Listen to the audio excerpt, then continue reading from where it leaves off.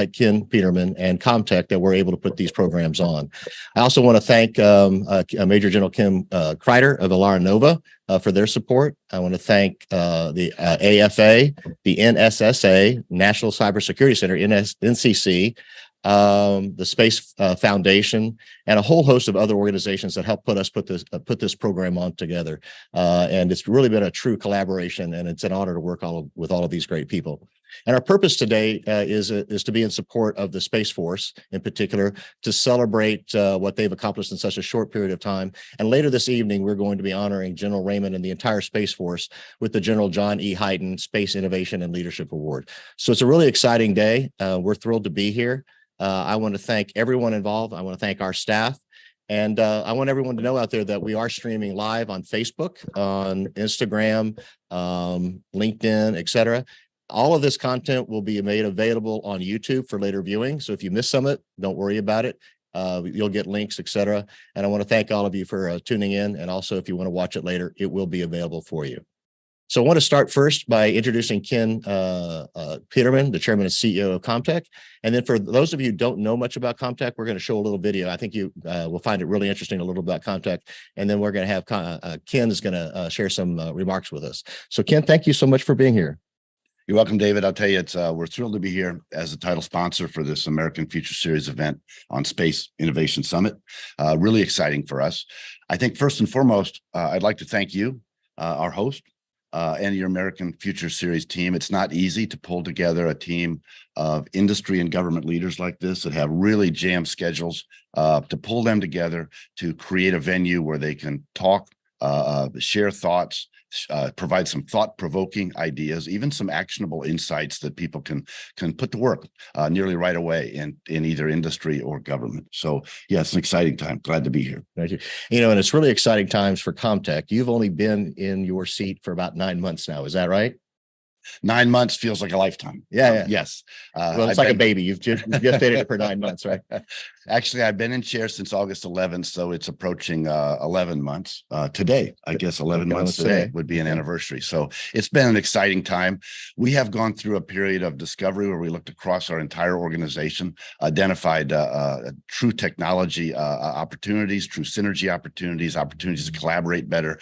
And we brought the organization together in this first 11 months in really an amazing way. There's a lot of energy and enthusiasm across our organization, and we're finding ways to deliver more comprehensive customer value to our customers than ever before as one Comtech, which is what we call ourselves, because we were nearly 14 different independent siloed businesses operating, serving customers, serving our nation, serving commercial customers in a variety of different ways. But we've come together now as one Comtech, and man, I'll tell you what, the power of the individual pieces are way more than the sum of the parts. It's a very exciting time for us. Well, you were incredibly successful at Viasat and every other business you've been involved in.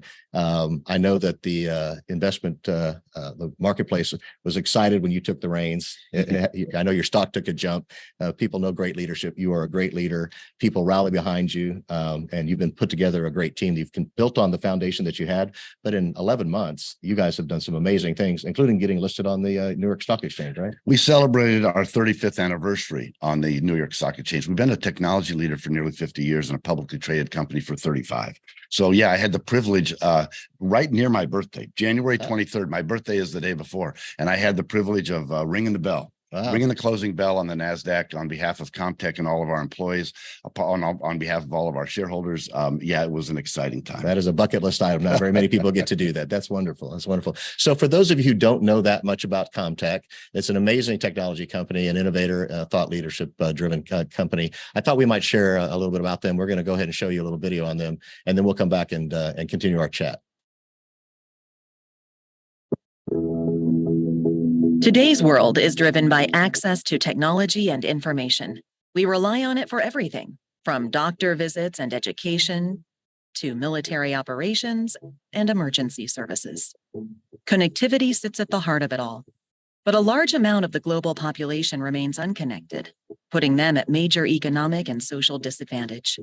Comtech has made it our mission to solve the toughest technology and networking challenges in the world, democratizing access to smart connectivity, delivering meaningful insights, and empowering a truly connected planet.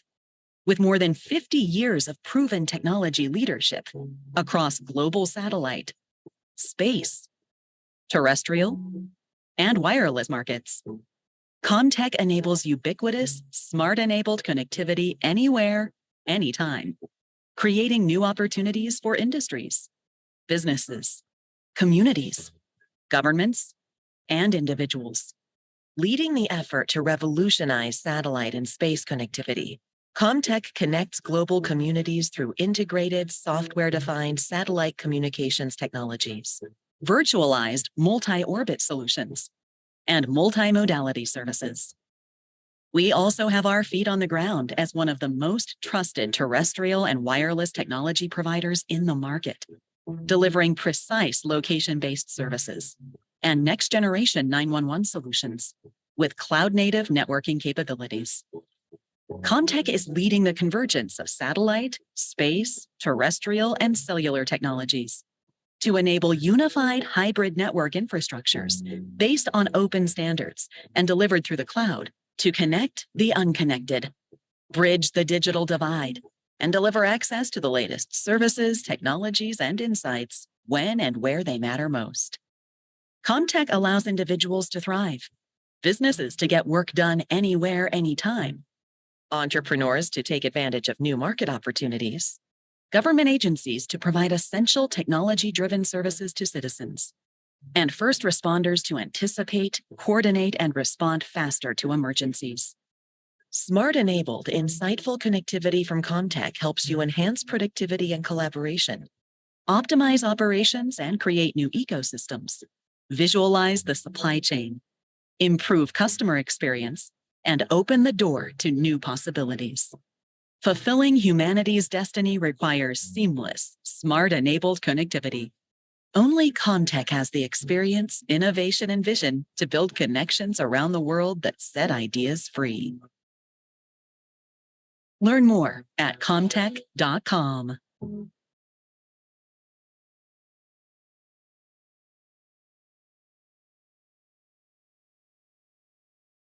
Well, Ken, I really love what your marketing people have done. This sort of rebranding, this sort of cohesive messaging that you guys are doing, et cetera, all very, very, very professional. And I guess that's in part and parcel fitting with the consolidation. You started with 14 businesses and you've consolidated them down to 2. Is that right? We have brought 14 different siloed businesses together across the global enterprise that was Comtech, and we've brought them together, organized really as one enterprise, operating on common tools, common processes. We developed and initiated Comtech's first ever people strategy, so that we could understand the different talent that was across the organization and then put it to work in an enterprise-minded way. So we can take talent from one geography or one organization and put it to work in another one. An example might be that, in one of our organizations, we had driven our capabilities to be cloud native and operate as a platform inside a customer's cloud. And our other customers in other parts of the business, in other technology sectors, were calling for that same thing. So we're able to take experienced engineers and that have done this before and then do it again for other customers in other market segments, moving between terrestrial and satellite communications. In fact, that's really one of the reasons we did this. We're market driven and market led. So we watch the technology inflections and the market dynamics that are going on around us. One of the things we're seeing is multiple convergences in our markets. We're seeing the convergence of hybrid connectivity from a space perspective. Customers don't just want to be connected to a geo constellation and be able to get high capacity bandwidth. They don't want to just be connected to a LEO constellation and experience the lower latency. What they want is a hybrid connectivity provider that can look at the multiple apps that might be running in that one customer's platform. Somebody in the living room might be watching a movie that is best served by a geosynchronous satellite. Somebody in another room might be doing online gaming that requires low latency. So what customers have been calling for is a convergence of LEO, MEO, and GEO satellite connectivity, and to bring that together to provide an optimal customer experience. Brilliant. So we organize our business that way to accommodate that. We also see the convergence of space and terrestrial. You're seeing now with deals like Apple working with Globalstar, with T-Mobile working with SpaceX. You're seeing your cell phone or your mobile phone, your mobile device that has traditionally had 3 connectivity channels, a Bluetooth, a Wi-Fi, and a cellular.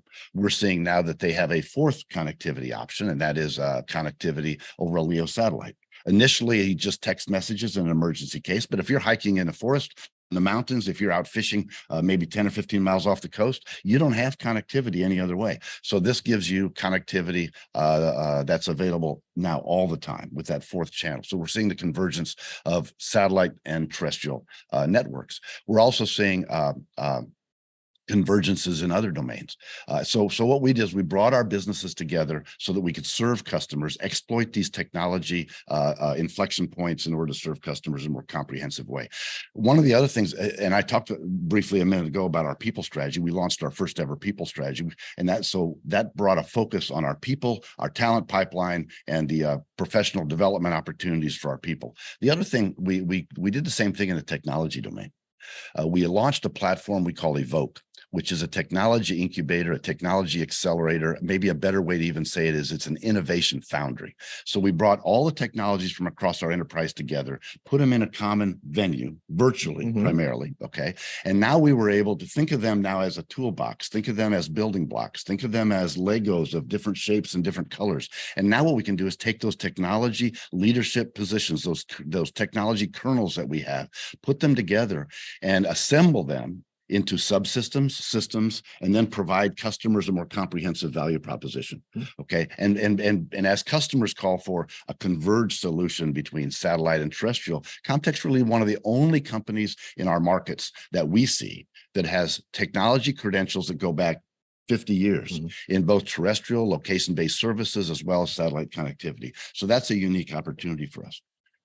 Well, this sounds like a business school case. This sounds like a merger. I'm an old M&A consultant, and this sounds like you've had a bit of a merger, an M&A post-merger integration effort between 14 companies that were already part of the same company. And you've leveraged all the best practices, et cetera, capabilities, and tried to make that a much more cohesive business. And that's got to be very promising, not only for the value that you create, but also the bottom line.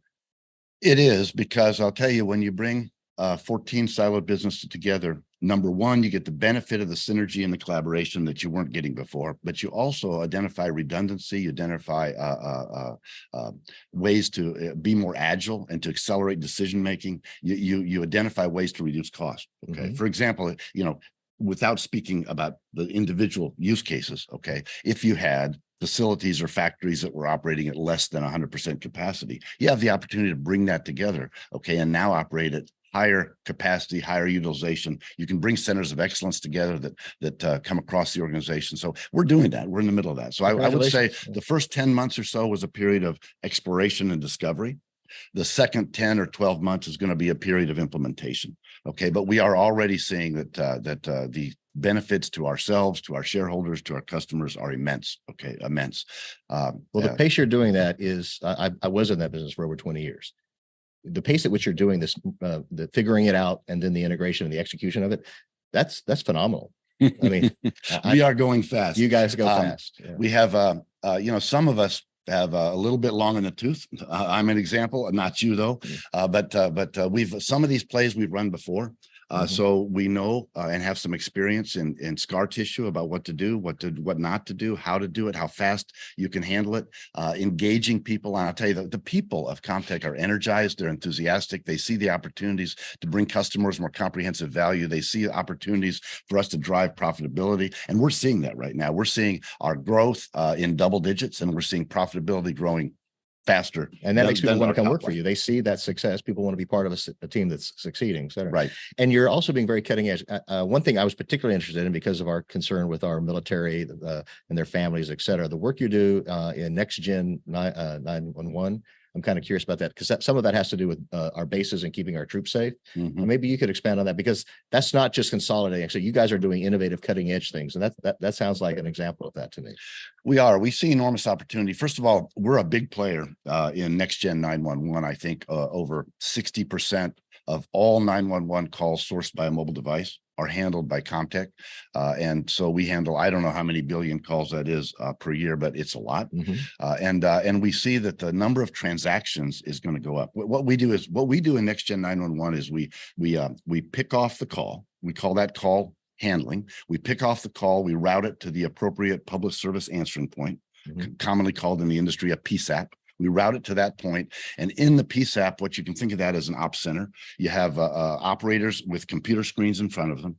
And that's where the call handling is executed. In other words, they dispatch the appropriate first responders. So in that call handling center, or the PSAP, we outfit that from an IT perspective entirely. We put the PCs in front of the operators. We route the mapping. We have location-based services that can collaboratively or non-collaboratively identify and locate the calling device, so that shows up on the PSAP operator screen. They see where the caller is coming from. They understand the map and everything around them, the situation.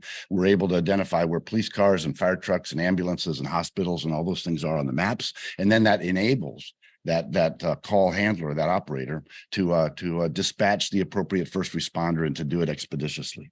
Now, what we're moving toward in the generation beyond this is we're starting to bring in data from multiple modalities and demonstrate that overhead imagery. So take for example, a hurricane that's going on in a situation. A road might be washed out, or a tree might fall over that blocks a road. This gives we're starting to demonstrate the ability for these operators to see in real time insights that help them, usable information that help them assess the various courses of action and apply the appropriate course of action that deals with that situation as rapidly and effectively and as safely as possible. Now we're starting also to apply machine learning and AI so that we can accelerate the decision process and actually provide predictability, actually provide probability of success, assess potential collateral impacts, and all of that. So we're really bringing that to a next level. And that's just in time for the Internet of Things 5G to come along. As 5G moves in, one of the mandates is you're able to support a million devices in a square kilometer. Okay, that's a lot of devices. So what you're going to see now is the 911 call is not just going to be confined to a human making a call to a PSAP that speaks to another human. Your Fitbit on your wrist is going to make a 911-like call. If it turns out that you go for a run and it experiences a heart fibrillation or something like that, it can make a 911-like call. For you. Right. Other devices that are connected, say surveillance cameras overlooking an intersection, might see what they perceive to be as an accident or a pedestrian hit by an automobile. And they're able to make a 911-like call. Now, that device can't speak to a human. That's got to be a machine-to-machine transaction. So once again, you see that machine learning and AI is going to be data processing, data analytics are going to be a big part of that. You're going to see cybersecurity be a big part of that. And so we have in our Evoke Innovation Foundry, we brought all of our technologies together. We held workshops with our customers. We shared with our customers the more comprehensive value proposition that we could bring forward. Okay. And then our customers would say, well, what about this? Can you apply this? Can you apply other technologies to enhance the value proposition more? Essentially upselling themselves in the desire for additional capability. That enabled us to bring on technology partners into our Evoke Innovation Foundry, technology partners like Descartes Labs, like Arna Networks, like Circle, like Wishness from a distributed ledger, a blockchain security technology perspective. And those partners are able to bring immediate uplift. In other words, this isn't a long R&D program where it takes us years and millions of dollars to invest. We're able to bring that technology to bear rapidly to enhance those customer value propositions. That's right. That's brilliant. And so that's the way, that's the reason, that's one of the fundamental drivers behind us driving our growth at double-digit rate. And of course, as we move to systems and services models where we share in the value creation that we're creating for this customer, it also drives profitability and bottom line to move even faster than our top line is growing.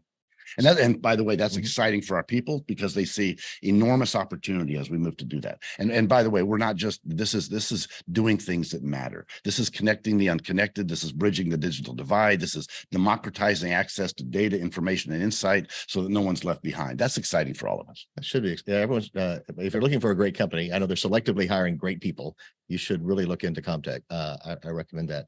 But this is really the purpose of the America's Future series. It's not just to say, gosh, golly, it's important. We should innovate. I think we all agree we need to innovate, move faster, collaborate more, et cetera. We want to showcase living examples of organizations that are doing that and help to connect them to create an ecosystem. And that is what Comtech's about. So like their Epoch program for the outside world, that's what they're doing with America's Future Series. They're helping us connect. We have dozens and dozens of thought leaders, top companies, et cetera. We're having a VIP reception this evening, which you could talk a little bit about, but that's the purpose. And I can't thank you enough. You enable us to do our mission, which is to help organizations like yours connect with others and to move the ball forward. It's exciting to be a catalyst. It's exciting to be one of the driving forces behind bringing leaders and thought leaders together and creating conversations that are thought-provoking, creating conversations that create and result in insight. We have a fantastic lineup today. Maybe I'll get to it. Yeah. We're going to start with Major General Kim Kreider, Colonel William Wolf, Steve Jocks. They're going to talk about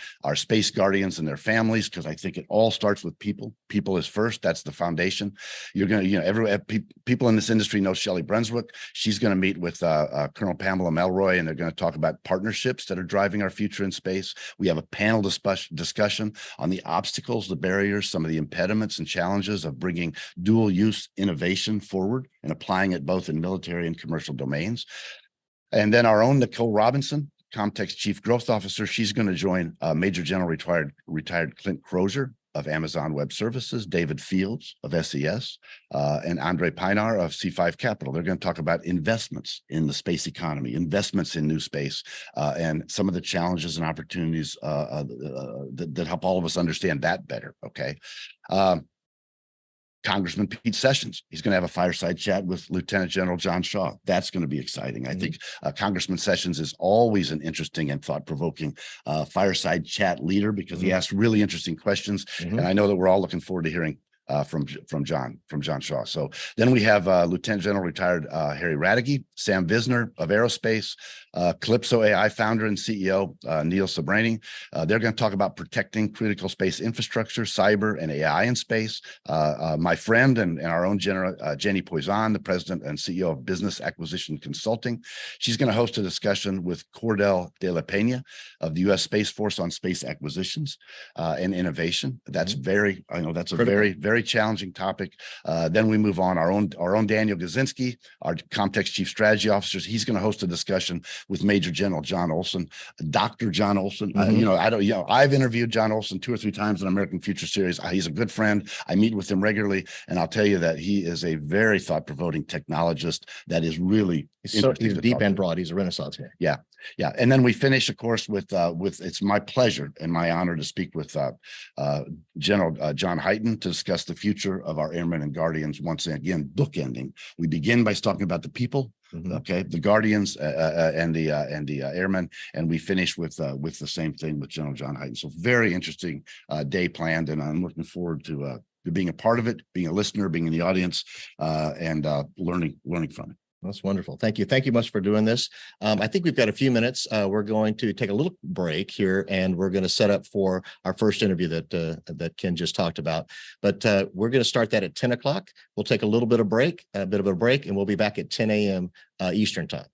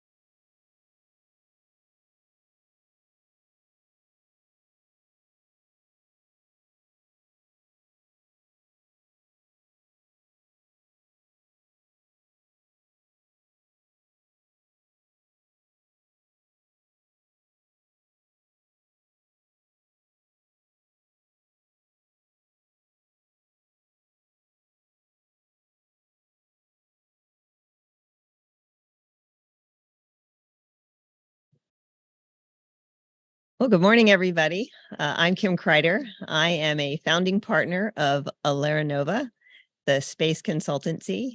We help companies and countries and organizations and agencies advance space capabilities to advance national security space.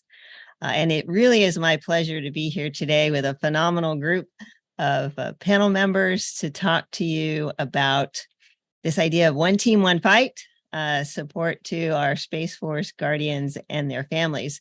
The panel members that we have here with us today, each of them come with a passion for supporting space and supporting our Space Force guardians and their families in each of the areas where they serve. So we're going to get into it. We're going to have a really great discussion today with this group. Let me take a minute to introduce our panel members to you. So Lieutenant General retired Bruce Orville Wright is the president of the Air and Space Forces Association. He's held senior leadership positions in both the Department of Defense and defense industry, focused on responsive integration of advanced technologies into weapon systems and direct focus on warfighter requirements.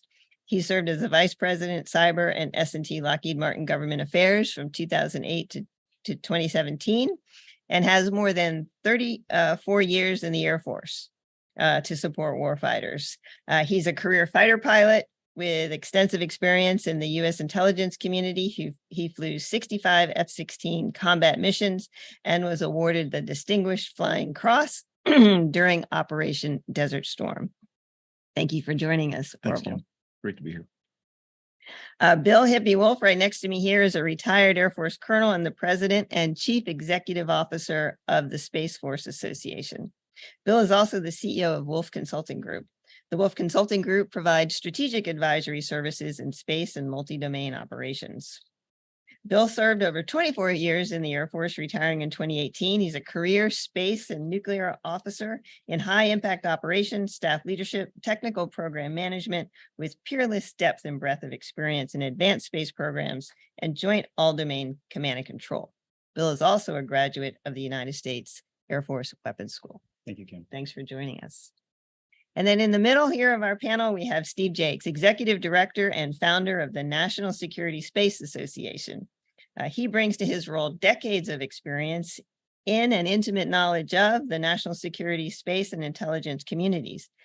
A retired Air Force officer, Steve supported DoD and intelligence community space programs, served as the Secretary of the Air Force's Congressional Liaison for Space and S&T programs and policies, and served as the Secretary of Defense's Legislative Liaison for Intelligence, Space, and Airborne Reconnaissance policies and programs.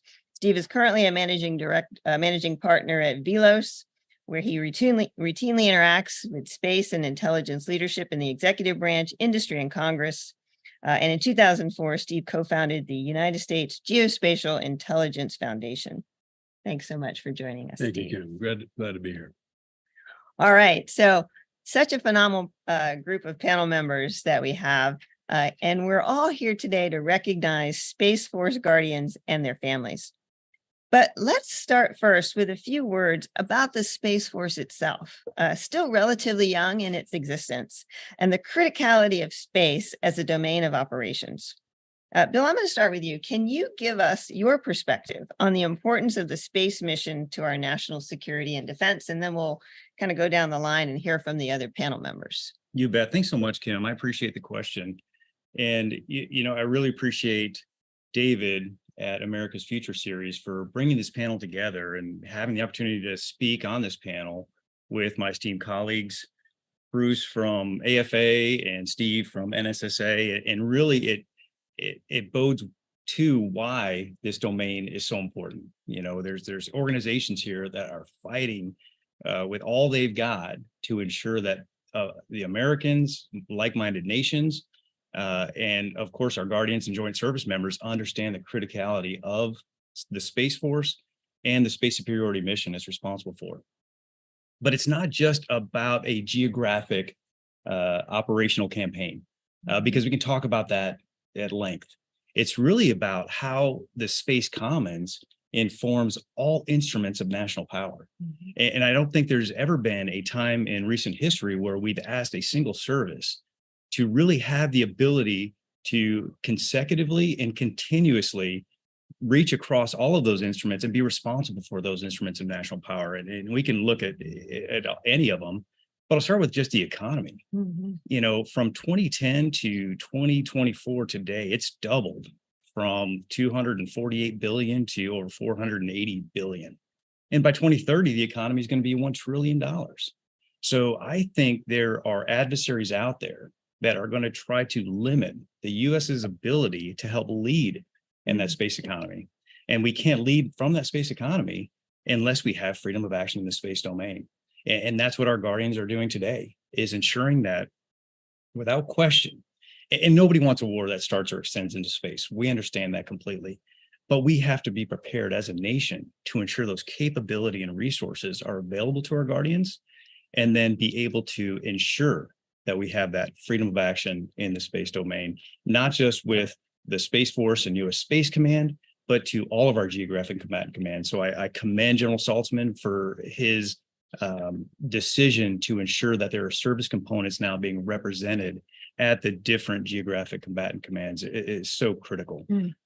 So again, the economy and military underpins all of that. And so when we have industry that's trying to get into space and using that innovative technology that they're using, they must assure that the military is there to support them, to ensure that freedom of action. So it's so critical. And I'm sure Orville and Steve can talk about what their perspective is, but such a unique opportunity, and it's an exciting time to be in the space domain. So absolutely. Thank you. No, thank you so much for those remarks. Those are really great to set the stage on where we want to go with this. A vital and precious domain that we absolutely have to protect, because so much of our other instruments of power, as you point out, depend upon that. And we'll talk a little bit more about collaboration in doing so here in a minute. Steve, you, I'm sure, have an interesting perspective on this as well. Space Force Guardians, Space Force organizes and trains and equips Guardians to be able to conduct operations into, through, and from that domain. And we know that many of these Guardians go and serve inside the intelligence community entities as well, which is where you spend a lot of your time. So talk to us about your perspective on the Space Force and the criticality of what space brings to our nation. Well, I wanted to echo Bill's sentiments about what a privilege it is to be here with you all today. This is a great thing. I really appreciate the folks putting this event on. To me, it's really a real simple discussion. Our way of life in many ways relies on space systems that are out there. And those space systems do so many things. Our daily use of our iPhones are driven by GPS, for example, and so many things. So the quality of our life is dependent upon protecting those systems and those systems being there. But our national security relies upon space systems, both the Title X DoD systems as well as the intelligence community systems. Our eyes and ears from space need to be on every second of every day. There are bad actors out there, we know, and we just need to know what is going on everywhere. And so the combination of these systems protect the quality of our life and the established world's life as well. And we need to always make sure they're always there. It also informs our decision makers where there are problems and what to do about them from a security policy perspective, from a coalition perspective. Look at Ukraine, for example. It's being used actively right now in times of conflict. It's also, when we do have strong systems coming from our nation and our allies from space, it serves as a good deterrent for other folks from a policy perspective as well. So it just kind of goes without saying, whether it's in peace or it's in conflict, these systems are absolutely critical to our way of life around them. Absolutely. Thank you so much. So Orville. Yes, ma'am. Give us your perspective on the criticality of space missions, space operations, space capabilities, and the impact that it has on our national security defense. Well, I think, as we know, the Air and Space Forces Association is very focused on supporting the Secretary of the Air Force and his one team, one fight approach to respond to meet national security strategy, national defense strategy requirements. And as the nation invests, as Congress invests in the best possible national security posture, I think AFA aligns very well with what Bill and Steve have talked about here. And again, it's an honor to be with you all. And Kim, thanks for your leadership. And Dave, thanks for putting this together.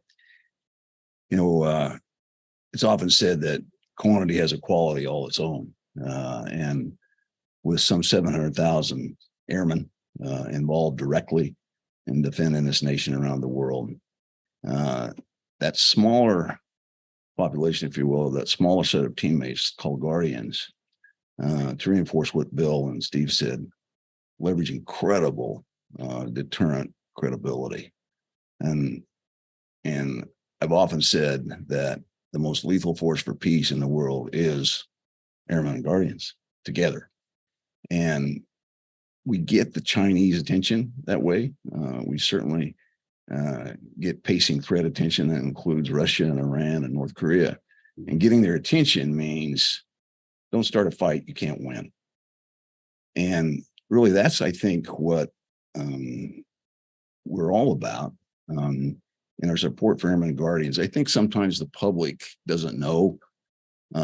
And for all of us, our job is to educate the public, including elected officials. The public doesn't know because they haven't met or they're not directly involved in what's going on from Vandenberg Space Force Station to Patrick Space Force Base. Vandenberg Space Force Base, certainly Nellis Air Force Base, where Bill went to school, and inside the NRO, inside the intelligence community. These are incredible, capable defenders of our Constitution, all held up their right hand to support and defend the Constitution of the United States against all enemies, foreign and domestic.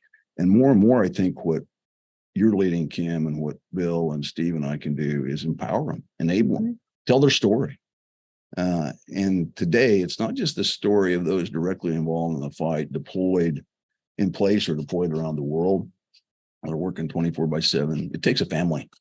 It takes all of us supporting about 1% of the entire citizenry of the United States of America, who defend all the rest of us, ensure safety and opportunity for all the rest of us. So I love hearing Bill talk about, the reality of the dependency we have on space, and the economy connected to space. Steve, with all his experience in watching the bad guys of not turning every threat into a target. And the good news is all three of us can talk about a force, relatively small population of Airmen and Guardians and their families who are very, very capable of doing that, from the employment of conventional weapons to nuclear weapons, and all that tied to a space force, space capabilities, military space capabilities that leverage commercial space capabilities, again, to be to defend this great nation. Yeah, absolutely. Well, Orville, you made the point. I'm going to stick with you here for a minute so we can hear your thoughts on this, and we'll come back down the line. This idea of the importance of collaboration. And to pick up on where you left off, but you can take this in a variety of different directions here. Every domain of operations depends on space, and I think we could argue that space also depends on other domains of operation. I mean, we have to be able to work as an integrated team in the joint fight. So how does collaboration across the services, General Saltzman's key line of effort, partner to win, how does collaboration across the services, intelligence community, and with international partners and industry reinforce the value of space to our nation? Well, one approach is to go to where our expertise is here and then share it with the audience.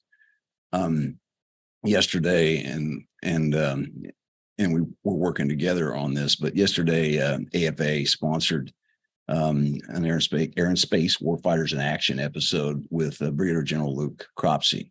He's essentially the program executive officer for Advanced Battle Management Systems. And he did a great job of talking about how he collaborates very closely for us to have the most effective command and control, decisive, capable command and control, and information mesh and web that ensures that we can make decisions faster than the enemy. We can target, we can respond, we can marshal forces including manned and unmanned forces, all tied into space systems every day.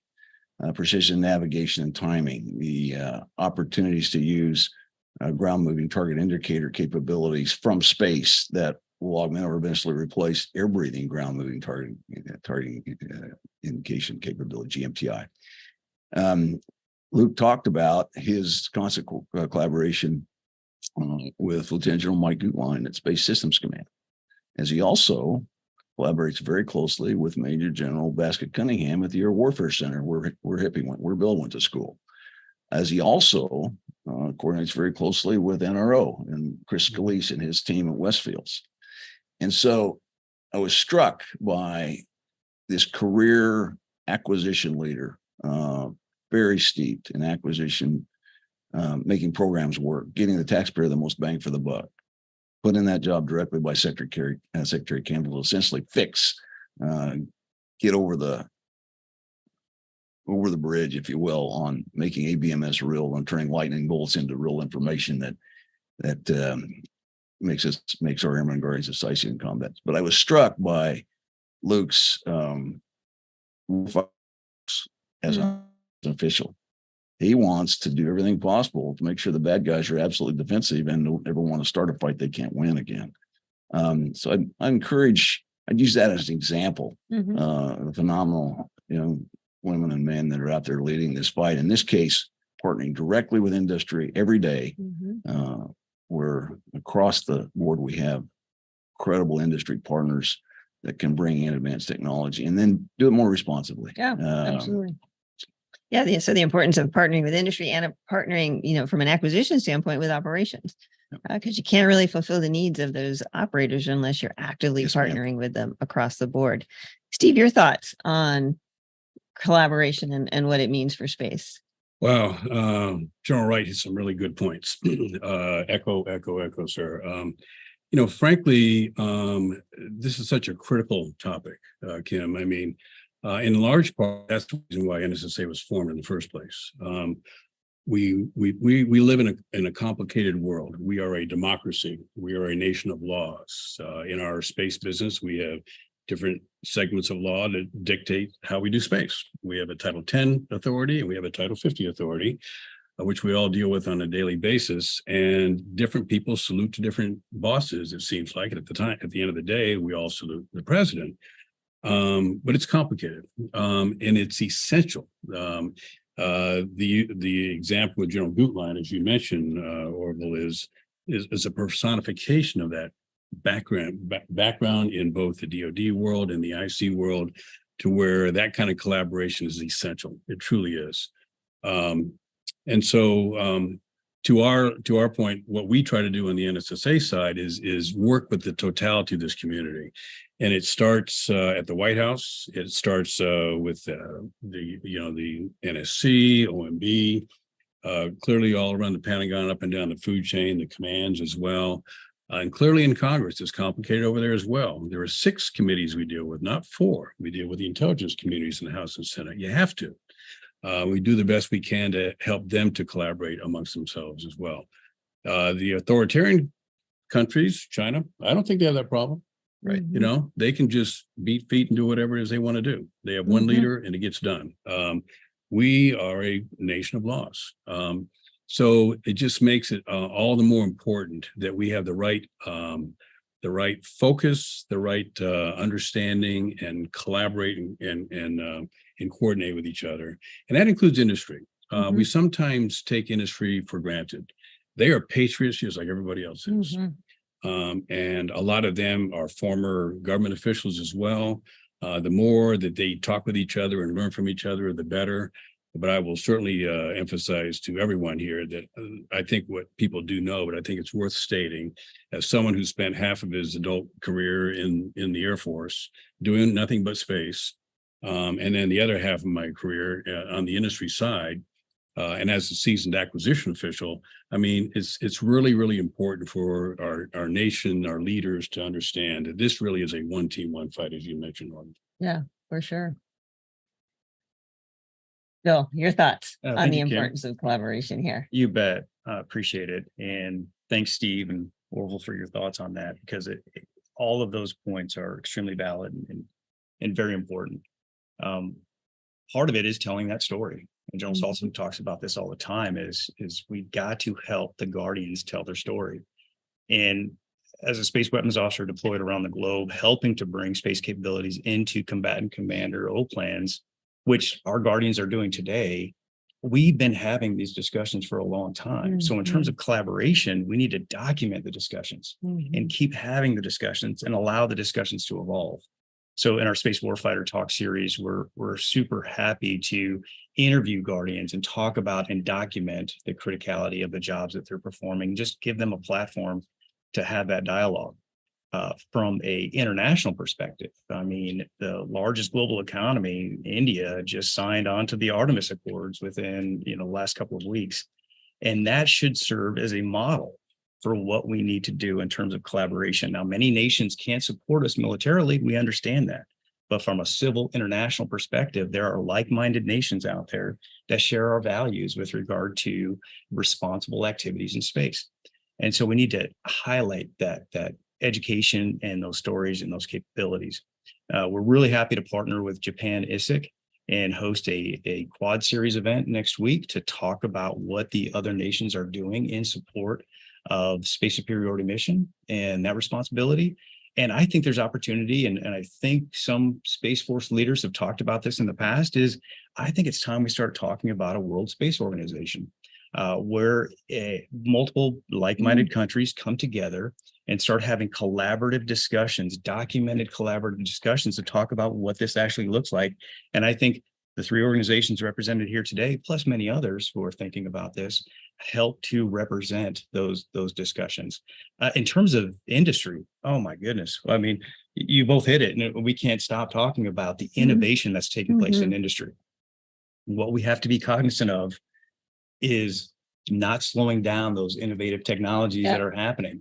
I mean, even right now, what space has allowed us to do in manufacturing is we are now manufacturing microchips in space using technology that, when delivered back down here, and resources actually, not based on silicone, but other resources, that when delivered improve our processing capability 30 times, not 30%, 30 times capacity. So again, that type of technology and what industry relies on, and what we have to be careful of again is we can't just assume that freedom of action is always going to be there, and we must presume that there are adversary countries that want to take that capability away. Yeah, and so we have to work with all the sectors. Absolutely. I think we're going to hear a lot from industry today. We're really going to hear about some of this really cool innovation that's going on out there that's continuing to grow. And I think you highlighted and reinforced a point that Steve made, which is really critical. This idea that collaboration is so critical, yet it's challenging. Bringing groups together, different perspectives in our democratic society, to your point, Steve, is complicated and it can be messy. But it's the source of innovation, right? It is the source of innovation and our power, where we can really pull those different perspectives, those different ideas together, and bring forward the best capabilities for our Guardians and for the space needs of our nation. And we want to continue to do that. I love the idea of a World Space Organization. That's great. Really thinking about how do we bring all of our global partners together, like-minded spacefaring nations. There are so many of them. To come together and really drive home on what we can do to continue to enhance international security space that we all so rely upon. We've been doing space for a long time. I think, we stood up the Space Force 3 years ago, but we've been doing space now for, goodness gracious, some 60 odd years, right? Our nation has been actively engaged in space. So there's a lot that we can be proud of. There's a lot of foundation there, but there's a lot to come. And now with the stand up of the Space Force and the establishment of Space Force Guardians, we want to continue to advance these critical missions and these critical capabilities. But it doesn't come without some amount of challenge. And sometimes those challenges bear right down onto our Guardians and their families. So I'd like to hear a little bit about your perspectives, panel, on the challenges that you see for our Space Force, for our Space Force guardians and their families. And Bill, let's just come back to you and we'll come back up the line. Okay, thank you, ma'am. I tell you, I think General Saltzman, our chief, said it best, and that is our biggest challenge right now is complacency. And he said it at the Space Symposium not too long ago in his keynote address, where we can't rely on the processes that we've done in the past to ensure protection for the future. We can't rely on antiquated technology to do what we know needs to be done, that our guardians need to do to ensure space superiority for our global commons. And even General Shaw at one of the Mitchell Institute talks last week talked about how we can't do things the way we've done them in the past.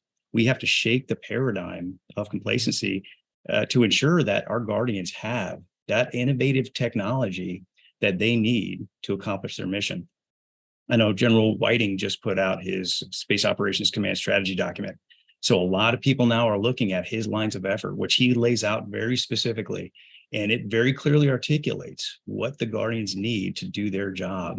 And I know General Burt is working on the operational test and training infrastructure, and General Saltzman talks about it, is the reason why we don't understand the criticality of space domain is because we've not had to fight battles. We can't refer back to a battle that's happened in space like we can in every other domain, and we can visualize it and take lessons learned from that battle.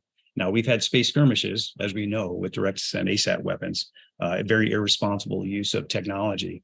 But now we have to focus on the Guardians and make sure they have that technological advantage without question, so that they can accomplish that mission of space superiority for our allies and partners. Yeah, and really kind of dealing with that challenge of complacency.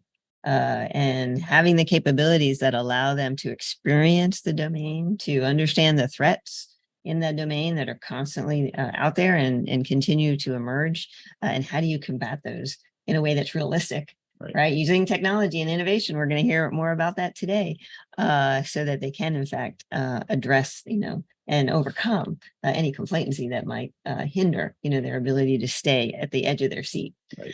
Steve, what are your thoughts on how we're going to get after this? So many thoughts. What are the challenges? So many thoughts that our Guardians face. I'll try to keep it kind of short. First of all, we should feel comfortable that we can win the fight now.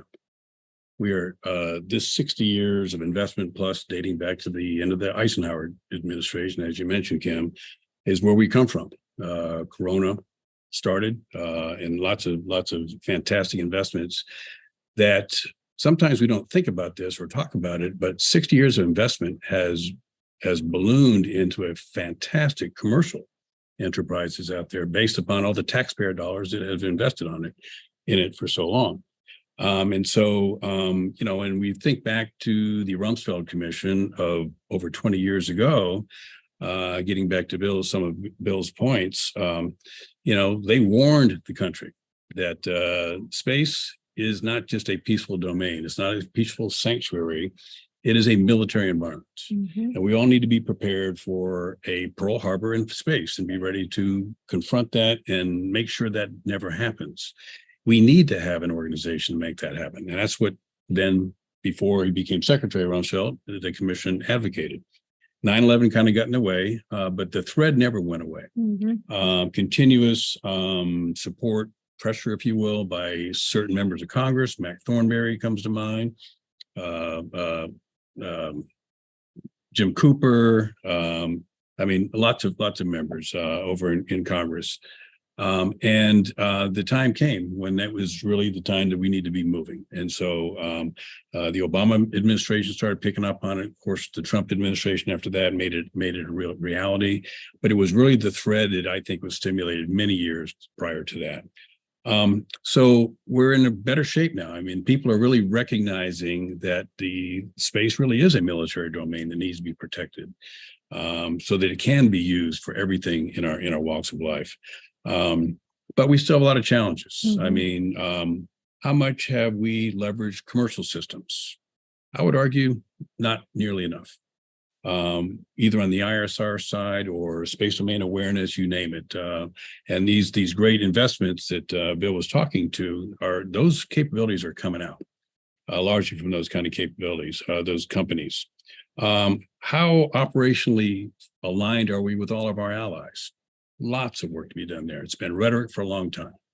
We NSSA are going to be hosting with Space Systems Command in October a 3-day international forum to talk about these very things. We have a security apparatus that just hogties our ability to really do our own operations. And we are really appreciative that there are concerted efforts now to try to ameliorate that.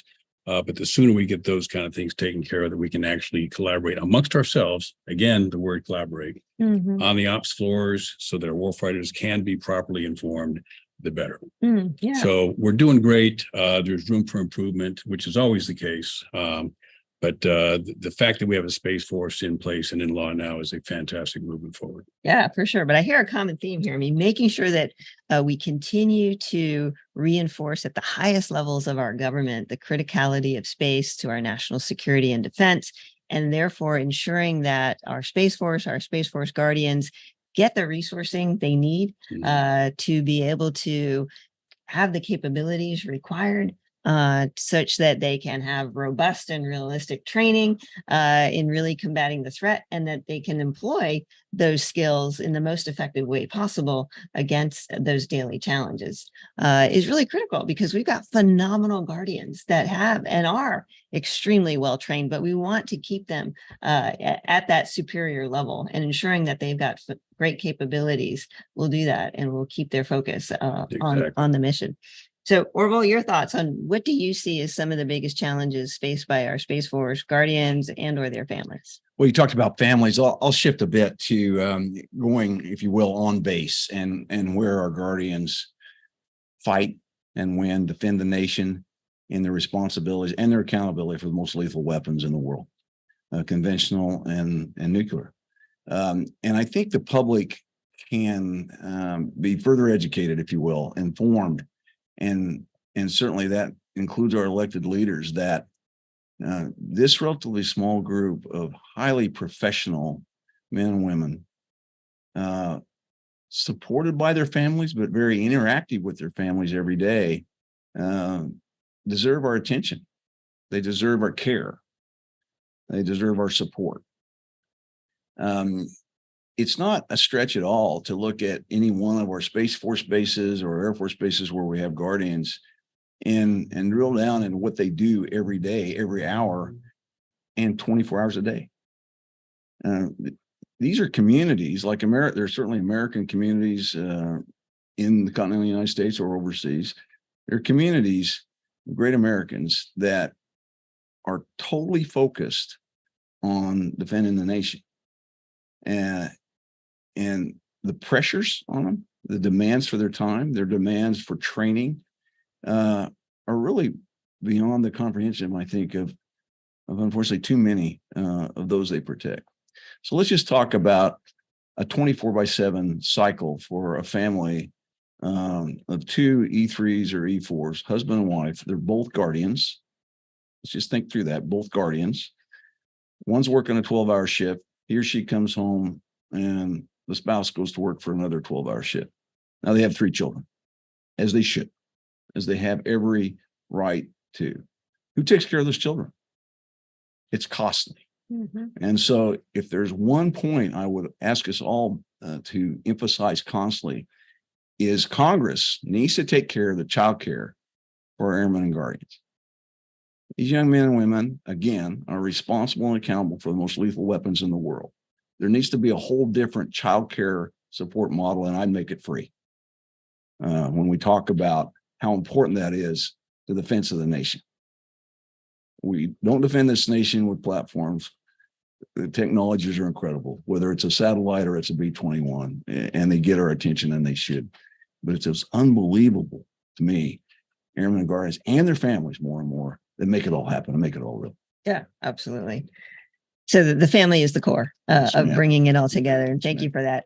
We're going to get short on time here, but I want to make sure that we are able to spend a few minutes for our audience to hear a little bit more about each of your organizations and the things that you're doing, the areas that you're focused on to enhance those capabilities that need to be in place and support for those individual guardians and the families that are so core to their ability to be effective.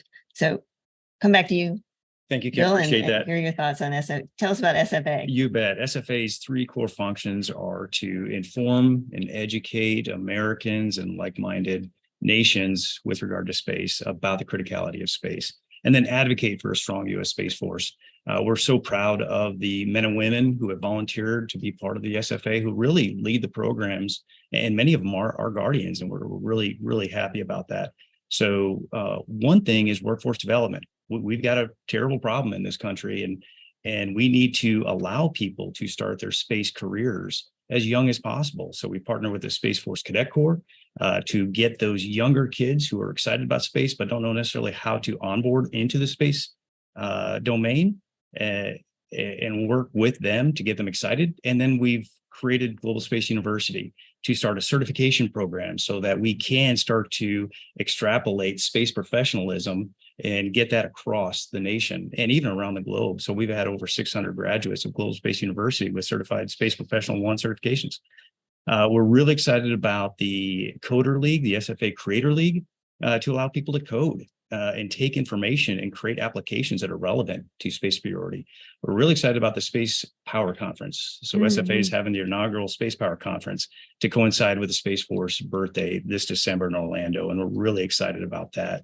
And then finally, working with Congress to create the Legacy Guardian program. So there's going to be language in this NDAA that talks about people who were in the Air Force as space operators who can be recognized as legacy guardians because our veteran corps is extremely important as well. So this is a way to increase that veteran corps to create Space Force advocates. That's outstanding. Now, and I heard that you and the other two associations here just recently signed an agreement to, identify ways that you can work more together. So I'm sure in many of those initiatives that you talked about, the other associations will be arm in arm with you.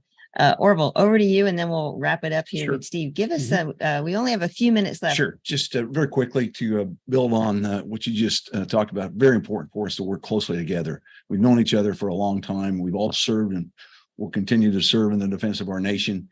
And in our focus on airmen and guardians, certainly AFA has been around for a while, and we're excited to see new associations and brothers and sisters in arms stand up.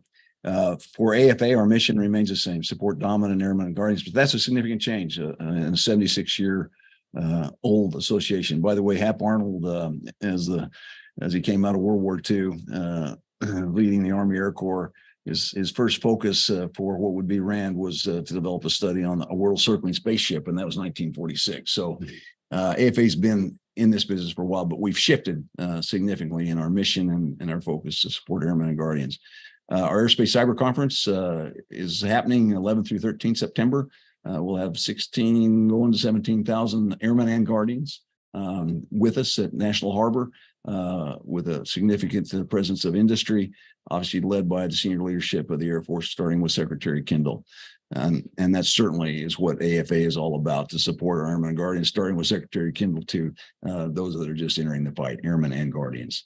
And then we're planning for a warfare symposium the end of February back in Aurora, and success last year, and in a great part of the country, if you will, to invite our airmen and guardians, including the Space Operations Command, SpaceCom, to be there with us, guardians and airmen together, in a professional military education opportunity, both in the fall at Airspace Cyber and then in the spring at the Warfare Symposium.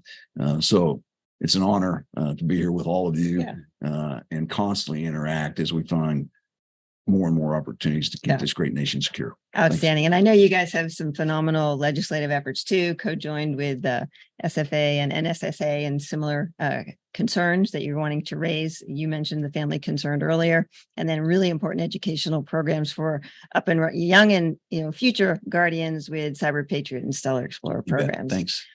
Steve, over to you. Last word we're going to hear about my goodness. NSSA and what you guys are focused on relative to guardians and collaborating with the other two associations here.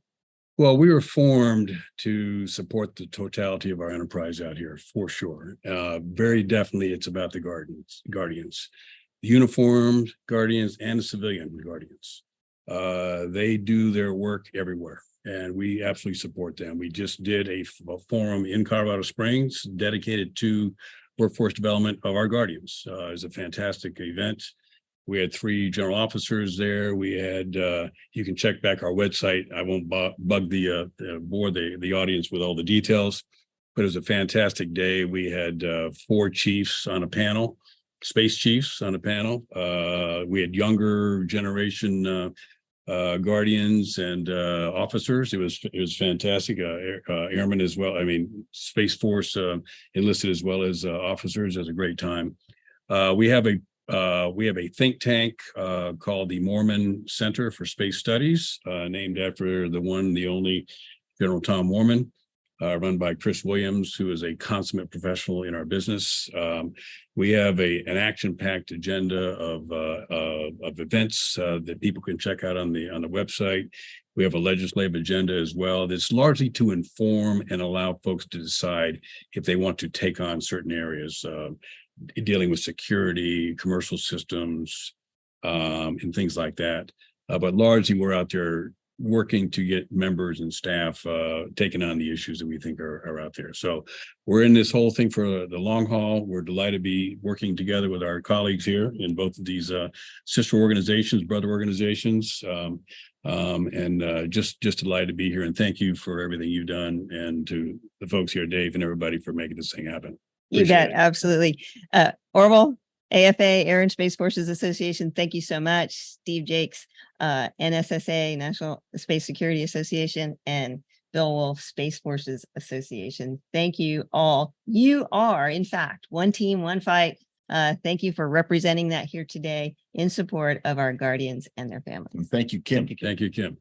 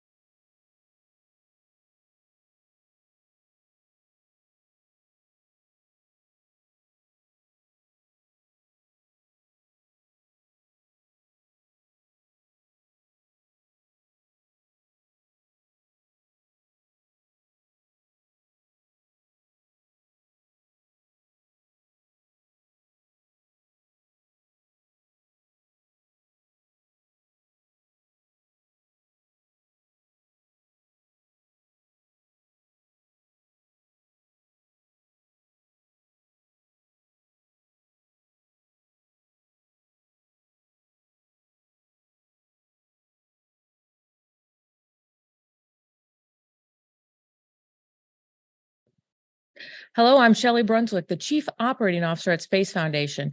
And today we're going to have an amazing fireside chat with Ms. Pam Melroy, the Deputy Administrator at NASA. And we're going to talk about partnerships in the space ecosystem.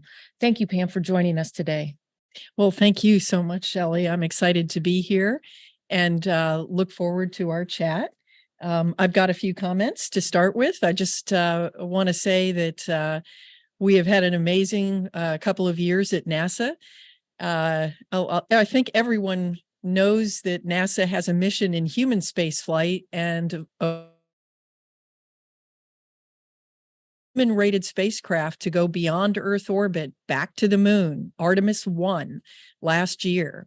But in addition to that, we continue to send crews to the International Space Station, and in the last 2 years have launched 6 operational missions to the space station with crews on board to do science. But we have other aspects of our mission as well, in particular space science. And I think probably anybody who is online is familiar with the James Webb Space Telescope and the astounding pictures that we have received from that are peering back into the universe and looking for the secrets of life on other planets in our galaxy. But in addition to that, we also have more than 24 satellites studying the Earth.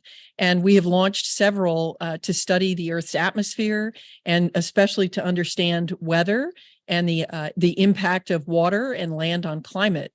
In addition to that, we have a full research portfolio in space technology and aeronautics technology. And we're working on an aircraft called Quest, which is a low supersonic boom demonstrator. So the goal is to shape an aircraft in a way that a sonic boom, instead of rattling the windows and maybe even breaking them, will sound a little bit like a door closing. And that's a big deal because right now you can't fly supersonic over the country. It's because of the damage that it can cause. So if we can show how to do this, we can help the next generation of commercial aircraft fly supersonic. And I think all of us would love a trip across country in half the time that it takes today. So we have a very, very full list of things that we have been working on with more to come. One of the things that we're really proud of is the economic impact that NASA has. We impact about $71 billion of economic output in the United States, including 340,000 jobs across multiple industries that support the development of space and civil space. And we're very, very proud of that. We think that that is a critical aspect of one of the jobs that we have. We are here to advance science, but we're also here to impact terrestrially, benefit humanity and national posture in science and technology and economic output, and of course, to inspire the next generation in STEM. We do have some big challenges ahead of us, though. Some very exciting things are yet to come. In fact, just tomorrow, will mark the 1-year anniversary of the release of the first image from the James Webb Space Telescope. And so tomorrow, we're going to have another eye-popping day where we will release some really amazing images. But later this year, we'll be returning a sample from an asteroid.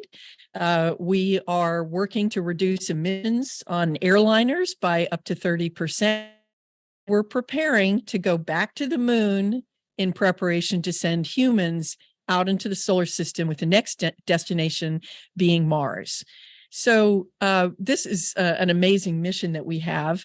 But for the theme to today, we really do this all in partnership with industry, with academia, with nonprofits, and with our international partners. Wonderful African proverb that says, if you want to go fast, go alone. If you want to go far, go together. And we are committed to going all the way in partnership with others. So we're excited to be here to talk about that. Fantastic. Well, we're going to talk about many of the things that you just shared. We're going to unpack them a little bit.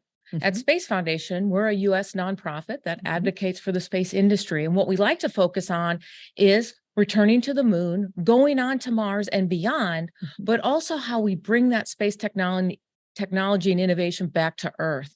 So with that, there's a lot of things you said that are exciting about returning to the moon. You have Artemis, you have the Artemis Accords, Lunar Gateway, cislunar orbit. So let's start with the most recent news that we saw, which was India and Ecuador signing the Artemis Accords. What is the role of the Artemis Accords and those international partnerships? Yeah, it's a great question, Shelley. It's kind of interesting. Space for a long time has just been the sole province of a few governments on Earth. And now what's happening is through investments that NASA has made and others, we have built an amazing commercial space industry that's capable of doing extraordinary things without needing the additional help from the deep government expertise that we have. And so those partnerships are very exciting, and they're also changing the world. And more countries are getting the capability to go to space or beginning to see how space can impact industries in their country, and they're interested in getting involved. So these are two great examples. Recently, Ecuador signed the Artemis Accords, and they're an emerging space nation. They are interested in investing.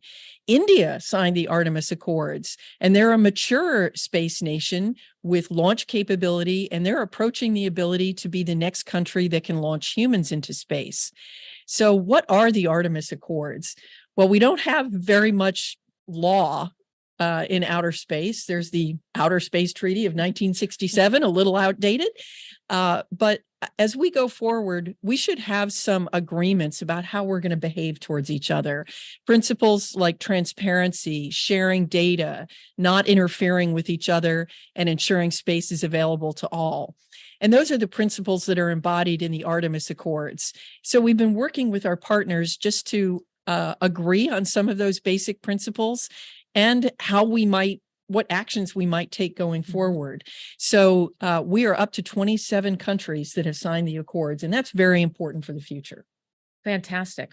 Well, that ties into Artemis. A couple months ago, you announced the Artemis 2 crew, woman, African-American, our Canadian allies to the north. Where are we with Artemis 2, as well as the Artemis program in general? Right. Artemis, of course, is the twin sister of Apollo, which is very appropriate. I think we're taking the next step. Artemis is not Apollo, though. The goal of the Apollo program was to land a man safely on the moon and return him safely to Earth. Artemis is very different. The goals of Artemis are to actually begin long duration exploration of the solar system, starting with the nearest celestial body, the moon. So we are finally ready to take steps out for human sustained presence and exploration throughout the solar system. But we need to practice. We have never done anything like this before, where we had a sustained presence on the surface of another planet. So we're going to practice only 3 days away instead of 6 months away, which is how long it takes to get to Mars. And the Artemis program will land the first woman and the first person of color as a part of that program on the moon, because we are going with a representation of everyone on Earth. And as you pointed out, the next mission is Artemis 2. The first mission was an uncrewed test flight. This will be a crewed test flight. And it's a symbol of a representation of how international Artemis is as a program, like we did with the International Space Station, to have a Canadian astronaut as a member of the crew. So the crew is in training. They're working crew egress. They're going to be going out to San Diego and practicing what it would be like to get out of the vehicle in the water and see the ship that they will be getting into and things like that. So in addition to that, we continue to process the spacecraft Orion that will launch on the SLS rocket.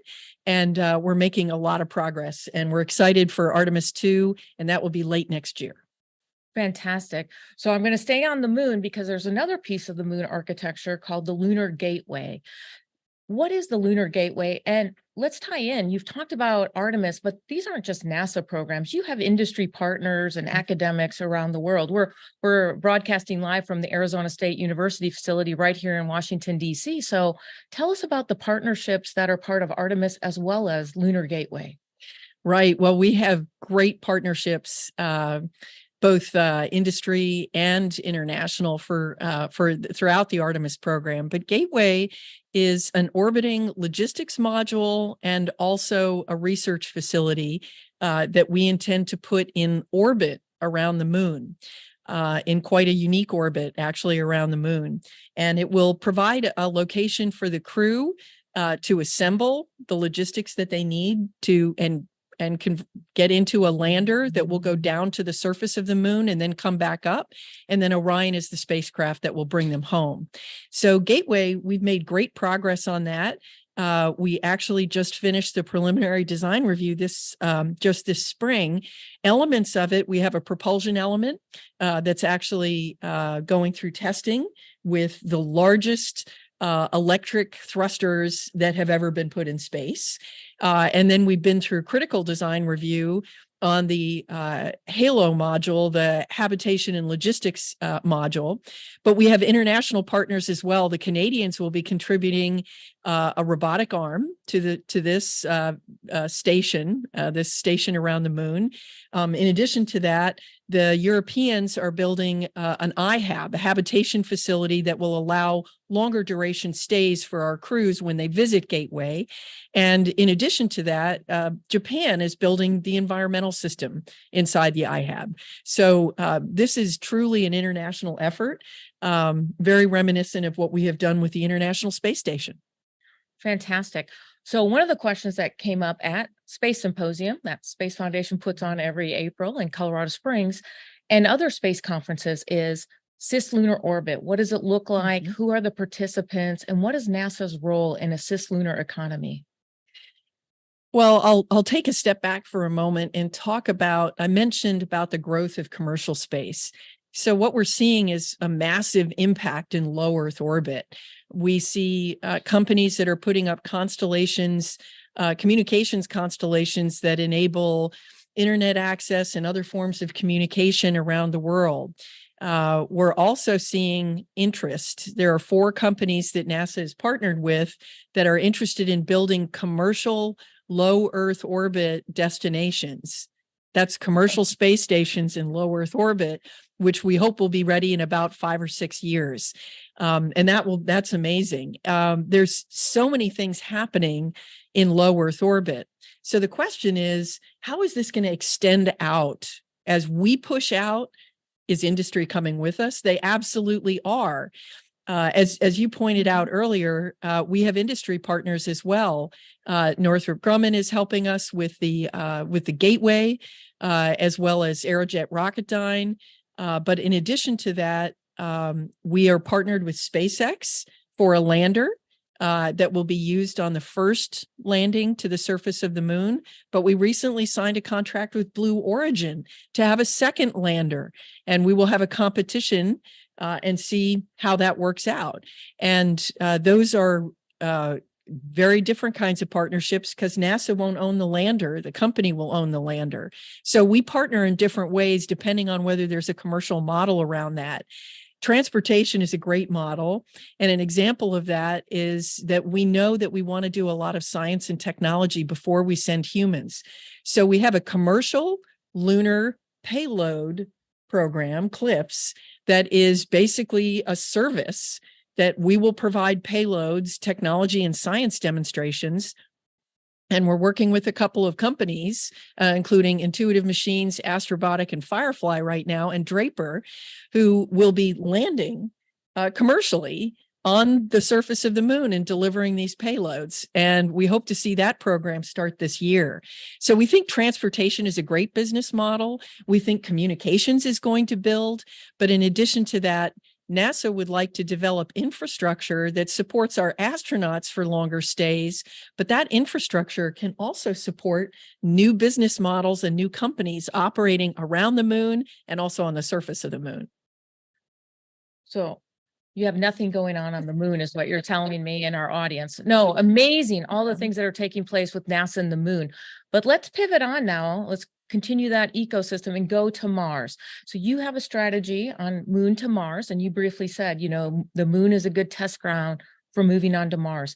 You just came out with your architecture for that. What does that look like? And again, share with our audience, who are those partners that are included in that going on to Mars? Yeah, we have extraordinary partnerships, both with industry, academia, in particular in the area of science, and our international partners. So we have been consulting with our industry and international partners on the strategy, on what our objectives, what do we have to prove before we're really ready to go to Mars? Because we're not ready to go yet. There's a lot that we need to prepare for. We need to do some technology demonstrations around propulsion systems that are lighter and more effective. Nuclear propulsion is likely to be the propulsion source that will take us on to Mars because it's a much longer trip. So we're partnering both with the Department of Defense, and also other government agencies, but also with industry as well on developing nuclear propulsion and nuclear power sources. That's really important because the further out in the solar system you get, the further away you are from the sun. And so solar power is less effective. So we really need to be looking at some of these low mass, but very highly powerful systems. So the intent is actually to practice on the moon, but we recognize that new technologies are emerging so fast. We want to have an evolving architecture. So once a year, we're going to take a snapshot and say, anything new, anything changed? Do we have a new international partner? Do we have a new industry partner that is bringing something new to the table? And so we have capabilities that we know we have to have, and we've mapped those out, and everyone agrees those are the things we need to have. And what's great about that for our partners especially is they have the opportunity to look ahead and see those areas where we don't have a capability yet. And that's where their opportunity is to partner with us, either industry or international partnerships. Fantastic. So what you're highlighting is tech insertion, where a company could come in, insert their technology into this space architecture and be part of the future of going to Mars. So let's talk about tech transfer, which is when technology comes from the government into industry. And that's going to pull this whole space ecosystem full circle now back to Earth, because most people don't realize that we're using space in our daily lives. For me, one of my most favorite forms of space technology is thanks to NASA, and that's fire retardant clothing, because my husband was a firefighter for 30 years. And thanks to you and the great people at NASA, he got to come home every night. But that's just one form of technology that NASA is credited with. What are some other forms of tech transfer that NASA has and has benefited humanity? Well, the list is long, and it's very interesting. My background is as not just an astronaut and test pilot, but also as a technologist, and so the history that NASA has had. And it's a few of my very favorite examples. NASA basically had to invent software engineering to do Apollo. That was an emerging capability, and the ability to do targeting and guidance, navigation, and control really required computational power of a computer. And it was a new and emerging technology in the 60s. And so NASA basically invented software engineering as a discipline. And of course, what that led to is that capability in the next decade and the decade after that laid the foundations for the development of the internet, because we had that strong computer science ecosystem. One of my other favorite ones that's a great example of how it benefits outside just the space industry or what you're doing is inside your phone. The camera is on a little chip, and that was developed by NASA to have cameras that could look back at the Earth and study it for scientific purposes. And they needed a very small, lightweight camera. And rather than a big lens, they invented basically this camera on a chip. And now, of course, think of all the business models that count on having cell phone cameras, right? It's built into so many apps and so many other capabilities. really what we found is when we focus on solving problems that benefit the humans in space, that spins off. Another great example of that is telemedicine, food safety, both areas that were basically invented by NASA. What we think as we go forward, because we've seen this on the space station, as we're trying to recycle water, is that it's having an impact here on Earth in drought-stricken areas about how to recycle water, how to manage a water ecosystem. So the list goes on, but when you think about keeping people alive in a very harsh environment, that has a lot of applications here on Earth. Absolutely. And for those of you in the audience that are innovators, entrepreneurs, investors, you can go to the NASA Tech Transfer Office and look for thousands of patents that are waiting to be commercialized by you, which leads me to our next question, which will be close to our last question, unfortunately. What are the career opportunities? You've talked about science and space and rocket engineering, but there's also like investors and entrepreneurs. So where do you see the future of the workforce for the space industry going? Absolutely. It's actually an incredible ecosystem. So certainly there is the business aspect that you mentioned. There is a huge appetite in space investment for people who understand it or appreciate the impacts of having global access to data, around the world. But in addition to that, as I previously mentioned also, space law is an emerging field. The other thing I'd like to highlight is we're building more and more spacecraft and more autonomous systems. We need a skilled workforce, not just STEM graduates with an engineering degree, but people who have certifications and have gone to a community college or a vocational school.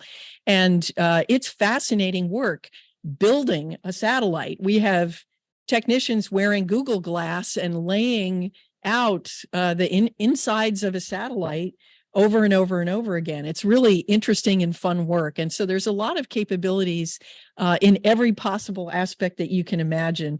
Personally, I'm pretty excited about those who tell the story and do the art. I think that's something that we really need more of.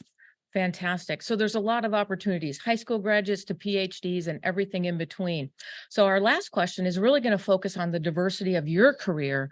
We have an amazing audience that's also diverse. We have some young students watching today. What are some of the lessons that you've learned in your career that could help them find their way into the space industry? Wow. I think the most important thing is just if you're interested, you should talk to people, ask questions, get out there. Watching an event like this can teach you so much about what opportunities are out there. But in my career, one of the things that I think is incredibly important, space is complicated.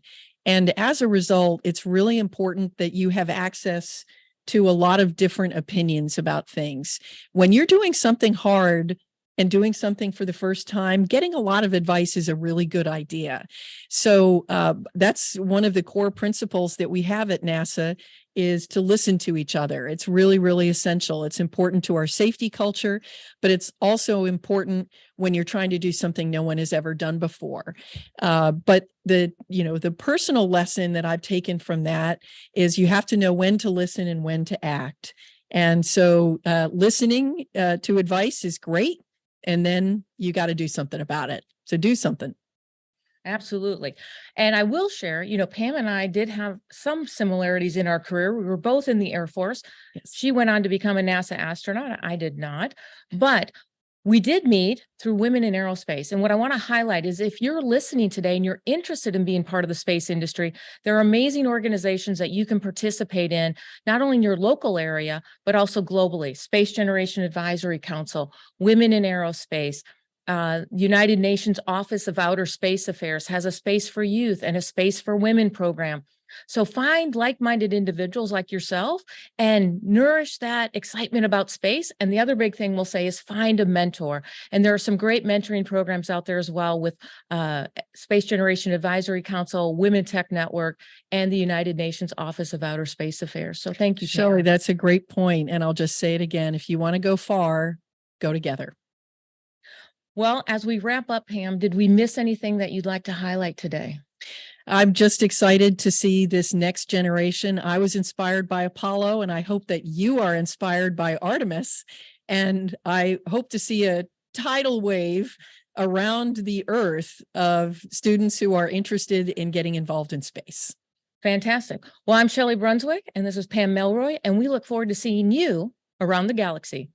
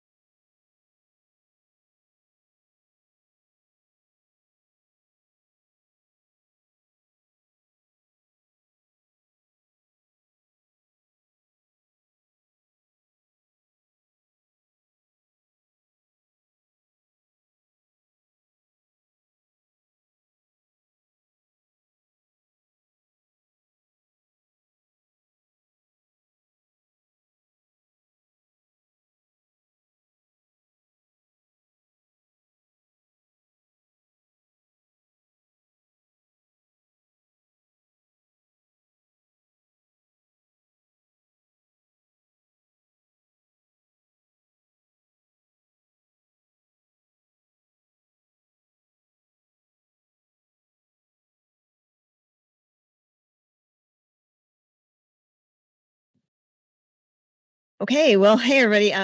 So we're back here for a few minutes to chat with Greg Autry from Arizona State University. Arizona State University has kindly offered to be our venue host here today. I'm sitting in a studio here at the ASU location here in Washington, D.C., which is just fabulous, Greg. It's really a fabulous location. So while we have a few minutes, tell us a little bit about ASU's program for space. Sure. Well, first of all, I'm with the Thunderbird School of Global Management, which is an institution that, if you don't know, was founded in 1946 by Army Air Corps officers who came back after the war and realized the U.S. really needed to have an engagement in global business.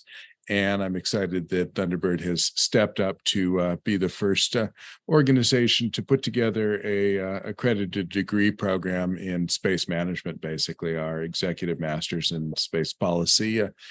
Leadership in business is a first, and it's one of the many things that ASU is doing broadly in the space domain. They're really heavily dedicated to that. Our president, Michael Crow, is a kind of visionary in space. I'm excited about that.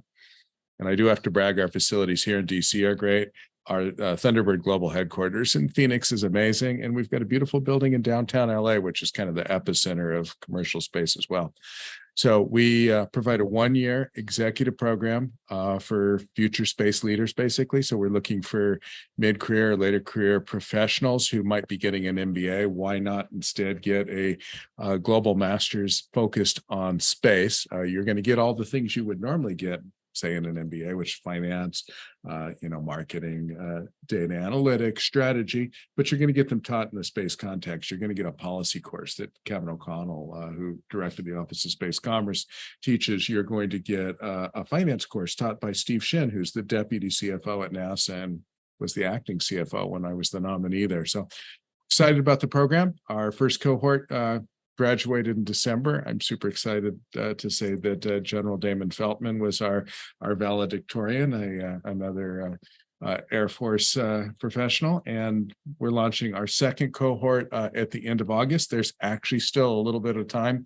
If somebody wants to join the program, they can reach out to me or go to the Thunderbird website and sign up. Oh, that's really amazing. Yeah, knowing Damon, I'm not surprised that he was the valedictorian. He's amazing. And our whole cohort did a really great piece of work for the Space Force, a report that he helped lead that's going to be published in New Space Journal shortly. Oh, that's wonderful. Now, is this a virtual program? No, it is a in-person, because we feel that the networking and time that you spend with people is as important as the information we pass on. And it's pretty amazing to see where we go. We go to the Cape, we go to Kennedy Space Center, we toured, cool. Delta 45, and we go see the Space Force facilities and the Blue Origin facilities and the ULA facilities and SpaceX and everybody that's out there. We tour the Cape. We do a week in LA and we visit a lot of the commercial companies out there physically. And then we do a week here in DC. So we think that's important. So it's 3 5-day residentials, LA, Florida, and DC. 8 weekends in Phoenix and 8 weekends online. Oh, that doesn't sound bad at all. No, sounds like a lot of fun. It is designed for working people, but it is intense. Awesome. Well, wonderful. All right. Well, thank you so much. Thanks for being here, and thanks for hosting. All right. Thank you. Thanks, Greg.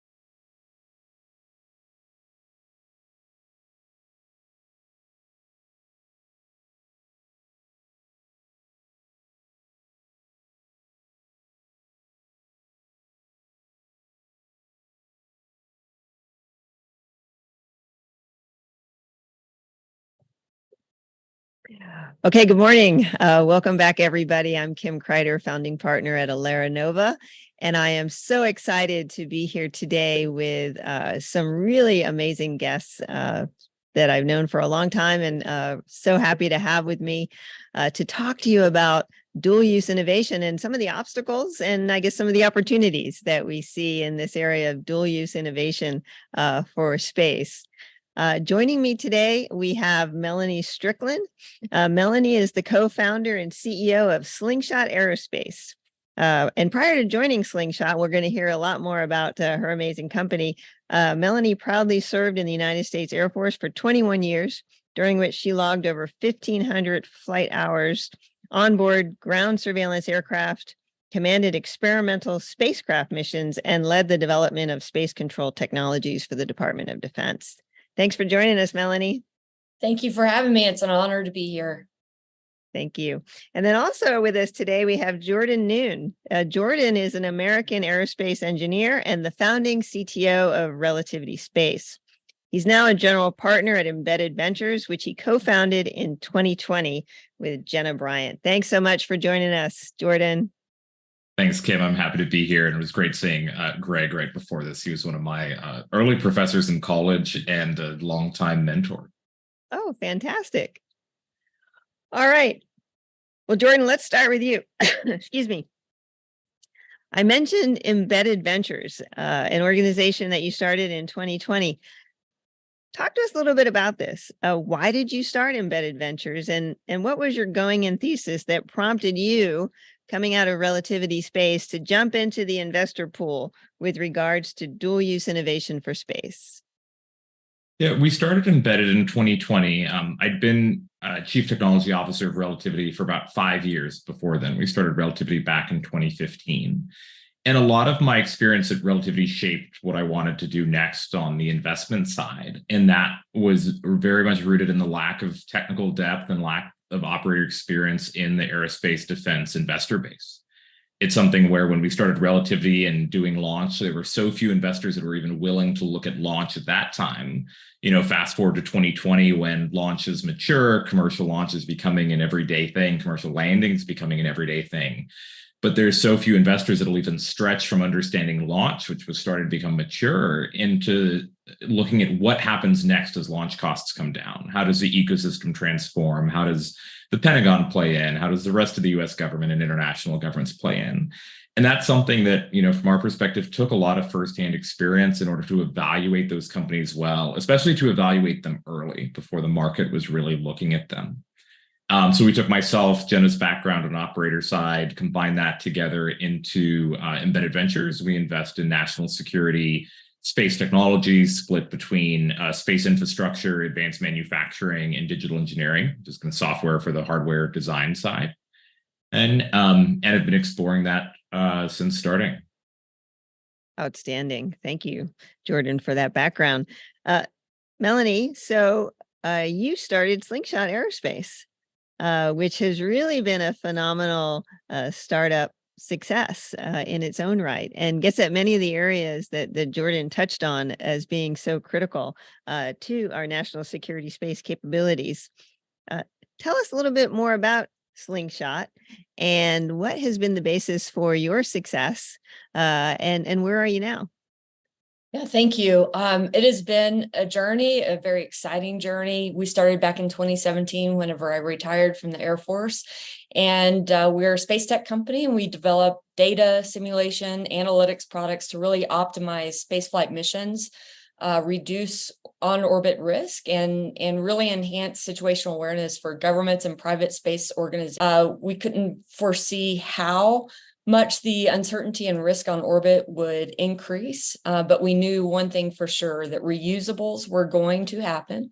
And in that coming to fruition, we would see a need for a digital infrastructure necessary to hold and carry the amount of things going up on orbit, and also address the space flight mission operation complexities centered around not just the hardware on orbit, but really how does the assets that we have on orbit and those defunct satellites and that debris environment, how does that all work or not work along the lines of the growing complexities in the crowded radio frequency spectrum? How does it work with even more massive growth over the next 10 years as this market just explodes?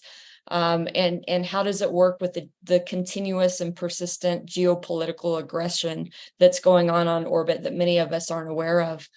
And how do we reduce and mitigate that risk? And so that's what we do today. You ask, you know, what are we doing today? What's happening right now? You may or may not know, but almost a year ago, we made two very accretive acquisitions that have really led to a very robust platform that Slingshot Aerospace has on market today. And it's fed by millions of observations from a global sensor network that we acquired from Numerica Space. It's also fed with the most robust satellite and launch database in the world. And that's just what it's fed with, alongside ephemeris data from our freemium product called Slingshot Beacon, which is the world's first space coordination system. So there's a lot going on right now. But through these very accretive acquisitions, Slingshot's product suite truly accelerated far more than I could have even imagined as we pursued those acquisitions. But we've become the go-to commercial space surveillance and tracking provider, really for all orbital regimes and across commercial, defense, and civil organizations globally.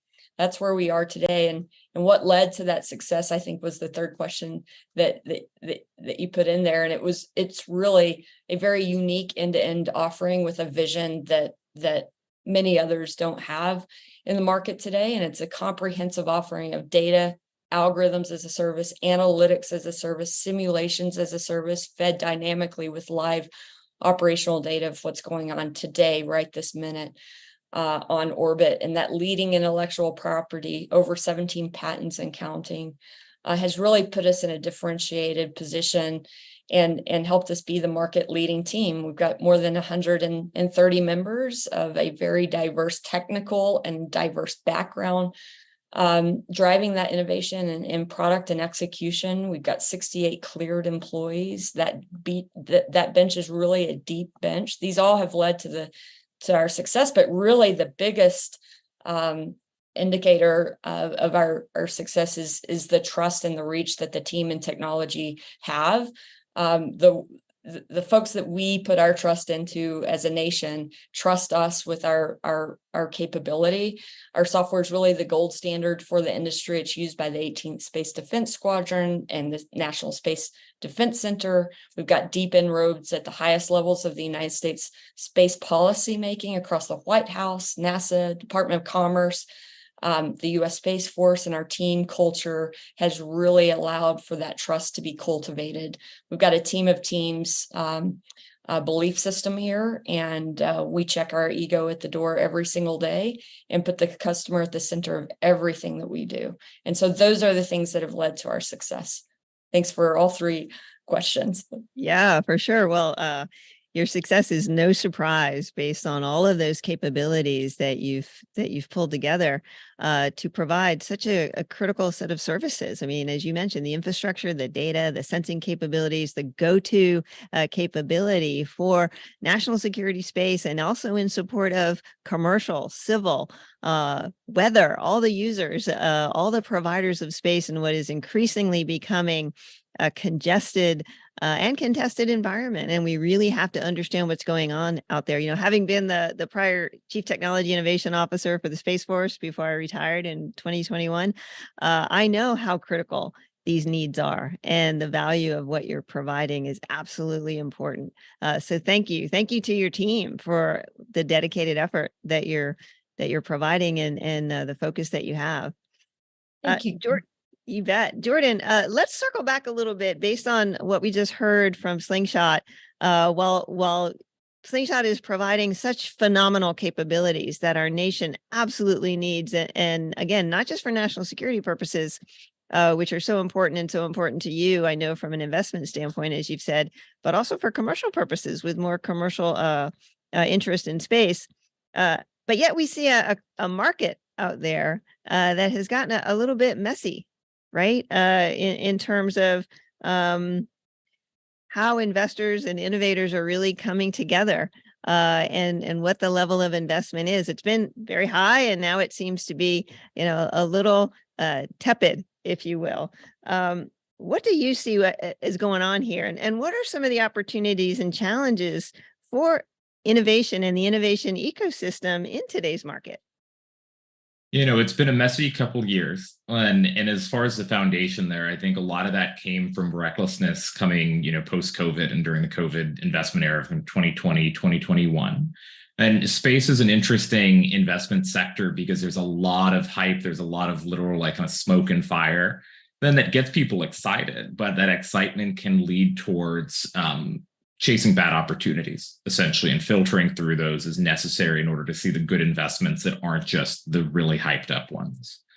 And that's something we're all feeling the repercussions of that cycle happening, as so many space companies, especially the ones that went through SPACs in 2020, 2021, early 2022, then we're seeing them crash and burn literally live.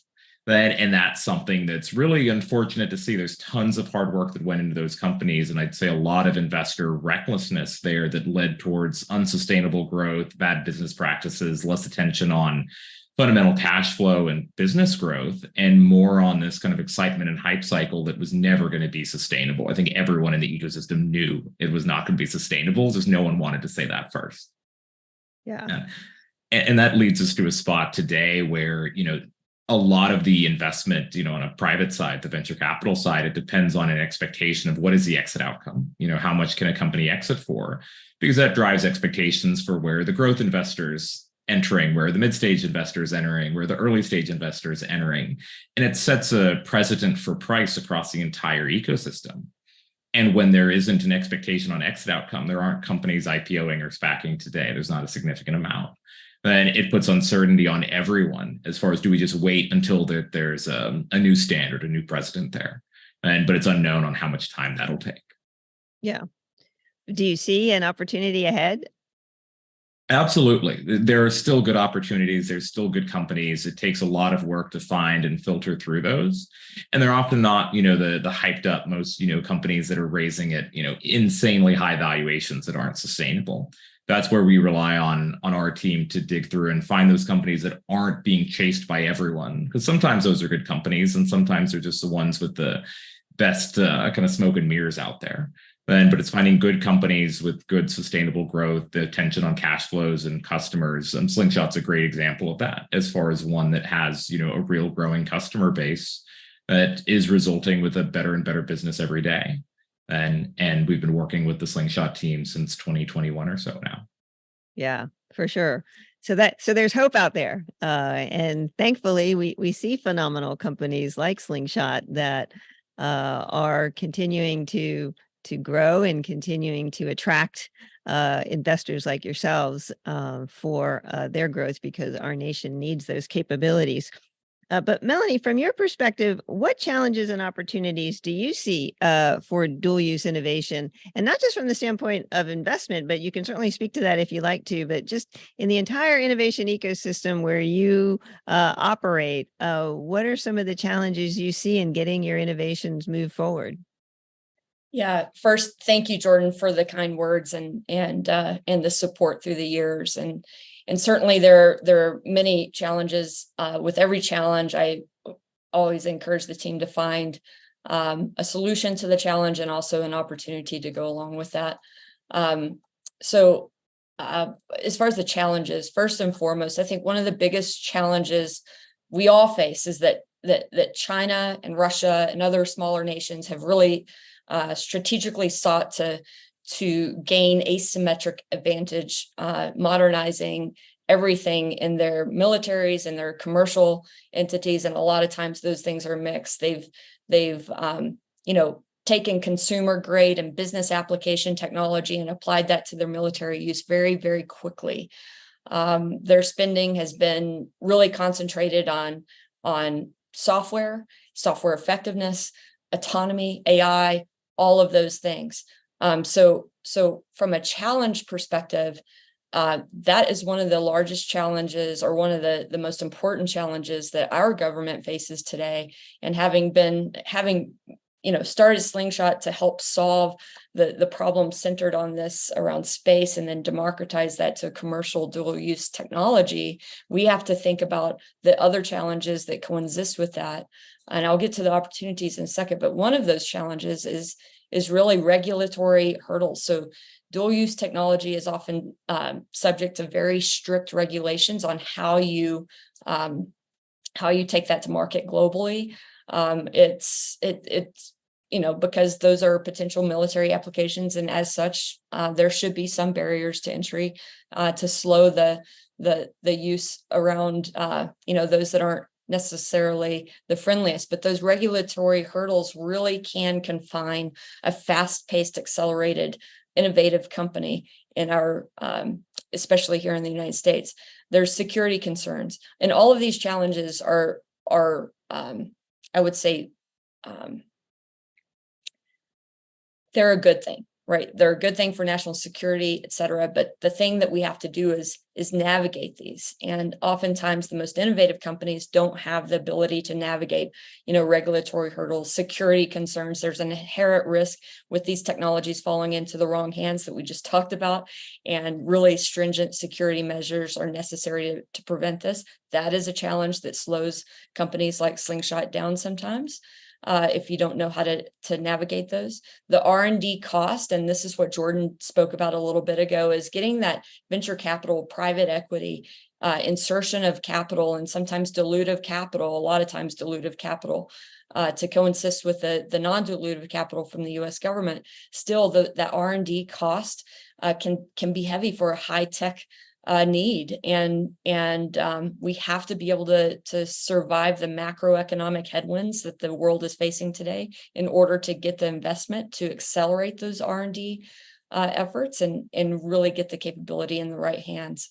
And then that just coincides with market uncertainty. So dual use technologies can cater both to military and commercial sectors and should, but with the uncertainty and fluctuation of demand in times like this can be challenging. Now then, the opportunities that go across all of those are vast. I mean, the market expansion, we talk about the market uncertainty, but there's market expansion capabilities. If you truly build dual use technologies, you've got the potential to expand not just within the defense markets with the plural, but also the commercial markets. But again, you have to know how to navigate ITAR, EAR, those types of things that protect our U.S. superiority. And then the technology advancements that you get from working with the United States government due to the high stakes and complexity of use cases that they face are the best advancements to take and democratize to the commercial world. A lot of people don't understand that. But that cross-pollination of ideas that you get from the development of those dual use technologies really encourages the sharing of ideas and methodologies across to the commercial sector, at least in our sector, which is the space operational domain. So certainly lots of challenges, lots of opportunities, and the biggest winners are those that understand and know how to navigate those challenges and turn them into opportunities. Yeah, definitely. And you've been doing that for a long time. But the threat doesn't go away, right? So what you started off with, I think, is fundamental, that the threat doesn't go away. The threat just continues to be a challenge that we have to work through. And the opportunity is that we see the need for and the advancement of innovation that is going to help us all contend with those threats, because the space capabilities that we have are so critical to our way of life.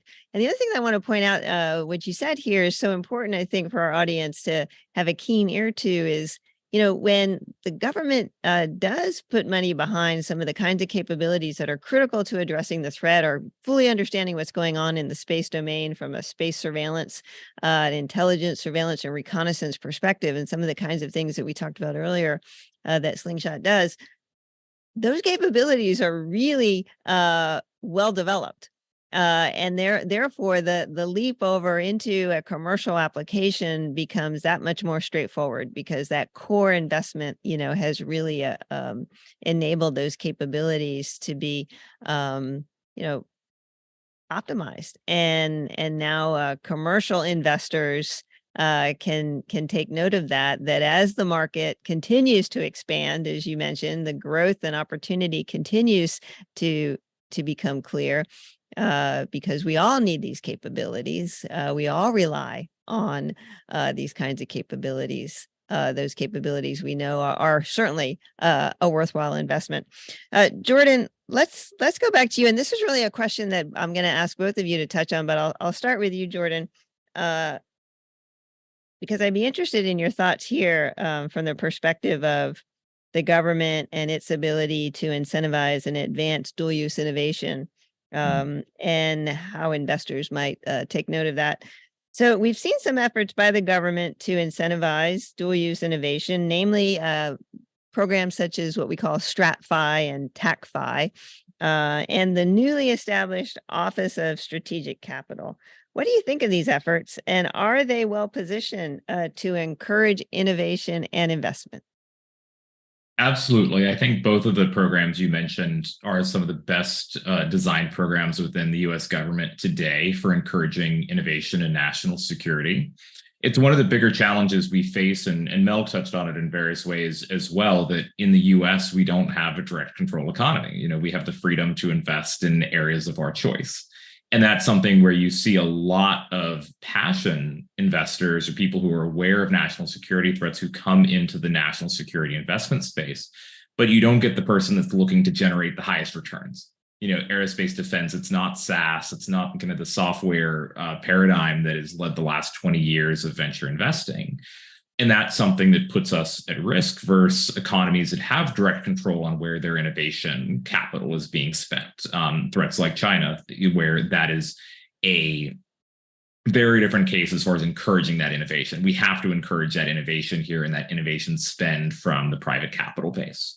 So having mechanisms within the US government that are attractive to these startups and their growth, then not just from a national security contractual perspective, but a private capital attraction perspective, is something that I think is necessary. Where if in the US you're not winning over the private investor, you're not really moving anything. And so using those mechanisms like StratFi, TACFi within those startups, I'll let Mel, touch base more on those, but then the recent development and maturity of the Office of Strategic Capital to support private funds and encouraging them to invest in national security relevant technologies through essentially levered up debt mechanisms that the US government has, is a great way to make those opportunities more attractive to the private investor than them going to low risk SaaS or other investment areas.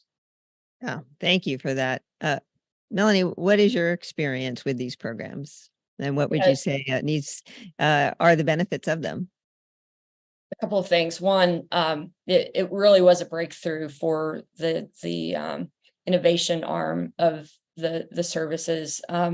We are fortunate enough to have one with the Space Force, and one, it gives us, we designed that contract in a way, working with the government contracting officers and program managers in a way that reflected more of a recurring revenue model and allowed us to, accelerate the development on our watch. And so it allowed the investors that have been alongside us, like Jordan's team and others, to come along and match the government investment, and the Small Business Association coming in and matching to some degree as well. And so you get this non-dilutive capital insertion from the government alongside the venture capitalists to truly accelerate that R&D and get it into a commercial state that the government can then, and I think we're going to talk about this challenge a little bit, take into operationalized environments and leverage at a much more cost-saving, cost-effective manner than something that was built with a different type of acquisition system, not geared towards software, not geared towards speed. So it's been a wonderful capability. I'll call it a capability. Anytime you've got a contract vehicle with the government, you should consider it a capability in and of itself. But that has led to multiple work streams, multiple new contract opportunities as well, and getting some capability operationalized faster than I've ever seen. Outstanding. So with all of that, that's wonderful. But let's kind of look at the flip side a little bit here, and we'll start with you, Melanie, and then go back to Jordan. What more could be done, should be done to promote investments in dual use innovation? I think there's two things. There's a couple aspects for the government and a couple aspects for the U.S. venture, and specifically the U.S. venture capital and private equity centers here. I'll start with the government. For the purpose of really bringing state-of-the-art and next generation technologies to our Space Force, to our military services, and to stay competitive along, competitive with those opponents that I mentioned earlier, China and Russia being two of the largest. The DoD and the IC really need to foster a supportive environment for software-centric companies. Although we've got hardware, our delivery is software. Our delivery are the insights that come off of that software, that data platform, that simulation engine. To do this, the government really has to understand the issues at hand that need to be addressed, the problems that need to be addressed, and be able to articulate the problem rather than focusing centrically on requirements generation and technical specifications to solve the problem. Let the most innovative companies in the world here in the United States help solve those problems. But in order to solve the problem, we have to articulate and rank stack those problems. And then the software first approach will be integral to the future of the space operating domain and to the other services' biggest issues. Regarding the government's approach, we also need to expand beyond the R&D aspects. So these programs are wonderful: StratFi, TACFi, DIU, OTAs through SPEC. I could go on and on and on. But really, from my perspective, having been a patron of those, a client, so to speak, of those vehicles, I believe that the government should consider something similar to get over the valley of death and think about the operationalization in the fielding side of those investments. It's concerning fact that 2/3 of the major weapon system procurements that are done today through the DoD are typically bid on by one single company, and the company is usually one of the top 10 major defense prime companies. So that limited innovation, it really stifles the incentive for technology companies that are at the heart of speed and acceleration that could bring that capability forward and really help leapfrog our global superiority issues. I think that's got to be addressed. It's got to be rectified. Just as we started rectifying the R&D side, we need to reconcile and foster a more competitive environment that will ensure faster technological advancements, especially with software-centric capabilities that this country has in its innovation base today. Yeah, the other for side sure. of that. Go ahead. Sorry for the lengthy answer. The other side of that is the investment community in the US. The investment landscape wasn't always the way it is today. Silicon Valley was founded by those US patriots that weren't just putting in investment for financial gain and profit, but they also wanted to ensure that the country remained superiority on the global scale and could sustain democracy. And so their goal was to spread that and to ensure that stuck. Today, it's a little bit different, but I would encourage investors to change or to improve their strategy, not to merely support commercial companies that have products that can be modified for military use, but instead, or in addition to, rather, they should revert to that approach that initially made the U.S. a global leader, investing in technology companies that are solving the military's most intricate problems and outpacing traditional defense industrial-based innovations. And by doing so, they will ensure that those capabilities can get democratized to a commercial market advancement faster and better than the opposite. And so I think that we can bring cutting edge technology to our Space Force and armed services much faster if both the investment community and the government work more with incentive structures that allow for smaller companies, startups, the innovation accelerators of this nation to come forward and be incentivized to do business with the government. Absolutely. Thank you so much for that rich answer. Investment community and government working hand in hand to bring these most critical capabilities all the way through, as you mentioned, through transition into operationalization and the critical importance of that in solving our nation's biggest challenges. Jordan, what are your thoughts on that? And on that and any other things that you think more could be done to enhance dual use innovation?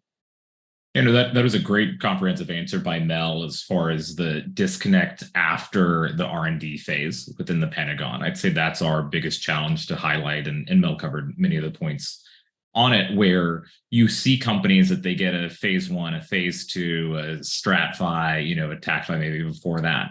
And that has all been very well developed and matured. There's still the challenges in there, but compared to where it was, 10, 20 years ago, there's significant startup exposure within those programs. Then huge win for everyone involved. But then there's a question of what happens next. Then when you start transitioning out of R&D within the Pentagon and you start looking at procurement, like the tie between those two groups is surprisingly high within the Pentagon. And that's something that handover is then tricky, because you're wanting someone, to get connected between those two groups. We even ourselves have seen us connecting people within the Pentagon where the relevant R&D folk don't even know the relevant procurement folk. And that's something where we may know both. We try to help our portfolio or internal to the Pentagon where we can because of that. But that lack of direct tie and handover mechanism is where that early success with those programs, kind of maturing at the strat-fi phase, it gets very difficult for that to become a program of record. There's very few examples of that happening. So I'd say that's the number one issue we're tracking, is how do you get from strat-fi and the amazing, success that has been the strat-fi TAC-fi program, then into programs of record that carries these companies from being generally kind of early growth phase, early commercialization phase, into truly competitive with the primes. And that mechanism for handover just doesn't exist today. And again, I'd say that's the number one issue that we track as far as within the health of that startup community, is that R&D procurement disconnect in the Pentagon. Yeah, definitely a challenge that we know that continually needs to be worked. Some good things have been done, but certainly more work needs to be done in these areas. Well, I'm so sad. We're just about at the end of our time here. And we've talked a lot about, some of these really tough challenges and obstacles to dual use innovation. We've talked a little bit about the opportunities as well, though. So that's great. I would like to wrap up here on that positive note and just give each of you a quick minute to talk about, what do you see looking forward? What encourages you the most about the future of space, the future of innovation for space, and the capabilities that can be brought forward here? So, Jordan, let's start with you, and then we'll wrap it up with Mel. Yeah, no, it's an amazing time in the industry and in the investment side. As much as I can be, I can critique certain areas, and hopefully I didn't come off as like a Debbie Downer today in various ways.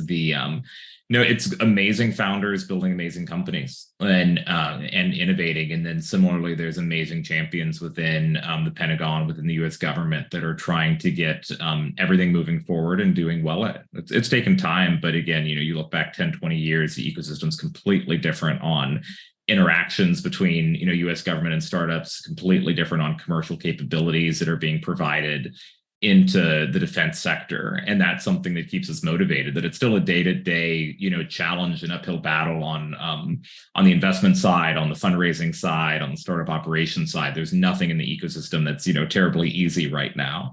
But that's what we all signed up for doing this, is that uphill kind of battle day to day, where, we'll look back on this in 4 or 5 years and see amazing companies coming out of what has been a very difficult, ecosystem right now, and in macro environment generally driving that.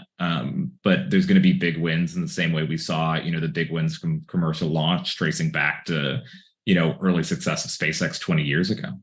Yeah, definitely. Mel, your final word here on what gives you the most encouragement looking ahead. So much, so much. So first, the space sector is showing absolutely no signs of slowing down right now.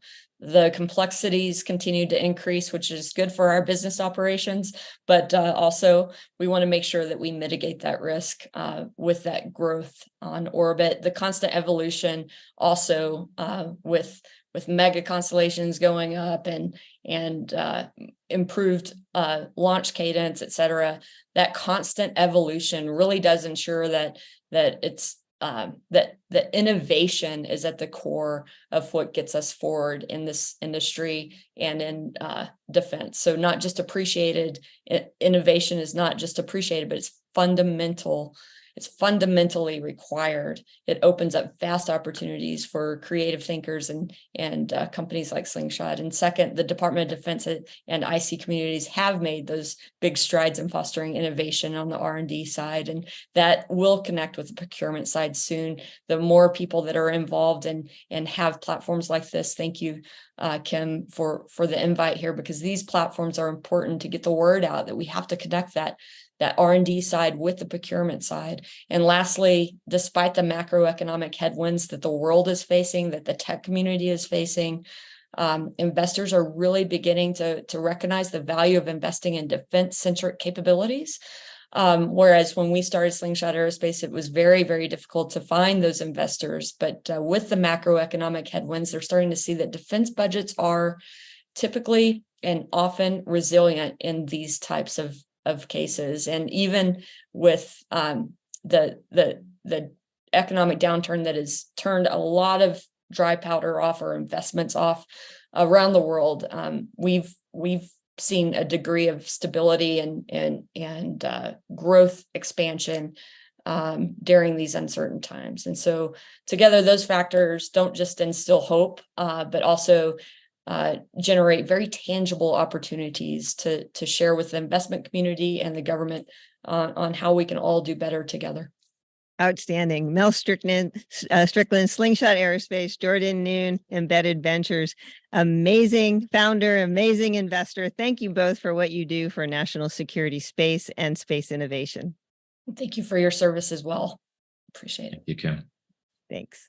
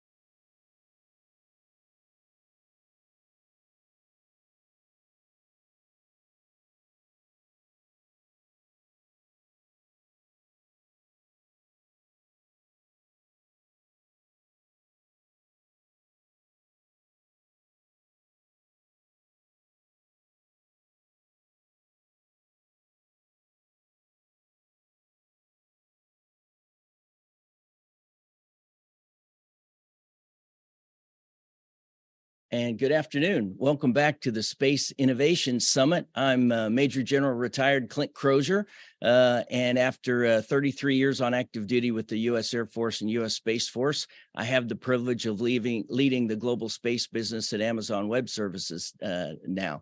And so I'm very happy to be joined by a couple of my esteemed colleagues, and we're going to have a panel on discussing future investment opportunities in space. And what does it mean as we invest in this new space economy? I'm going to invite each of my colleagues to spend just a minute or two talking about your companies and your roles and maybe some initial thoughts about the future space economy investment. And then I'll circle back and we'll do sort of some interactive Q&A. But let me start with my friend here, Nicole Robinson. Nicole is Chief Growth Officer at Comtech, and we appreciate Comtech as a key sponsor of this forum today, by the way. So Nicole, welcome, and thank you for joining us today. Yeah, thank you so much. We're really excited to be here. It's a dynamic topic of investing in the space economy. At Comtech, we have for the better part of 55 years now been a leading technology provider in ground systems infrastructure, terrestrial and wireless networks, and really excited to see a lot of the convergence happening in the community today. The convergence between satellite communications and geospatial, the convergence between terrestrial and wireless and SATCOM networks. Really enthusiastic about being the tip of the spear from an infrastructure perspective and helping all of those capabilities come together and what it means for our end users. And of course, as is the subject today, the investment community as well. So looking forward to jumping in. You really are, excuse me, at a center point, right? You talk about convergence, infrastructure, ground service provider. That is a unique experience that we'll circle back and talk about, but thank you. Next up, I'd like to introduce Dave Fields. Dave is President and CEO of SES Space and Defense. Dave. Yeah, thanks. And thanks for having me. Yeah. I appreciate the opportunity. So the satellite industry has always been very capital intensive, right? This is an industry that's always had a lot of investment, and both public and private investment has been absolutely critical for our success. SES has invested billions over the years in becoming the largest GEO and MEO satellite operator in the world. We have over 70 satellites. However, the world is changing. Our world is changing. This industry is changing significantly. There's a whole new level of investment that's going on that can't be ignored, and it's true disruption to our industry. So it's an exciting time to be a part of the industry. 10 years ago, SES saw the world changing as well with the need to move to lower Earth orbits, lower latency, higher throughput. We've invested in what was then the O3B constellation, and all of that work is now being used to advance the next technology, the next constellation, our Gen 2 constellation in O3B mPOWER, which is really exciting for us to get launched. But the investments go way beyond the launch vehicles and the satellites. It's really, how do we drive value for our customers, for our partners, for investors, and through innovation and technology and also infrastructure. But really, the other part of the investment right now is really in consolidation of the industry. You're seeing that, man. Yeah, in both horizontal and vertical integration. So we're very very cognizant of that, because in order to gain the scale that you need to compete in this market, you have to, consolidation will continue to happen in the market. So that actually happened in 2022 when SES bought the DRS Global Enterprise Solutions business, which allow us to be more vertically integrated in the government market. But at the end of the day, it's about why. Why do you need to invest? Why are we doing this? And for us, really, we as SES, we're making these investments because we say we like to do the extraordinary things in space to provide amazing capabilities on Earth. We've done that for 40 years. We're going to continue to do that for another 40. So thanks for having me. Yeah, well, you're very welcome. And you tee up some interesting things already too, just as we jumped in. You talked about the need for embracing change. And I'll tell you from my perspective, both somebody who's been on the government side of space, both military and commercial space for a long time, and now on the commercial space side, boy, embracing change is not always easy, but we are living in such an innovative time of technology change and revolution.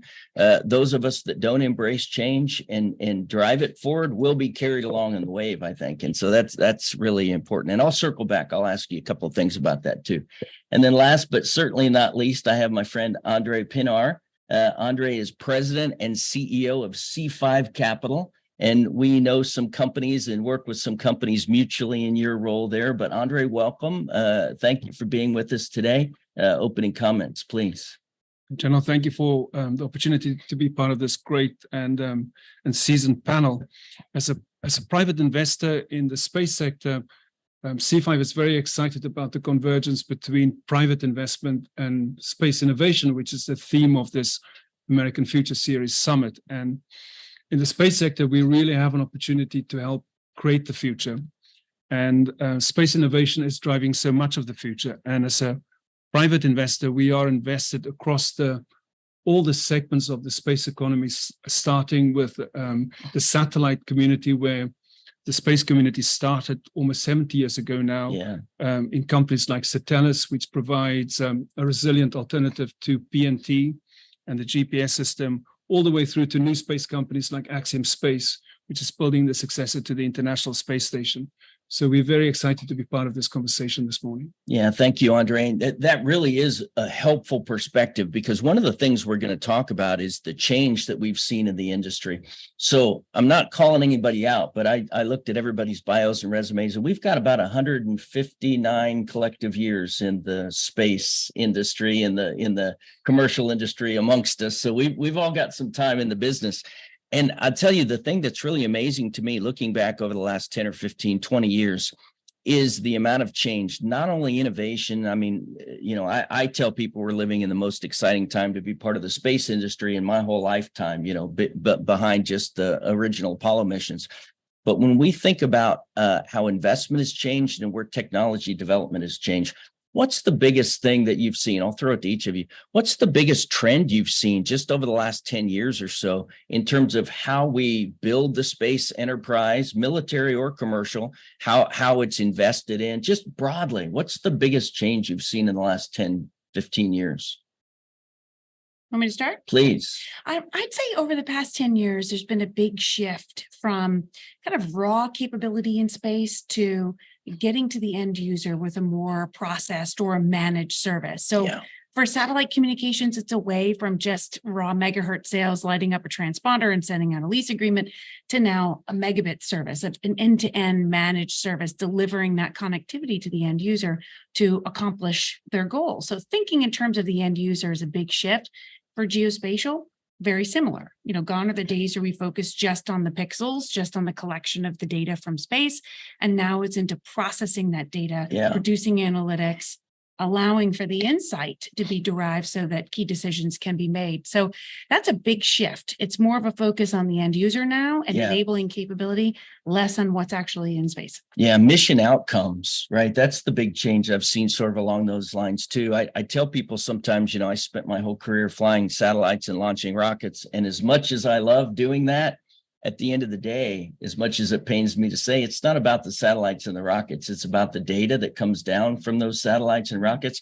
And more importantly, how we can turn it into insights, whether DoD, intelligence security insights, or insights. We're using space data today for climate management and wildlife protection and agriculture support, and all those kind of things. It's been a really powerful change, but it's all about providing solutions rather than just endpoint or initial point capabilities, which I think is really key. Andre, on the investment side, 15 years ago, I would say there weren't really a lot of investment opportunities in commercial space, or even in space that supports military and national defense. How have you seen that change in the last 10 years or so? Yes, space has been the domain of governments, and then with the listing of companies like Iridium, with whom we partnered in Satellus, it's become the domain of capital markets, and have now moved on and opened up to the private sector and to private capital, which is a big change. And one of the enablers for private capital to come into the space sector has been the public-private partnership that NASA and NASA's leadership has set out to build. And I think Bill Nelson, the administrator of NASA, speaks very clearly about this, about the fact that NASA is building a partnership with the private sector, both in the US, but also with US allies. And I think that's the second part to the opening up of the space sector for investment, is the fact that the US is leading through NASA the democratization of space and really opening up access to space to medium-sized and small nations, developing countries who previously have not had access to space. And a good example of that is Axiom Space, which has had a series of missions to the International Space Station with astronauts from countries that would otherwise not have had access to that club. Yeah. And I think we're just at the beginning of the democratization of space, and the remarks that have been made about focusing on the end user, I think is very much part of that process. Yeah, agreed. The commercialization, NASA, I think we would all agree, has really led the way, because my whole career, space was the domain of large, well-funded governments, right? As you said. And NASA really changed that paradigm when it started letting commercial contracts like the CLPS contract, Commercial Lunar Payload Services, and commercializing parts of and ultimately the International Space Station. Powerful change. So I think NASA deserves a lot of credit for that. And to your point, what I've seen is it's opened up an entire new part of the economy, right? Commercial space economy. And even on the defense side, General Raymond, who I know we're going to see and honor a little bit later this evening, has talked about buying what he can in terms of commercial space capability and only building that which they need for specific DoD purposes. And that's a fundamental change.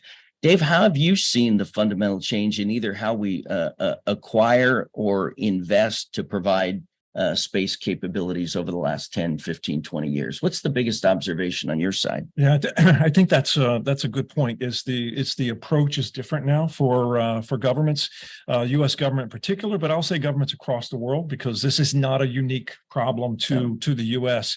Things like the procurement cycles, but mainly the approach. You put out an architecture and you say, this is what I want to achieve. These are the things I want to do. Now, what are my options to make that happen? And I think it's important that now they're looking at commercial as an opportunity.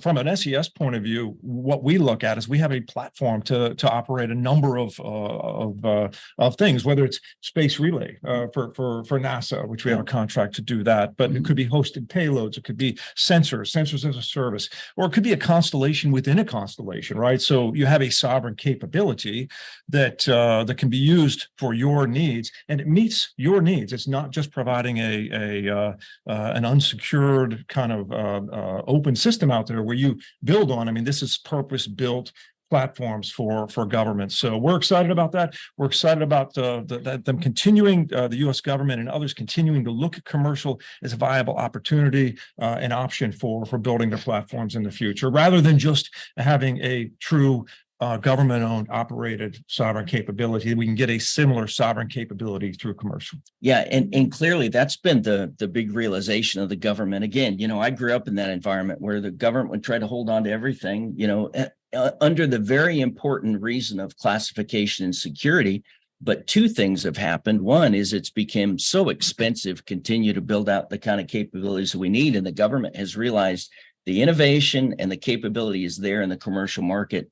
The other piece is we've been able to satisfy government customers that we can meet security requirements, right? Across all of our companies, we're meeting security requirements. And I will tell you, even, back 10 years ago when AWS, Amazon Web Services, opened up our first top secret commercial cloud offering, that was a game changer for the rest of the industry.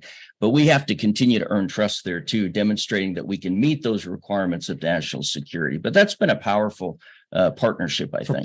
From a cost point of view, which you just mentioned, it's really important that we look at all the cost elements. It's not just the U.S. government who now can use commercial for maybe to reduce their price rather than buying and managing their own. Right. From an operator point of view, it's very important that we look for other alternative ways to fund these satellites moving forward and offer them as a platform for other types of services. So, and then thirdly, you've got countries who in the past could never have afforded their own capabilities. Yeah. And now it becomes within the realm of reality to own a piece of a constellation rather than having to build, launch, and operate your own. I love this subject too, because it's, it kind of started with the government sort of encouraging industry to step up. There was a bit of about 10 to 15 years ago, debunking the myth of what military SATCOM systems can and should do versus what commercial SATCOM systems can and should do. Yeah. So the industry really leaned forward. I mean, with SES, the deployment of GovSat-1, which is a military frequency satellite, private-public partnership with Luxembourg and SES, And that also helped to push the way companies like my company, Comtech, developing WGS certified modems and antenna technology that can operate on GovSat, that can operate on WGS. So it really creates this spirit of resiliency, of redundancy, of having assured access because you can work across military architectures and commercial architectures. It's a great moment. And I think there's a great part of resiliency that comes with that too, especially in the SATCOM market, right? Again, not isolating to military and government national security. We'll circle back to more commercial in a minute. But even on that piece, part of the growth, part of the rise has been the ability to leverage those additional capabilities. And that's led through allies and partners too, by the way, because we see great growth opportunities supporting allies and partners for the U.S. that want to be part of that as well. The other issue is with, as Nicole was saying, you have to be able to leverage all of the capabilities. The government, there will always be a need for sovereign government-owned and operated capabilities. Sure.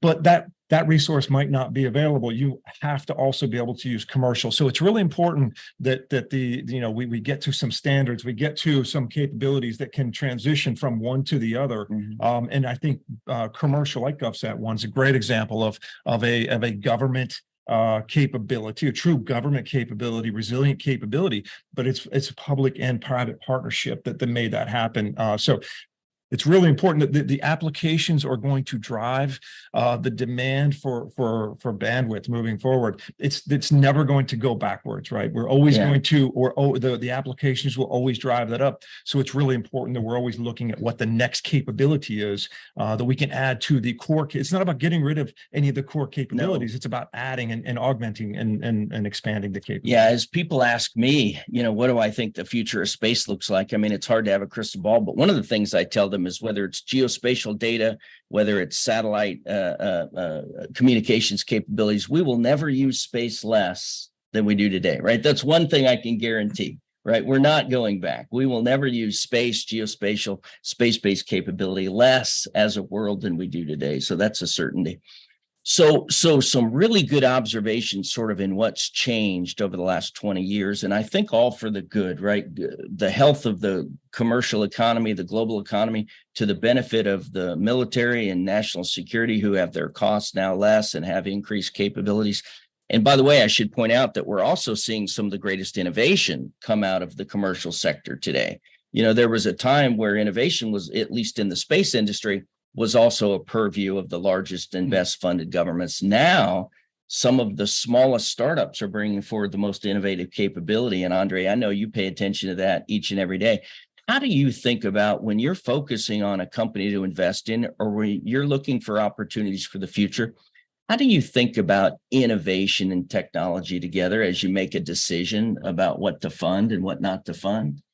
So we look at 10 segments across the space economy, each of which we track and which we follow. Of course, the most spectacular segment is the launch section, with SpaceX being the leader, and the pioneering work that SpaceX and Elon Musk have done around reusable rockets and reducing the cost of payloads have been transformative for the space. Some 100x, by the way. I mean, I've seen studies, depending on the data you look at, 100 times reduction in the cost to launch in the last 30 years, by the way. And it's really been one of the main innovations that are opening up the space sector and opening up new possibilities in the space sector. But it's also been transformative for investing in space, given the success of SpaceX as a privately owned company that has a valuation in the range of $150 billion at the moment. It's also one of the developments that for the first time made money for entrepreneurs and founders in the space sector because of the size of the well-regulated secondary market in SpaceX, where folks who were part of the company are allowed by the management and the leadership to sell some of the shares and get a return on the time and the know-how they've invested in the business. So all in all, that's been transformative. But although the launch sector is very exciting and it's always spectacular to look at a launch and a re-landing of a reusable rocket, there are many other segments in the space sector that's really exciting. We've talked about geospatial and the role that the satellite industry continues to play in the developing of the geospatial sector. But in addition to that, there are satellite manufacturing. There are all sizes of satellites that are being manufactured. Yeah. There's, of course, the whole question of energy in space and in-orbit refueling. There's the whole question of managing space debris. At a terrestrial level, there's the expansion and investment of ground infrastructure, networks and spaceports, ground stations. And then of course, the most valuable and the most exciting and the fastest growing part of the space sector remains to be data and value-added analytics. And now we have so many exciting new initiatives around the application of artificial intelligence in space. Yeah. Wow, you gave us a lot to think about there, and some really interesting observations. When we think about new space, and we think about opportunities to invest in new space, when you start thinking about the new LEO economy that's going to emerge, right? And Axiom is going to replace the International Space Station. Blue Origin is building a commercial space station. There are other organizations that are out there in that business, and we're seeing the concepts of an entire LEO economy are being developed right now. Asteroid mining, on-orbit satellite servicing, Dave, that's something that we never got to do, right, in our career. Once you launched a satellite, you were done, whatever happened to it. But the idea that you could go up and do repairs or refueling, that's just extraordinary. And then when you start to think about in-space manufacturing, maybe we don't need to launch everything from the Earth. Maybe we start to produce some things in orbit. As we think about all of that, what are your overall thoughts about where there are big opportunities for investment in the commercial space or military space market going forward? Against all that backdrop, where do you think are the biggest growth opportunities? All of you. Yeah, I think there's an interesting, you talked about data processing and analytics and AI, ML, and kind of that space. I actually think that's a really interesting moment for investment, and just to kind of double click on it a little bit, because when we talked about the convergence of different sectors within space and satellite, like SATCOM and geospatial, the way that you're relating that information between the two communities more is particularly integrated than ever before. Yeah. And Dave talked about data relay that SES is doing for NASA now. And this is, a concept of how do you leverage a geospatial asset at LEO, and instead of bringing that data back to the ground, sending it over a MEO or a LEO constellation for access to those, ground stations that are persistently staring. And where do you do that processing and analytics and deliver that insight to the edge for a customer? So I think there's a really exciting moment there when you think about optical connection between those constellations. You think of RF connection, the different ways of accelerating the transport of that data, the delivery of that data to the ground for processing and for analytics. And next generation, how do you do that processing and analytics from space? If it's about hosting algorithms and running those analytics before it comes back down to the ground, what does that do for speed? What does that do for decision makers to make oftentimes what's life-saving decisions? Yeah, that's a really interesting piece of the future that so many space organizations or companies are thinking about. And the on-orbit space capability, I'd remiss if I didn't say, at AWS, we partnered with Axiom Space, and we launched an edge computing device into orbit on AX-1 and then put it on the International Space Station. And we've been running experiments about what does on-orbit compute look like? Yeah. What does it allow you to do? And, it's incredible. Even thinking about to run a genomic sequencing experiment could take, an hour to run the experiment, and given the limited bandwidth and pipes, up to 12 to 18 hours to download the data. So you're really getting one experiment a day, not limited by the ability to do experiment in space, which is the expensive part. It's limited by the ability to bring data down. So when you think about what does on-orbit compute capability look like and what does it do for you, boy, it opens all sorts of interesting things for the future. And so it was exciting to be able to do that. Dave. Yeah, I was gonna add on to what Nicole said, and that is, in terms of the future of SATCOM and whether it's commercial or military, I don't think it really matters. It's really a convergence of all IT capabilities together. Your company, focuses on cloud computing, and yet you're, heavily into space. It's that convergence where I see the real value. How do we talk about multi-orbit, multi-frequency kind of capabilities. How do you tie all of that together and make it seamless for an individual operator user out there in the field to use this capability.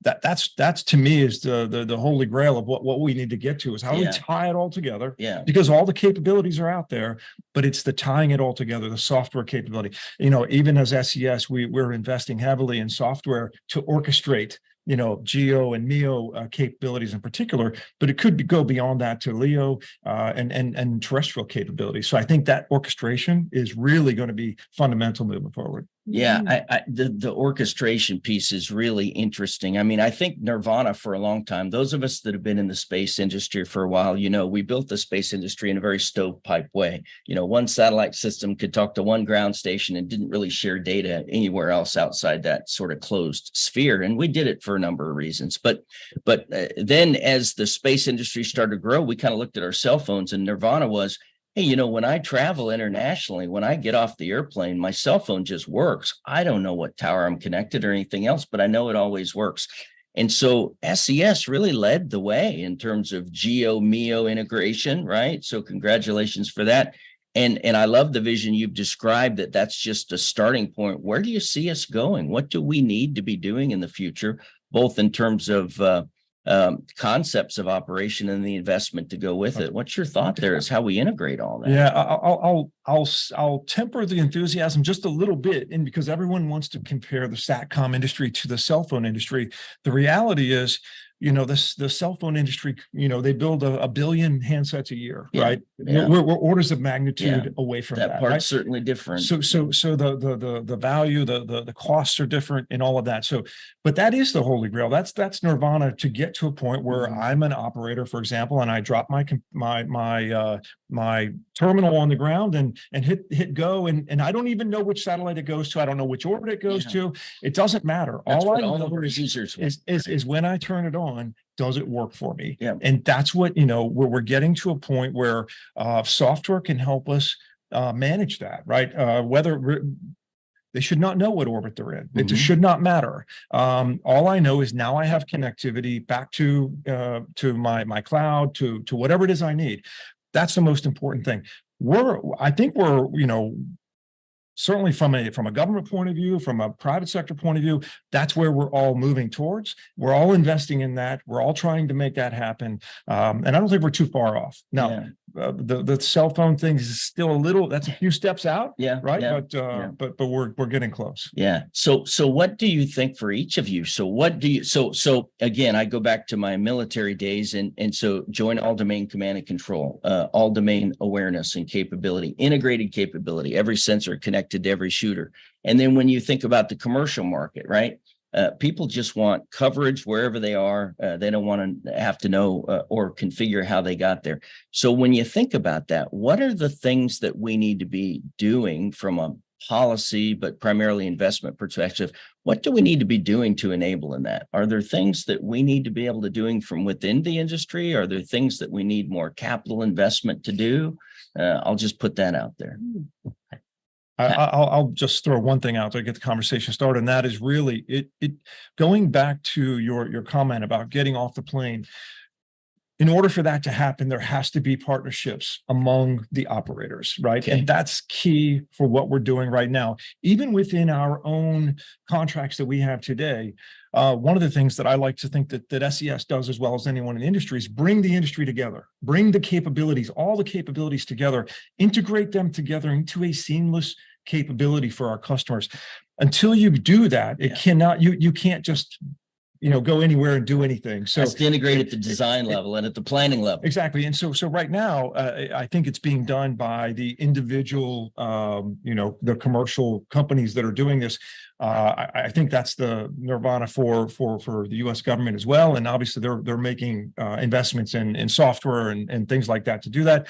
It's going to require things like AI and ML to get us there, right? To optimize that capability. So there's a lot of investment opportunities there moving forward. Oh, I think you're pulling on so many great threads here. I mean, this concept of orchestration and satellite network optimization, that's true for every constellation, whether it's SATCOM, so you're looking at ways of really optimizing the number of customers per carrier, or if it's for geospatial, you're looking for a way of optimizing a network of multiple modalities so that you're assuring collection for a customer when they need visibility of what's changing in a particular locale. So I think there's, along the lines of orchestration and satellite network optimization, there's actually things that we can learn from in the industry to apply. It doesn't all have to be creating new. It's a new application. So, for example, at Comtech, we have our terrestrial and wireless business that's been doing network optimization for decades. Yeah. So how do we take that learning and apply it now to SATCOM networks, to geospatial networks?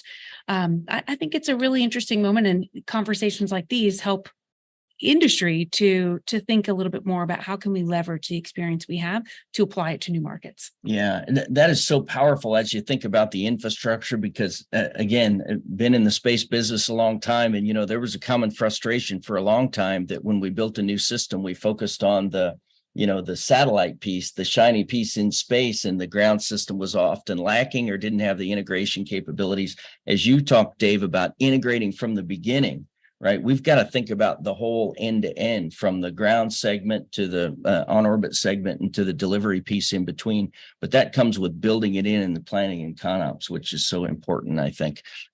Nicole, I'd like to ask you another question, just changing venues just a little bit. You were in the SATCOM industry 14 or so years, I think, with SES, great company. And then you moved in the last couple of years, you've been focused on geospatial capability and now infrastructure.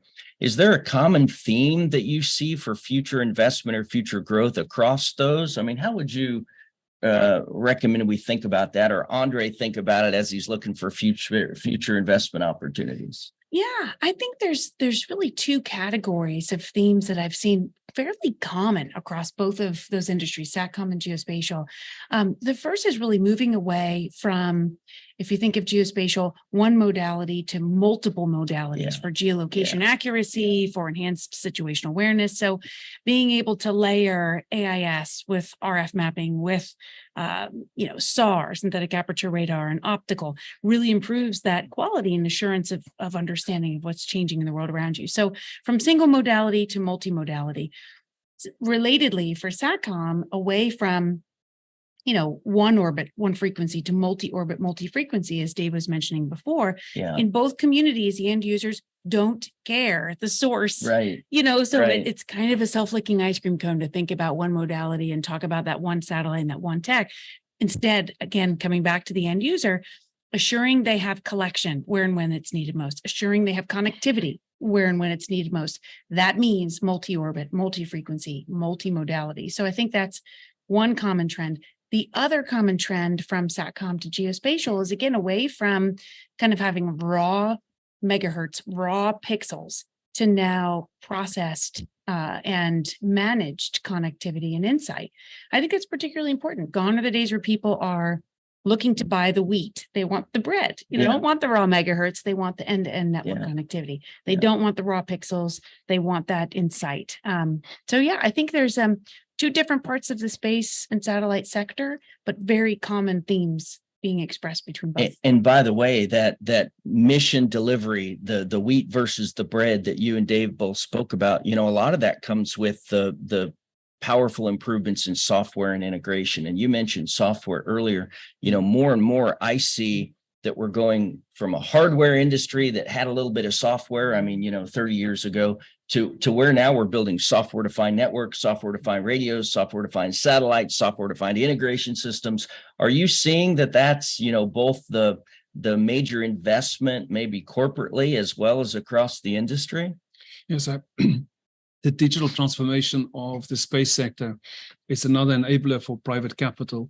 Historically, both private equity and venture capital have been very wary of very hardware, capital-heavy infrastructure investments. But the fact that so much digital transformation is happening in the space sector and so much software innovations taking place have really opened up the sector to private investment. And I think that's evidenced by the fact that in 2021, private sector investment in the space sector was 2x the size of NASA's budget. So $47 billion of private capital invested versus NASA's budget of 24 billion. Yeah. That's tapered off a little bit last year, where private capital sort of matched the size of NASA's budget, and this year private capital's contribution will probably be less. But I think the private sector and private capital is here to stay in this space sector, and this public-private partnership that NASA has established is going to be enduring. Yeah, that is a powerful observation, Dave. Yeah, I was going to add on to that. I think,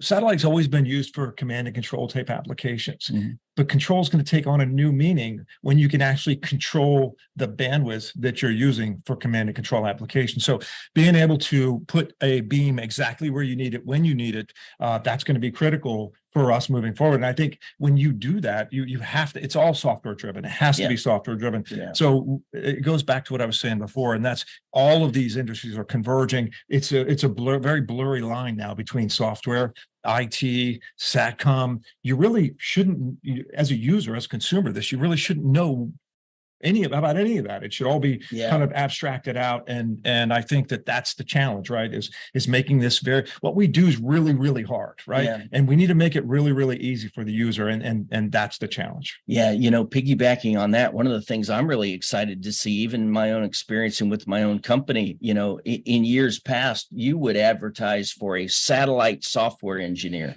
Right. And the skill set from somebody that knows how to do software programming for satellites was fundamentally different than anybody else that programmed anything else in any other industry. That part is changing as well, so that the standards and interfaces become more ubiquitous. And that's going to only allow the commercial industry to grow and the government industry to grow and create capital investment opportunity as well. That's really powerful and exciting, I think. So we've just got a minute or so to wrap up. So let me just, I love the conversation about no longer about providing, bandwidth. It's now about providing integrated solutions. We're moving more to software-defined capabilities. We need more integration from GEO, LEO, MEO to multimodality and multi-int and multi-sensors and all those sorts of things. That's going to take a cooperation between companies, as you said, and or some sort of influence either by the investors or the government. Where do you think that is going? Do we have the right mechanisms within the government or the private investment world to sort of encourage those integrations? Either of you? I'll tell you my thought on it very quickly because I know we're out of time, but it's really about creating an ecosystem, right? And at SES, what we're looking at is how do we don't need to do everything, but we need to be able to do everything, right? And so it's bringing in partners, it's bringing in, companies that can help us achieve the results that we need for our customers. I think that's critical. I'll tell you, when I started in this industry many years ago, I remember that we owned our own satellite, and I remember people saying, "Well, as soon as fiber is deployed everywhere, satellite will not be needed." Today, it's the combination of terrestrial and satellite and software, and IT and cyber that makes it powerful. And I think this is a crazy exciting time to be in the satellite industry. That's the key in my mind. It's a crazy exciting time, and we've got some of the greatest opportunities for the future moving forward. I want to hit one theme before we wrap up. We've got a minute or two left. Sustainability. Andre, you and I were having an interesting discussion in the green room about what sustainability means for space. We think about sustainability, sustaining our waters or our plant life here on Earth. What does sustainability look like when you think about space, and why should that be important to all of us? Of course, our planet is part of a very exciting solar system, and everything that's going on our planet is integrated into our solar system, and the moon is the best example of that. But in the space economy, geospatial, for example, has such an important contribution to make to help combat climate change with everything from the protection of our rainforests to sustainable agriculture to monitoring the impact of climate change. And then as far as clean energy is concerned, the space station, of course, pioneered the use of solar energy in space because it's entirely based on solar energy. And now we are moving forward with the strong support of the US Congress to developing solar energy infrastructure in space. And then, of course, there's the role of advanced nuclear. X-Energy, one of our portfolio companies, has a partnership with Axiom Space to build a small modular nuclear reactor into the next International Space Station, but also to bring nuclear energy and small modular nuclear reactor innovation to the surface of the moon with the Artemis moon base. And I think all of these are really exciting developments to help combat climate change. Yeah, thank you for that. And, we're working with companies that are, currently building concepts for space debris mitigation and some of those kind of things. And that is really interesting opportunities. Okay, so we're out of time here. Let me just thank my panelists. Great conversation. We could talk all day about future capability, future investment. We won't do that. We've got a break coming up. But let me just thank Nicole, Dave, and Andre for being with us today. Interesting conversation and subject. And I hope you all have enjoyed the Space Innovation Summit today, and you'll come back after the break. Thank you.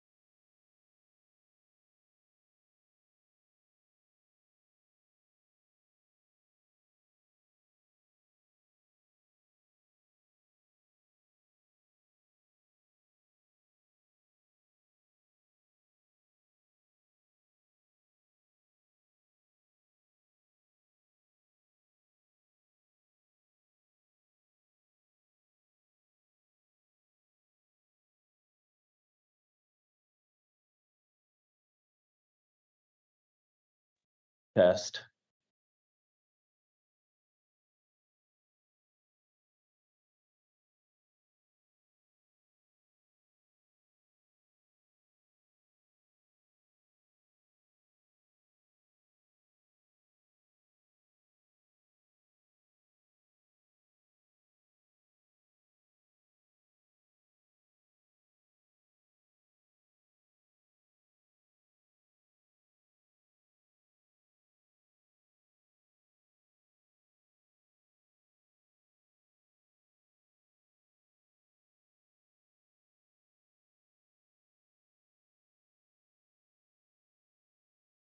Welcome back, everyone. Hi, I'm David Hamilton, founder and chairman of America's Future Series. And I have to say, this has been a great day so far. I'm just really impressed with all the conversations. Very grateful to all the people that participated, all the hosts who moderated, all the speakers who've shared their insights.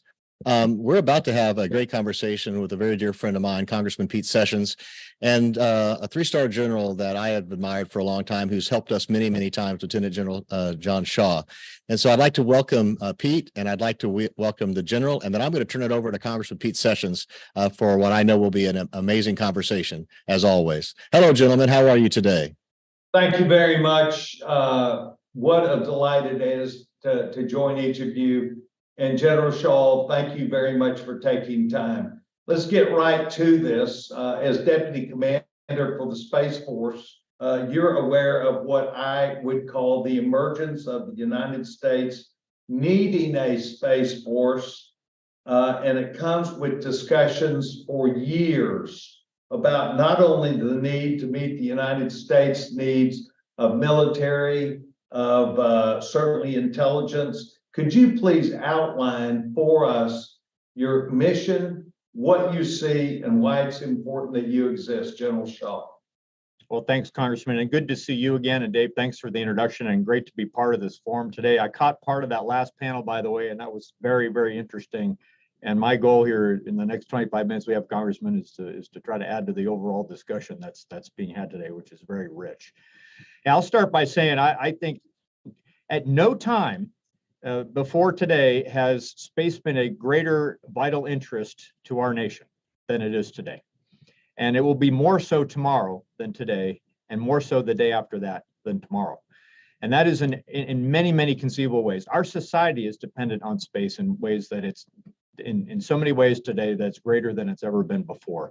In the way that we run our financial systems, the way that we understand the environment, the way that we operate and can navigate is all reliant on space tremendously. Our economy, therefore, is also reliant on space. It is actually a vital engine that drives our economic development and growth today, and it will continue to be so in the future.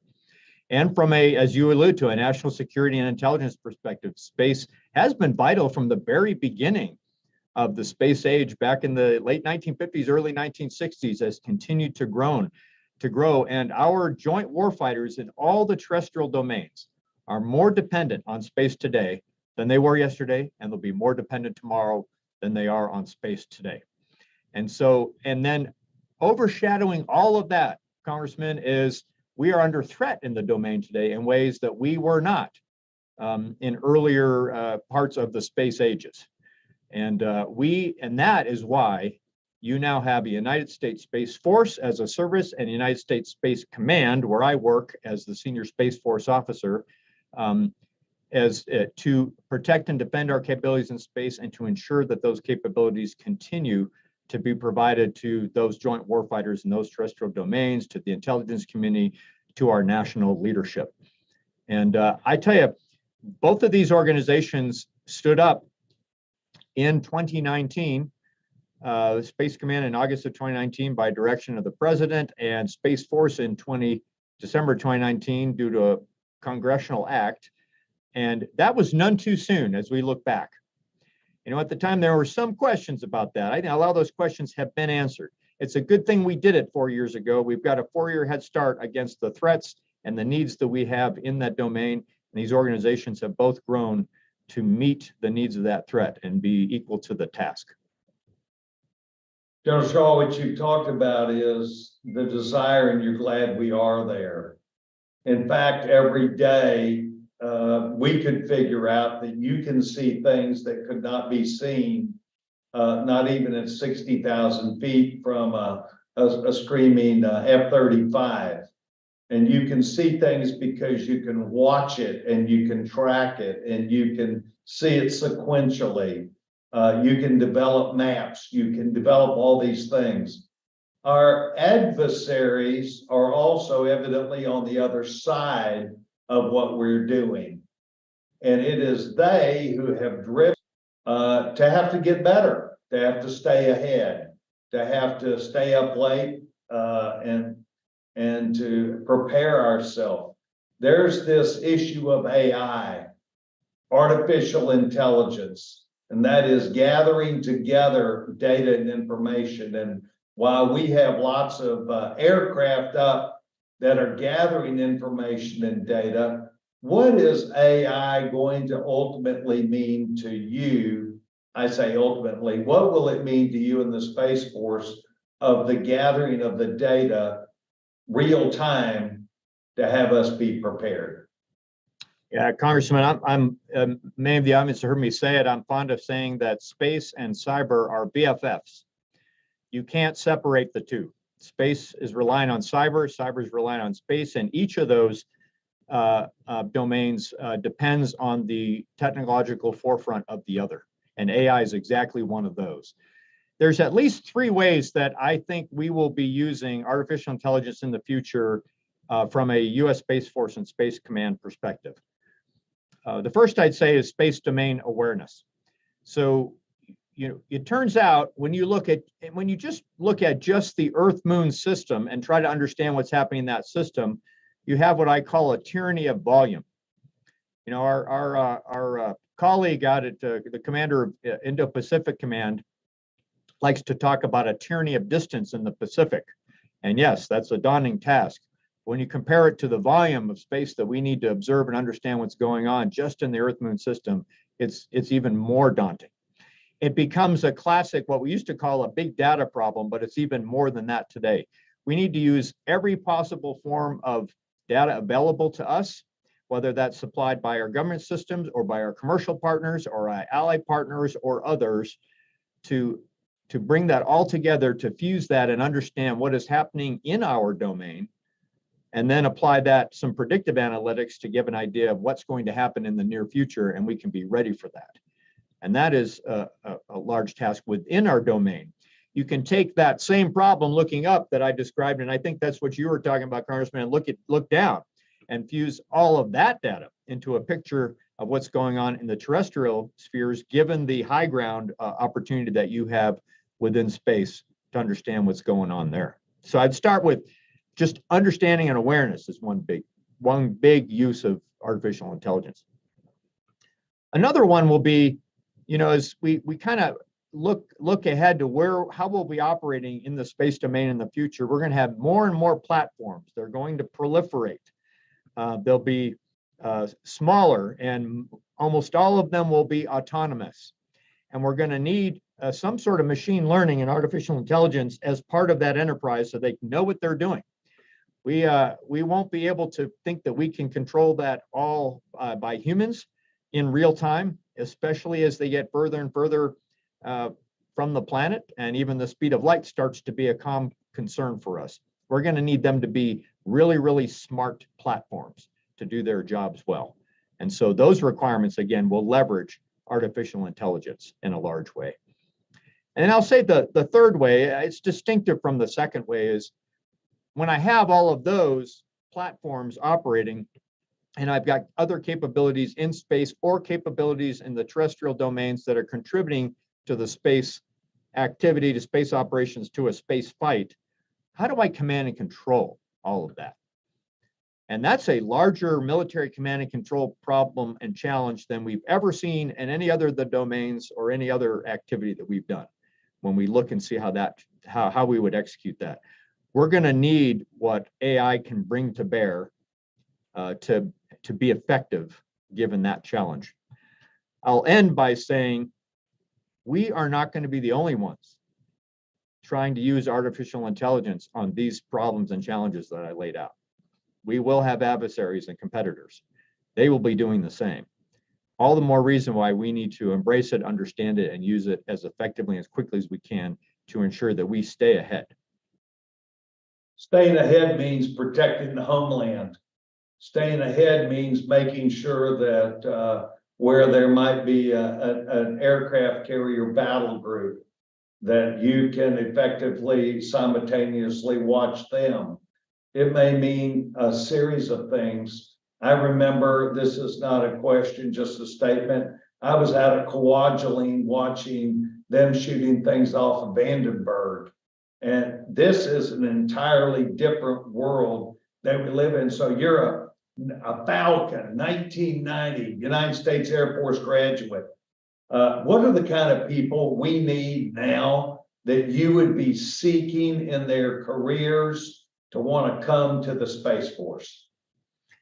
Congressman, sometimes you'll hear an answer to that question that says we need we need people with STEM backgrounds, right? Science, technology, engineering, mathematics. And I'm one of those. I was an astronautical engineer out of that institution that you mentioned.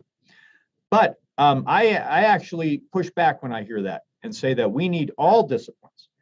We need people passionate about whatever they're interested in and apply that to space. And that's what we're going to need. So if you're interested in the legal profession, there is a lot to be done with regard to space law today and tomorrow that we need your help with. If you're interested in political science and international relations and international treaties, we need you because we're going to need international agreements as we continue to do more and more in the space domain, the Earth Moon system and beyond. So I usually try to answer that question by saying, Congressman, what we really need is people passionate about whatever they're interested in and wanting to make that useful in the space environment. So you've got people that are like you that wanted to go to work, care about national security, are excited about our armed forces. You found your way because of your intellect to come where you are. Now you're saying, let's go build the integrity, the intellectual components of the Space Force. Talk to me about outside people who perform duties, look at things, talk about the robust application of outside vendors. So I've noticed, I've observed in my travels that there's no endeavor in the space domain that doesn't automatically have a national security value to it. That's true to some extent in the land, sea, and air domains, but I think it is more true in the space domain than anywhere else. Any commercial activity, capabilities being provided has a national security value to it. That can be imaging, it can be communications, it can be even scientific understanding of the domain will have national security value to us. So what I'd say is that we can partner and should partner with anyone to make the space environment more secure, more safe, and more transparent for everyone to use. We are an institution here at America's Future Series of talking about the need to be prepared intellectually from policy. What would you say to the vast number of people who are watching this today, other than the word competition, other than the word staying ahead, other than the word using AI and building for a future, what are the things we need to really understand about competition in the world you're in? What are the things that, in essence, I think you'd say that keep you up at night? I would start by saying, and we can talk a lot about the threat a little bit more if you want here and what we're observing here, Congressman, if you want to ask me a follow-on. But I'll start and lay the foundation by saying, one, I think, error that I see often is the tendency to treat space as special, as different from the other domains, and therefore somehow apart from them and needing separate rules. And I think, as much as when I talked about earlier that we're facing threat in the domain today, and as that is a very sobering reality for many of us, the silver lining in that, and there is one, is that it means that human society is now, space is important to human society, and it is the same as the other domains. There's always been security challenges on the land domain and in the sea domain once economic and national activity proceeded to those domains, and in the air domain, there were always challenges and threats because we will be challenged wherever there's an opportunity for economic growth or a chance to secure our nation. That is now happening in space. So the silver lining there is we've arrived. Space is important to human society. And so I would caution that's the first thing I would say is when you start to think about space, don't treat it as special. Think of it as the other domains. What lessons can we learn from policy, from strategy, from doctrine, from operations, from economics in the other domains? And how do they have a space component to them? Now, that's not to say that space is exactly like the other domains. It is unique, Congressman, and we find that out every single day. The physics is different, the challenges are different, but how humans interact with that domain as with others, I have found is actually largely and should be considered largely similar. So I'd start with that. We shouldn't be surprised that we're facing competition because we see competition in all the other domains because it's important to us, and therefore adversaries are going to try to counter that. But don't treat it special. Think about it in the context of all the other domains, and I think we'll see we're on the right normalizing track for space. General, let me say this from a group of people who want and need to support not only our armed forces and not only policy and not only the benefits that we subscribe to have men and women who will spend their careers to become experts. I want to express to you that America's Future Series would like to hear from you and the organization in years coming forward, because we believe that there will be probably not just gains, but things that over time that you will be able to point to, perhaps taking credit, perhaps not, that really prepare us for, as Woody said, from here to infinity and beyond. And I think that what's interesting to me is we tend to look at orbit, we tend to look at the moon, and a little bit past that, the moon's some 247,000 miles away. But think about how far out you really can see now, and that adversary may gain some advantage if we don't watch them. So we look forward to you coming back. We look forward to your strength of character of your organization, the development of the modeling here in Congress. We're very interested in making sure that we listen to your needs and crowd you in as we do appropriations.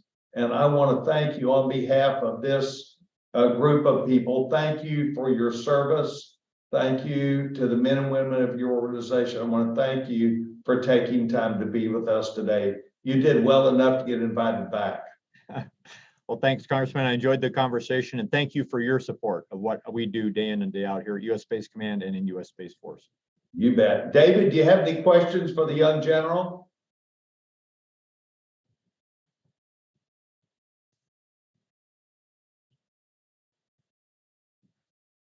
I may have caught David where he was not around where he was supposed to be. We're trying to finish on time and get some time back. General, maybe I'll ask one more question, and that is actually people who come into contact with you with NASA. Describe that relationship then, since we've evidently got an extra minute or so. Dealing with NASA, dealing with those activities. Yeah.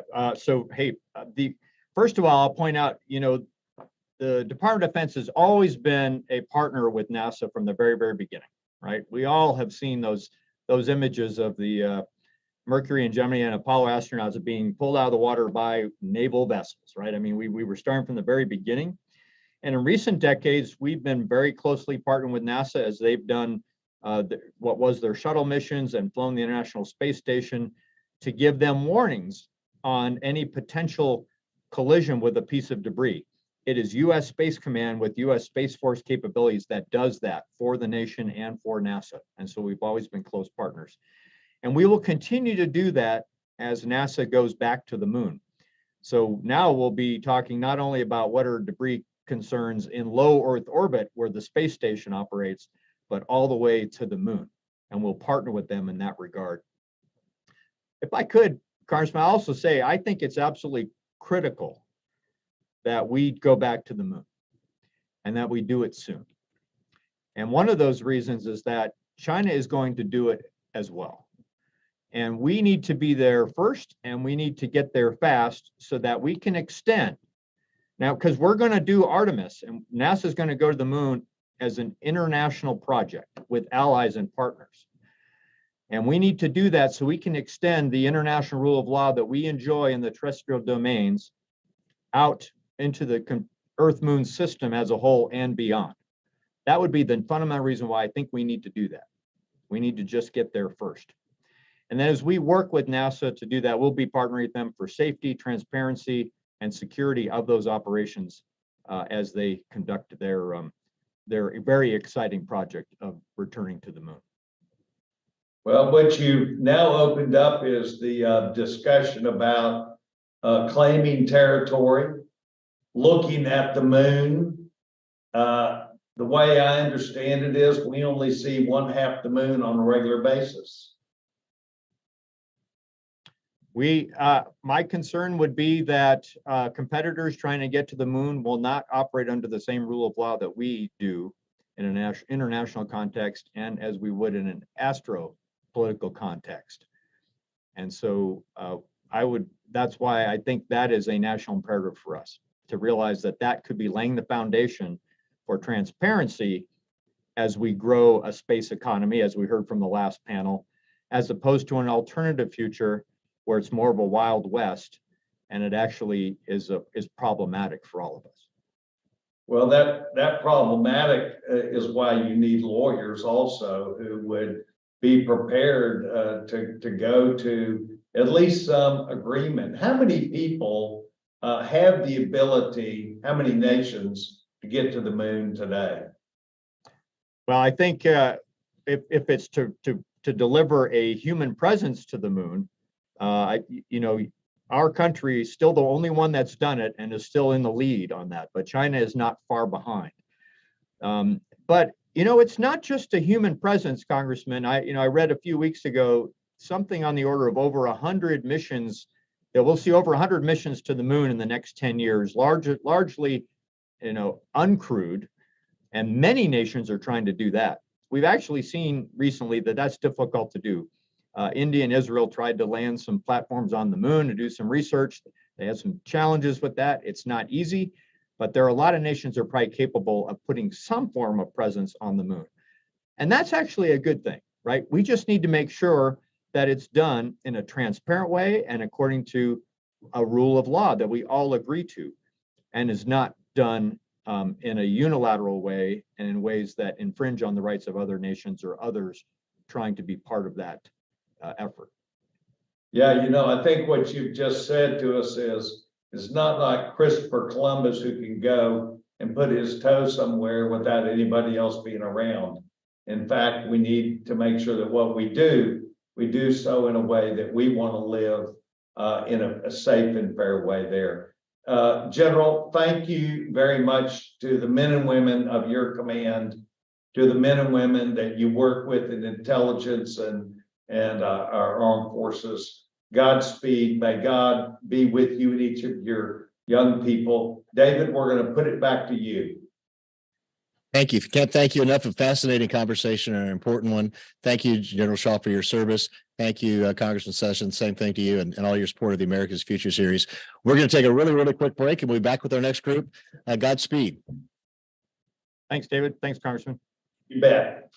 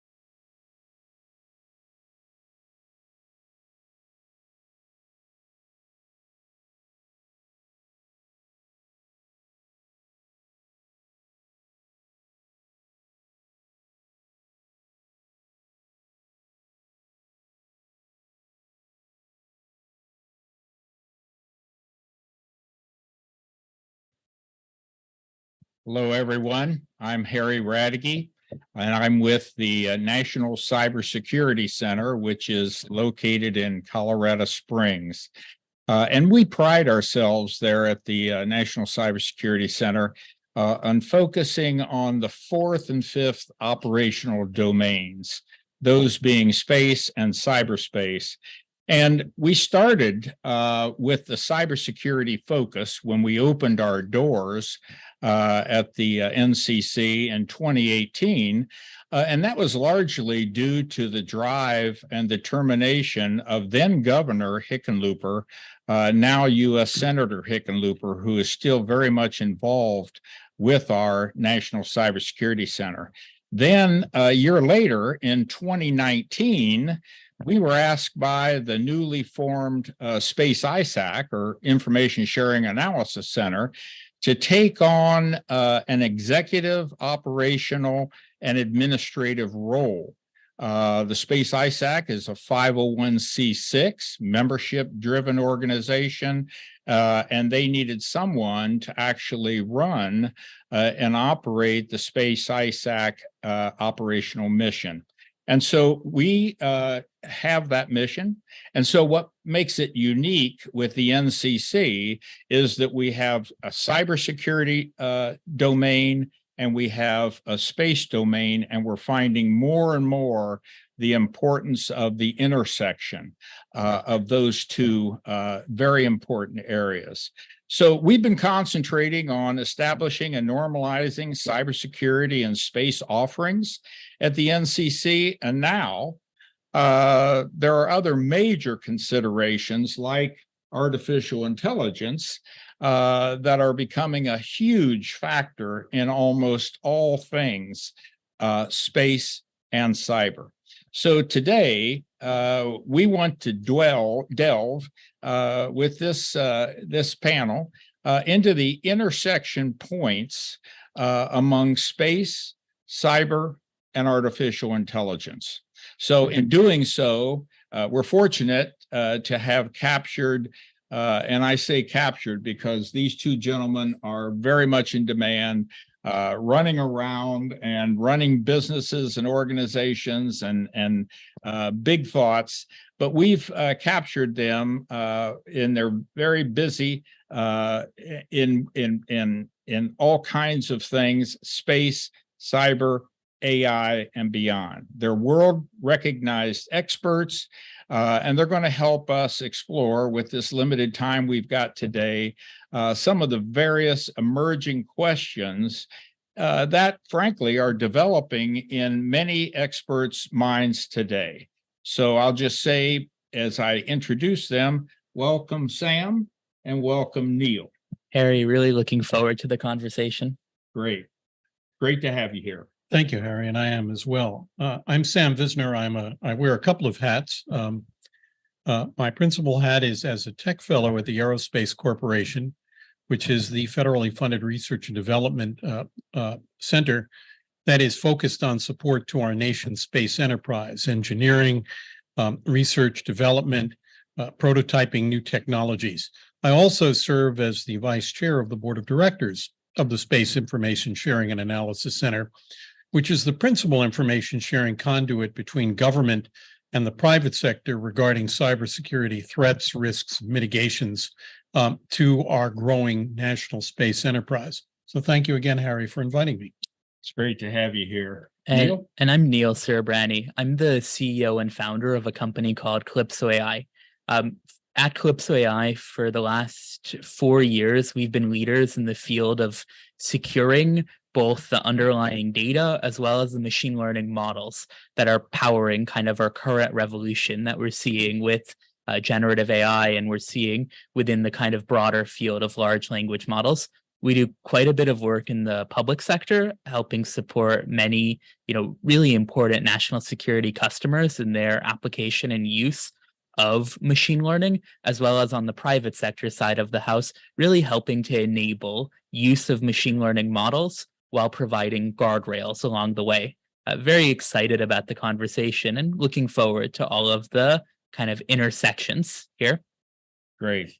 Well, it's wonderful, as I said, having these two gentlemen here. And let me just add something about Sam. I've known Sam now for many, many years in many, many dimensions.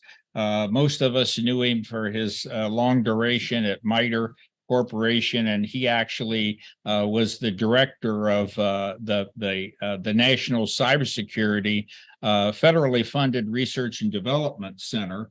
We often refer to that as FFRDC, and that was sponsored by the National Institute of Science and Technology. So that's just one other piece. Sam also served as a general manager of several cybersecurity businesses.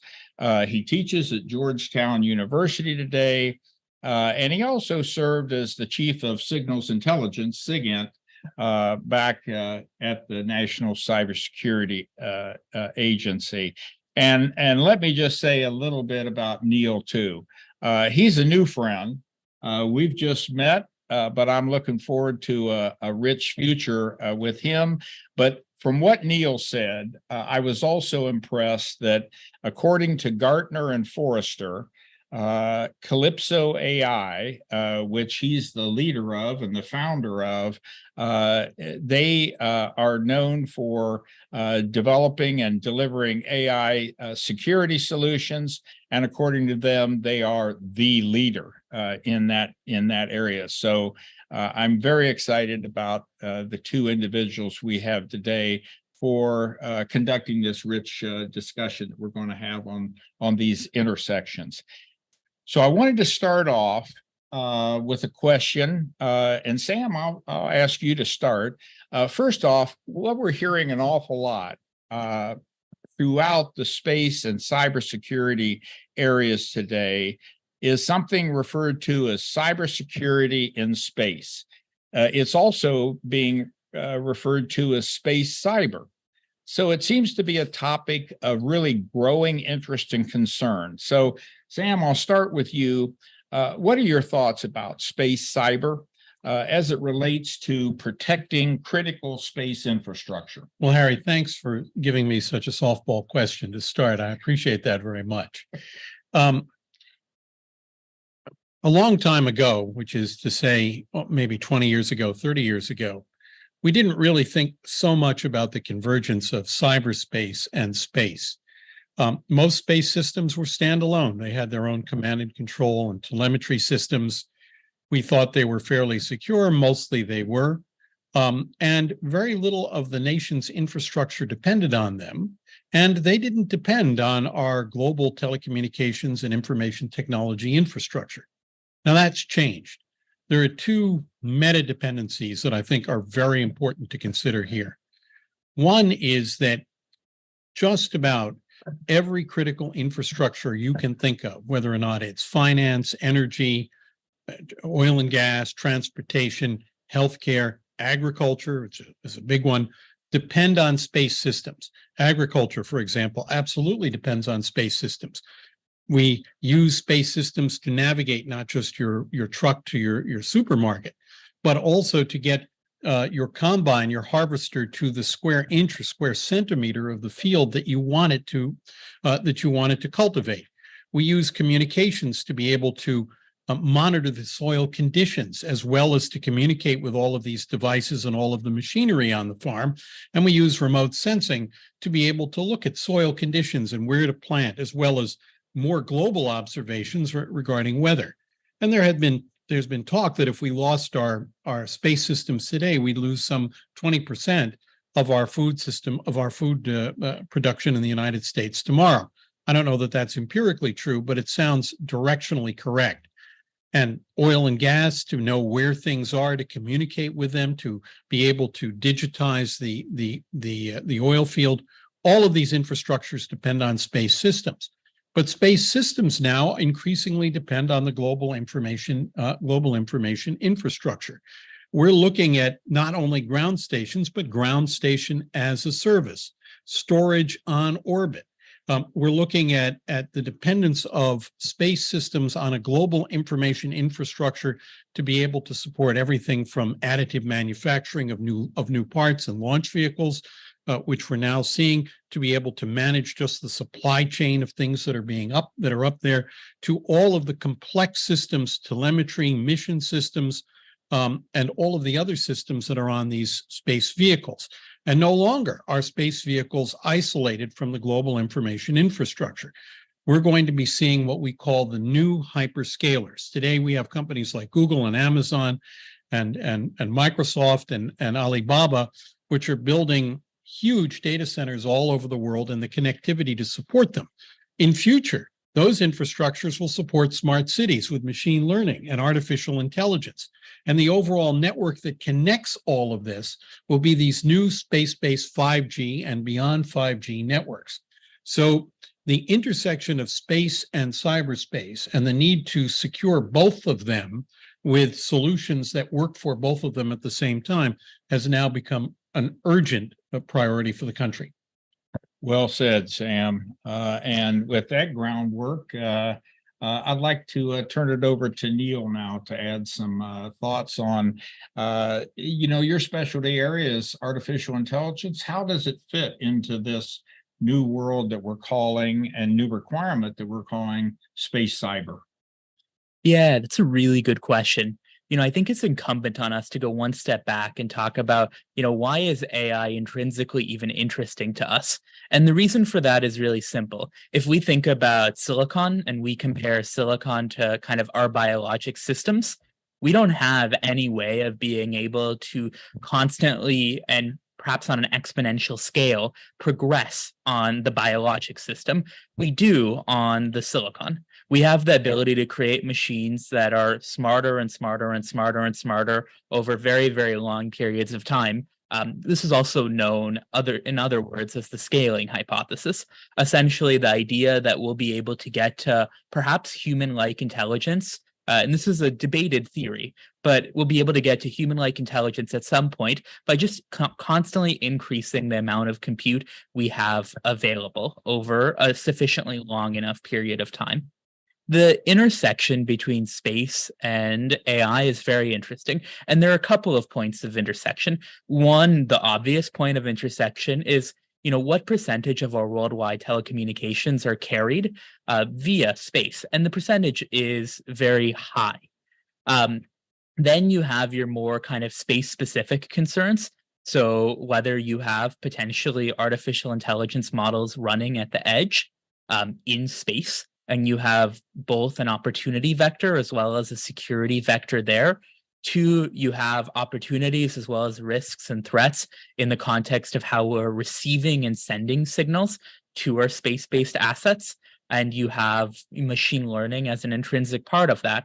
And then three, going a little bit more holistically, you have a new generation of threats that's been developed on the basis of threats to your machine learning system, which are predominantly in the form of the data that underlies those machine learning systems, or in the way that you interact with those machine learning systems. But you also have all of your traditional cyber threats that are only enhanced through the advent of machine learning, and in particular, large language models, and which are only growing faster. And you're getting into this era of essentially machine on machine cyber warfare, which obviously has quite a bit of intersection with space. Great. Thanks, Neil. Okay. I'm going to turn now to kind of more of a hardcore AI type capture here in question. Frankly, artificial intelligence is capturing the minds, perhaps literally in some cases, of almost everyone these days. And it has become one of the hottest topics throughout the world in every area that I can think of. So Neil, Calypso AI, the firm you founded about 5 years ago, and lead today, is known among many as the leader in security for AI today. So what roles do you see today and perhaps envision for tomorrow for AI in protecting critical space infrastructure? Yeah, that's a really phenomenal question. And what we're really getting down to is, what is the traditional stack we have from a cyber perspective? So your typical organization would have what's known as a security operations center, or a SOC. They would be running some sort of software that takes all of their signals together. So they would be running what's called a SIM. And then they would be running essentially endpoints. So whether it's an endpoint for all of the computer systems they have on their network, whether it's a bidirectional gateway for allowing network traffic into their network or not, or whether it's any number of other kind of cyber-specific tools and technologies that have come about in the last couple of decades. And there are a couple of kind of really big opportunities for AI there.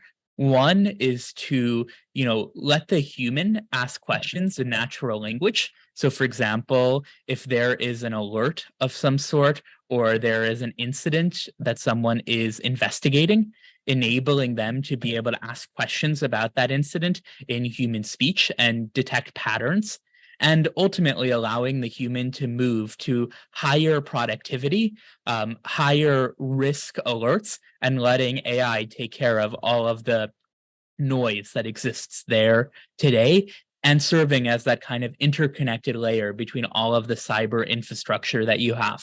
And perhaps actually even working in the context of the larger kind of large language model or foundation model infrastructure that your organization has developed, where you're going to have a large number of sets of models across your organization.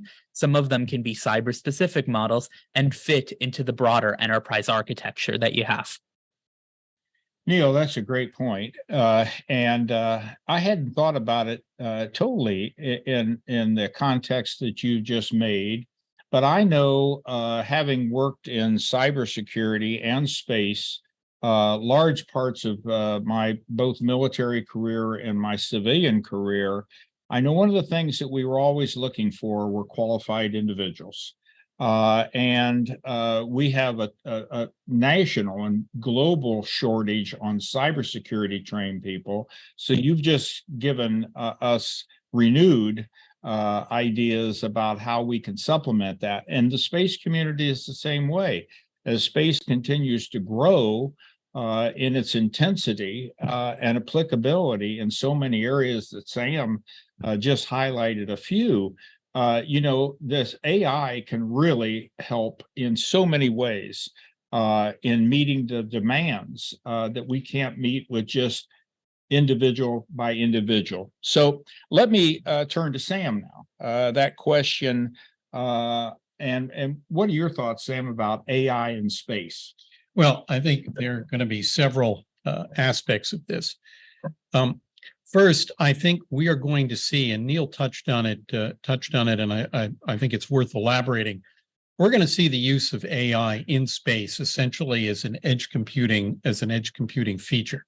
I'll give you an example, two examples, and this audience, being the audience it is, will be able to develop to imagine more. Let's assume today that you are an emergency manager, God forbid, in an area that has been hit by an earthquake or a hurricane, or some other natural disaster, or a giant dinosaur, whatever it is. And you have a lot of decisions to make, and you don't really have a lot of time to make them. And it's one thing to get a picture on orbit that shows where the damage is, and maybe another picture on orbit that shows where a hospital might be. That's useful, but what does that really mean? Now, what you would really like to get would be a set of pictures on orbit, along with some AI generated courses of action that says, here is where we think of the most damage. And this is the kind of damage we think has been caused. And these are the estimate of the number of people who've been injured and the kinds of injuries they have. And here are the emergency resources and facilities that may be available. But these are the egress routes that have been blocked, and these are the ones that can be opened. And here is a recommended allocation of these people to these resources and these resources to these people using this route. And given the kind of information that is available on orbit, coupled with the use of AI, in this case, generative AI, to generate courses of action that an emergency manager or an emergency management team might consider, that's an area where AI can make a real contribution. And Harry, as a former warfighter, think about a commander on the battlefield, looking at the disposition of our forces, the disposition of an adversary's forces, their resources, our resources, the terrain, being able to make a recommendation or a set of recommendations, maybe several alternate recommendations about the courses of action that would be available. So I think that's going to be an issue. The second issue is the global information infrastructures and global smart infrastructures, smart cities, smart regions that are being enabled, that will be enabled increasingly by these global 5G satellite-based networks. They're going to be very difficult to detect malware and anomalous behavior. How do you determine what is anomalous behavior in a city of 20 million people with perhaps 1 billion IoT devices? Some coming on, some turning off, some being commissioned, some changing their status all the time. To be able to detect a signal of anomalous behavior that could reliably indicate a cybersecurity problem, an exploit or an attack, that's something AI could conceivably do. And it might be able to do it on orbit with the speed necessary to respond. The kind of security operations center that Neil discussed earlier, that may be a thing of the past. It's going to be too difficult to monitor these complex interconnected networks with millions, if not eventually hundreds of millions or even billions of devices. And for a SOC operator to look at a screen and say, well, you know, I think there's a problem, I better call somebody. The speed with which that happens is far too slow. It's simply not going to be feasible in future. I think AI is going to play a strong role as we become more adept at using it. You know, Sam, those are great points. And I will, you brought me back to a couple different situations in my military career where AI could have done exactly those kinds of things that you just mentioned. The first couple examples that I had was when I was assigned to U.S. Central Command. With an area of responsibility that was in the Middle East, throughout the Middle East, but with its headquarters at MacDill Air Force Base in Florida. And I can remember the shock we got when we heard that there had been a large truck bomb that had exploded at Khobar Towers in Kuwait. It was a shock to all of us. We had been in the Middle East a lot, but we just happened to be back at home base with the 4-star and our traveling team. And so the first things we saw were, thank God, we got imagery, overhead imagery to give us an idea of what we were dealing with here. Because you're talking about Kuwait and Khobar Towers and massive destruction and loss of life. And so we were clamoring there in Tampa, Florida, to try and figure out what all was going on and to assess battle damage assessment. So what you've just talked about is that. I can remember also that it was a very active period of time in Central Command where we were launching Tomahawk missiles at enemy forces over there, and to have battle damage assessment on Tomahawk missile strikes, you know, from a distance, you know, would be very important. And your point was great. Probably my biggest example, and it wasn't at distances that far, but was during the 9/11 when we had terrorist attacks that attacked our Pentagon. I never thought I'd see our Pentagon burning for 3.5 days. I happened to be the district director at that time, so communications there was my responsibility to keep running or to repair. Also, I happened to be the national cybersecurity or the national communications system manager. So I managed all of the communications, my staff, for putting New York City back together. And that was 5.5 million voice and data circuits that were down. Now, we were in closer proximity to be able to take a look at battle damage assessment and all that.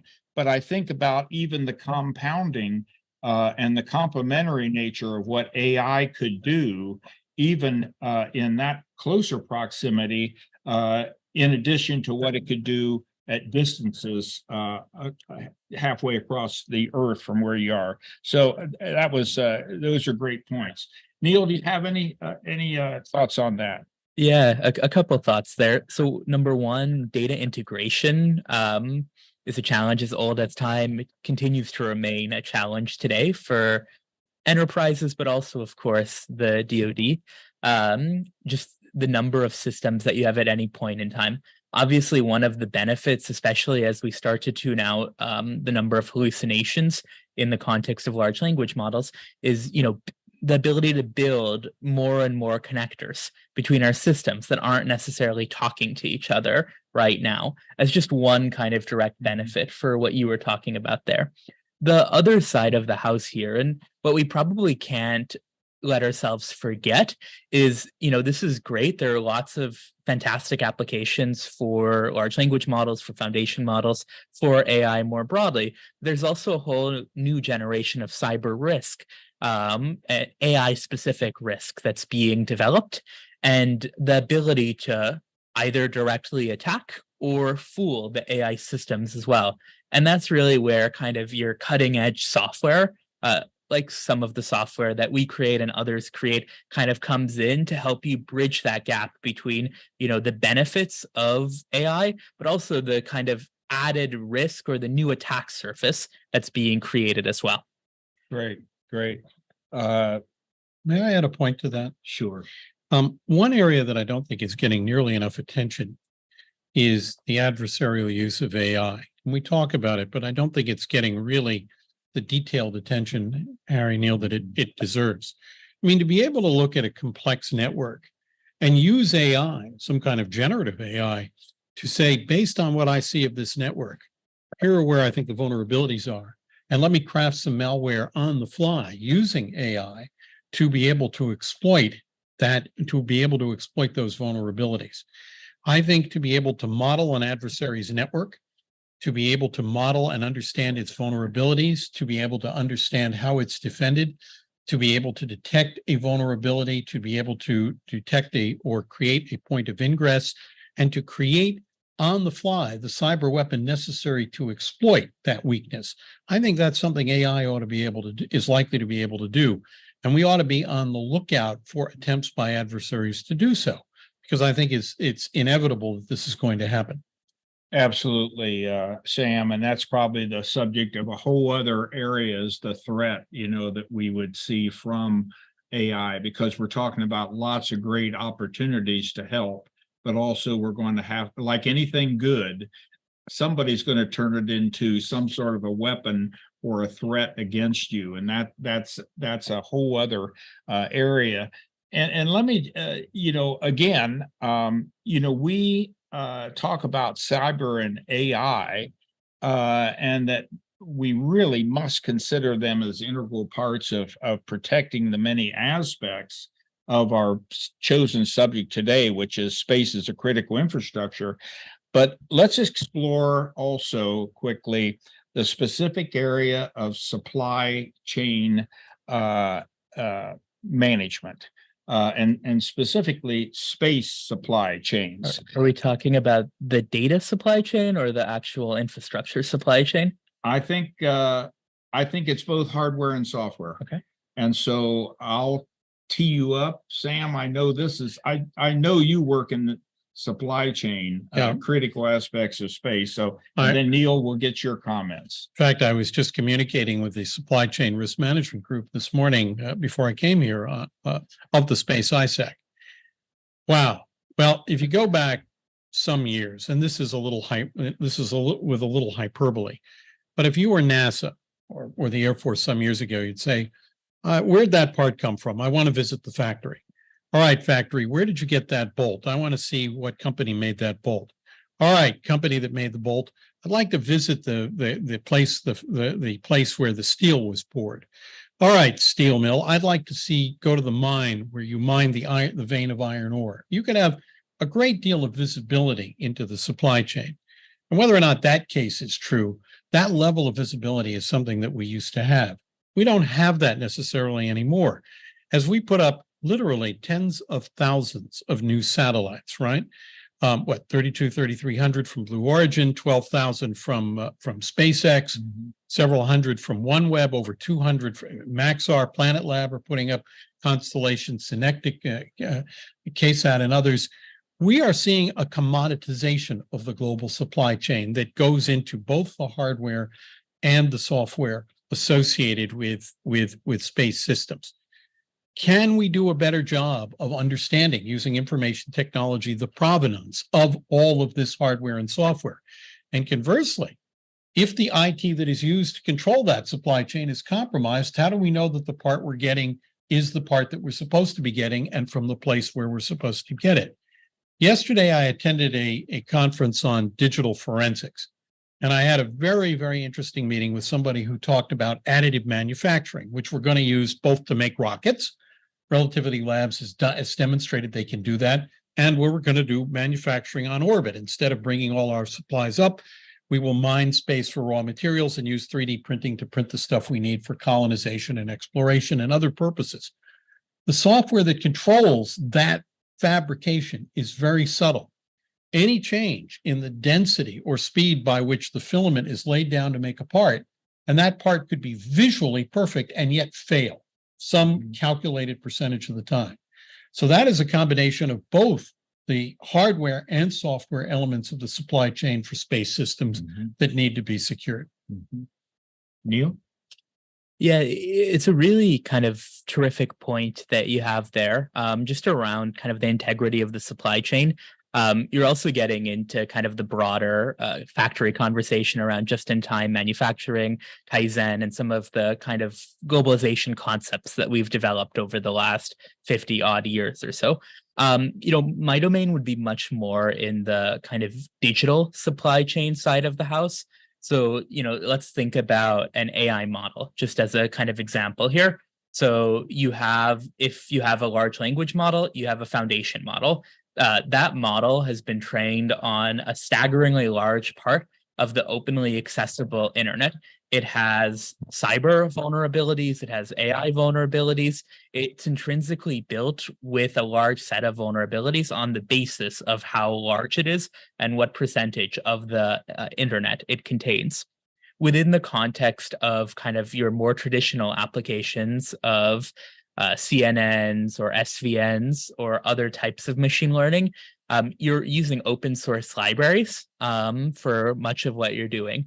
You don't necessarily know what the lineage of those open source libraries are, or if there is vulnerabilities, other than trusting the fact that because it's open source, someone else has reviewed it and looked at it.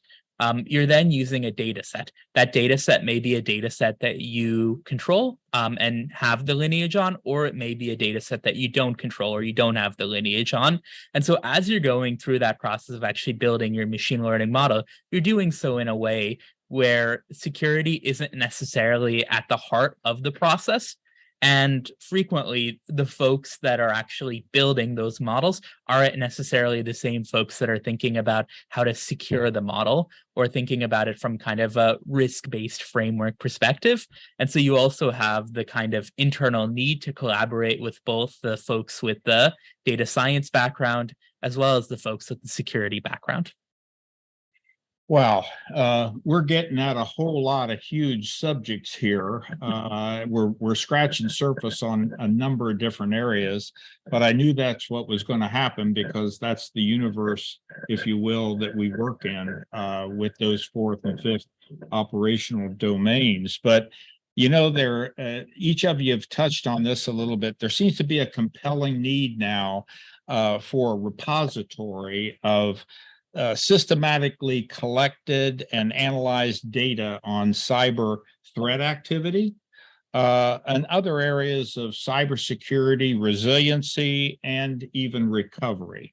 So protecting our space critical infrastructure, which is why we're here talking today, requires data that really is accurate, timely, and pertinent to everything from making policy to making operational decisions on a daily basis. But here's the question.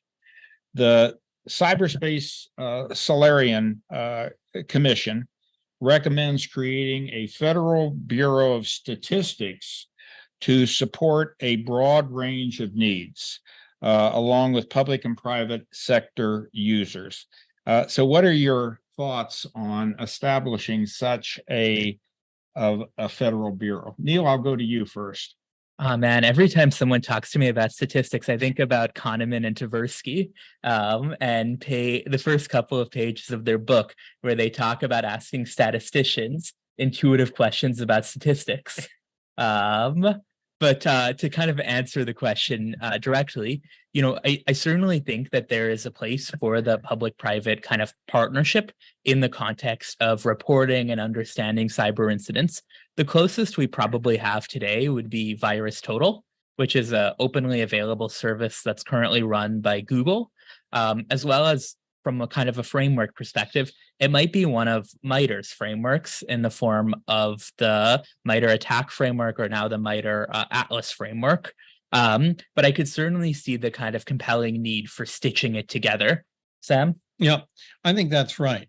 Harry, I do agree very much with the Solarium Commission report, and the Armed Forces Communications Electronics Association has issued its own paper, which echoes that recommendation. I think one of the problems that we face is that good empirical data about cyber problems is lacking. And as we become more dependent in our infrastructures on information technology and cyberspace, I mean, we don't depend on cyberspace, Harry. We exist. We reside in cyberspace. That's where we reside now. Our electrical power grid doesn't depend on it. Our transportation system doesn't depend on it. They reside within cyberspace. There is a bill in Congress that would also recommend the development of a cybersecurity of a space systems cybersecurity clearinghouse. I'm hoping that bill will pass. I'd like to see the Space ISAC be given that role. And while I'm at it, let me again foot stomp the need for us to make the long overdue decision to declare our space systems a critical infrastructure sector. They have their own unique infrastructure, unique missions. Not only does everything depend on them, but there are things that they do that no one else does, like remote sensing and GPS, GNSS, navigation and space manufacturing, space exploration, space travel, space colonization. Increasingly, those are going to be important to our national and economic security. So I'm hoping that declaration will be made. And as it's made, the need to be able to accrue and analyze empirically useful data is going to become vital to the success of the mission. Absolutely.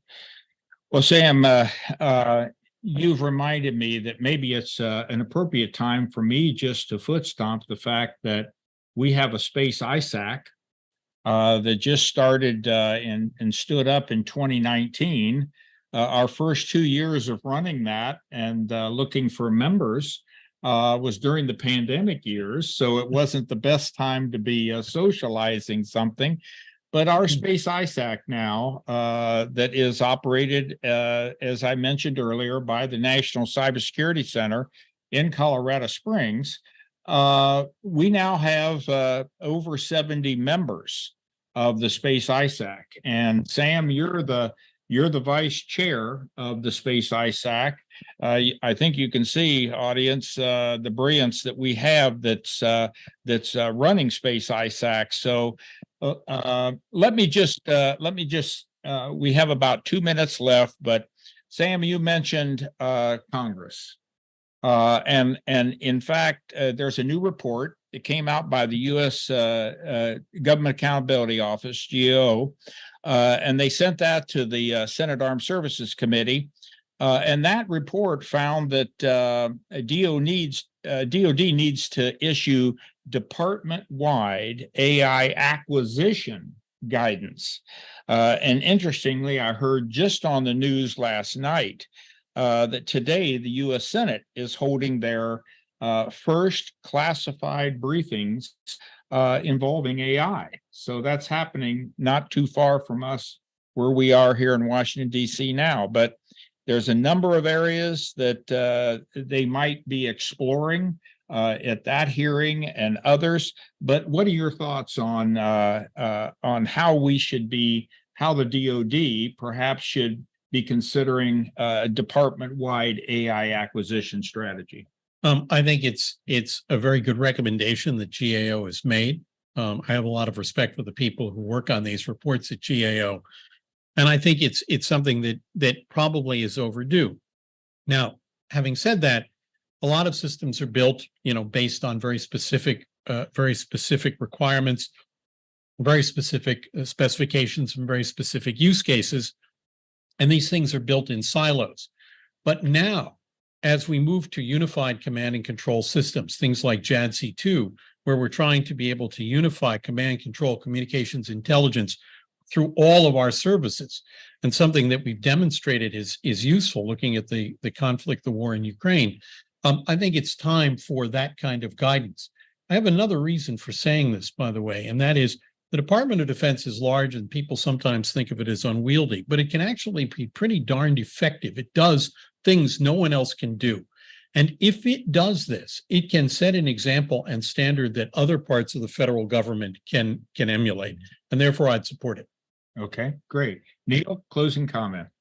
Thanks so much, everyone, for having us. Really enjoyed the conversation with both of you, and looking forward to the next one. Great. Thank you. Well, I think we teed up a lot of subjects today.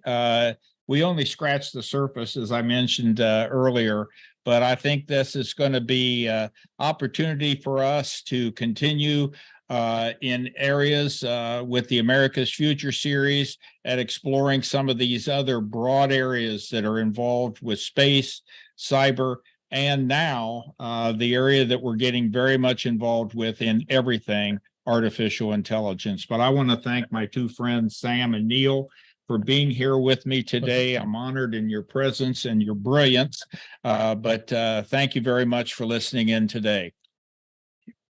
Thanks.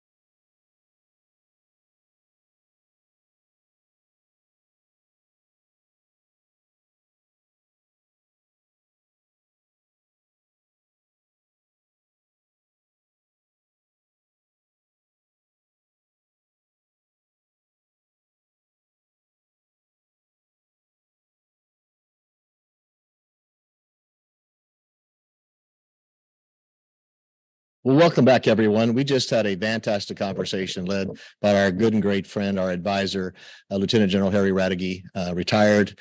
He had a great conversation with Sam Visner and Neil Sarabiani of Calypso. Really enjoyed that. We're going to have another great conversation here, et cetera, in a second on space acquisitions and innovation, which is absolutely critical. It's really one of the things that America's Future Series is really focused on, the need for us to speed up the putting the capabilities of the hands of the warfighter faster. We have two great experts talking about that, Jenny Poisson of BAC and Mr. Cordell de la Pena. So we're going to turn it over to Jenny and Mr. de la Pena. I hope you all enjoy this. I really appreciate AFS for having me and for Comtech for sponsoring such an awesome event. I am really excited about this great opportunity to talk with Mr. de la Pena. Del is a true patriot and has been serving our nation since 1985. He was commissioned as an Air Force officer, retired as a colonel, and then transitioned as a member of the senior executive service. He has a really impressive resume, 23 assignments over the course of 38 years of, again, serving this great nation. And as David mentioned, he's the Program Executive Officer for Military Communications and Position Navigation and Timing, PNT, for Space Systems Command. In this role, he manages and oversees the development, production, delivery, and maintenance of critical and innovative communications and PNT systems worth over $22.3 billion. He's responsible for multi-service, multinational systems, as well as the training and equipping of more than 1,800 military and civilian personnel. Welcome, sir. I'm really excited to be here with you today. Thank you, Jenny. Great to see you. I appreciate that intro. I didn't realize I've been doing this that long, so thanks. Yeah, I mean, it's quite a long resume. When you have to start cutting pages off, you know, you've been around a while, right? Yes, sir. I guess so. So we're going to kick off today's conversation by talking about your organization. So you've had a little bit over a year in your current role. I'm sure you're well versed in your really long list of programs. I think it's about 26-ish, if I counted correctly. That's right. Could you otherwise you might need to update your website. Okay. But if you could give us a brief overview or like a little elevator pitch on your organization mission, that'd be awesome. So I'm part of Space Systems Command. As you mentioned, that is a new command in the United States Space Force. It was established in August of 2021. Since that time, I've been the PEO for all military satellite communication and PNT Think GPS programs for the DoD. Within Space Systems Command, I'm one of 4 PEOs. There's the PEO for short access to space. That's the Brigadier General Ponzanagan down at the Cape. PEO for space launch. There's Brigadier General Tim Shabra. He's a dual-headed PO. He currently runs 2 portfolios. The Space Domain Rules and Combat Power is one portfolio. He's also the PO for the space side of PMCQ. That's Battle Space Awareness, Battle Management, Communications. And then there's me, the PO for MILCOM and PNT. Those are the 4 POs here at Space Systems Command. Within the Space Force, there are 2 other POs. That's Derek Tournier, the head of Space Development Agency, developing all the proliferated LEO constellations. And then there's the PO for Rapid Capabilities. That's the PO for Space RCO. That's Dr. Kelly Hammond down in Albuquerque. As you said, in my portfolio, I am MILCOM and PNT. I've got 26 active programs, 7 of which are ACAT ones. Any given time, we've got about 19 satellites in some stage of development or production. We're also responsible, as you said earlier, for the sustainment for the on-orbit constellation. Today, that represents 65 satellites, 31 on the GPS side and 34 on the SATCOM side. We also have a very robust FMS business that's really focused on steering our terminals, our GPS terminals. with our international partners so we can fight jointly. And we also track and take care of the make sure that all the keys are current for all of our other international terminals out there. So that is our portfolio in a nutshell. And our job, since I own most of the what's called the legacy programs, is I'm working hard with my teams across SATCOM, narrowband, wideband, and then military GPS, that's the space vehicles, the ground, which is OCX, all the user equipment, to finish these programs to allow the pivot to all the new capabilities in terms of a resilient space architecture. So that's the elevator speech of a tall building. Awesome. Thank you. No, that was really great and level setting the room. And you had brought up Space Systems Command coming up on its second birthday, I believe. Right. You know, we'd really love to learn about how your organization and how the command is doing on one of the primary goals in its creation, which is to fast track innovation. Would you be able to tell us Sure. how you're getting after that? So under our new, sure. So I just want to make sure, is my connection still coming through? Can you still hear me? Yeah, I can hear you loud and clear. Good. Okay. So the new Space Service Acquisition Executive, that's the SAE. His name is the Honorable Frank Kelly. He's the former deputy at the National Reconnaissance Office. And he's challenged all the space POs to field capability faster. He has a pretty clear 3-variable formula for speed. First is build smaller systems. Next is leverage existing technologies to reduce the non-recurring engineering up front. And if you do those two things, then you can scope contracts that are 3 years or less. And you'd like all of our new work to be fixed price.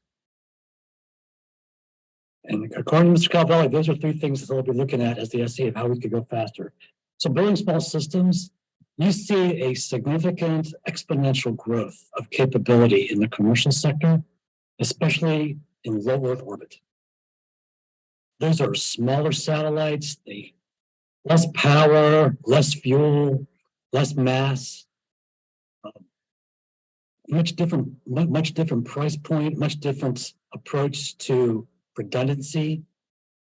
So one of the things we're doing as part of our integrated strategy in the future is to augment and bring in diversity in orbitology by augmenting our current capabilities, which are geostationary, with the commercial and international partner capabilities at lower orbits like LEO.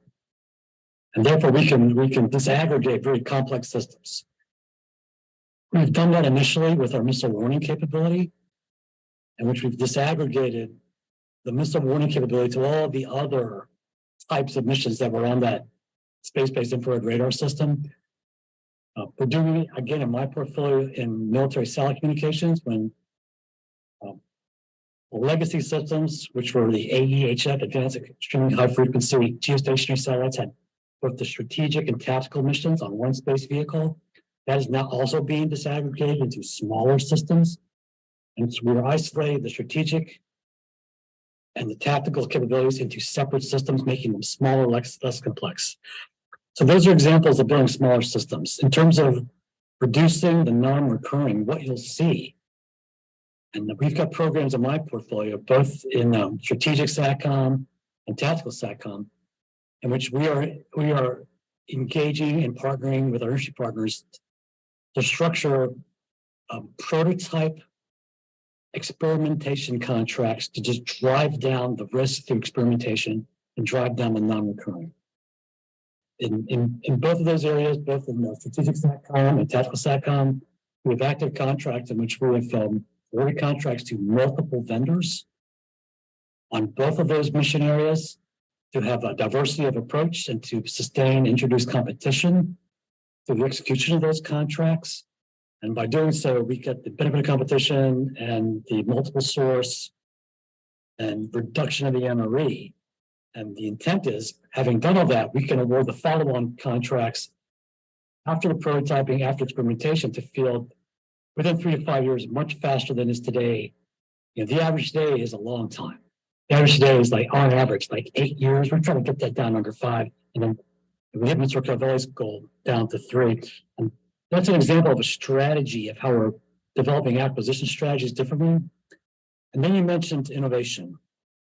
One of the things we've done in Space Systems Command is our goal, our objective is to have a industry day on a different topic every month, 10 to 12 a year. I just went to the last 2. We had an industry day on artificial intelligence and machine learning. I think that's the future for space, as well as the DoD, as well as the rest of the network world. And we also had another one for alternate PNT. So those are 2 examples of which we are exposing our needs and our requirements and leveraging on the commercial investments. So those are just a couple of examples that covers both the acquisition strategy side and the innovation side. Awesome. As a prior acquisitions officer on the space side, I can sympathize with the high NRE. Makes you lose sleep at night, right? Yeah, and for the space side, that's really this pivot point, is that we're seeing an exponential growth in the worldwide investments, both on the commercial side and on the international side. That global investment in space innovation is on the order of $300 to $350 billion a year. So you look at the DoD space budget, which is around 20. So we are not the driving customer. What we want to be is the driving partner to leverage all those technologies for the purposes of the DoD. Yeah, I'm really excited about the new sort of like lean forward approach that Space Systems Command has. Sure. Being able to leverage a lot of this awesome tech that's out there. Now you have mentioned some of the industry days that you've hosted recently. I know one of them was the Alt PNT Reverse Industry Day with the focus on looking at alternative sources and integration for PNT information for future GPS architecture. Could you tell us a little bit about that event and what outcomes you're desiring? Sure. So we're using the term Reverse Industry Day for a reason. Now, in the past, when the government held Industry Day, it was a transmit of the government about future requirements, upcoming work, so the industry could plan for future, requests for proposals, requests for bids. We've crafted this Reverse Industry Day so that the majority of that engagement is 25 to 30% is the government communicating, here's what our future requirements might be, here's the environment we're going to face, and then sitting back and talking to industry.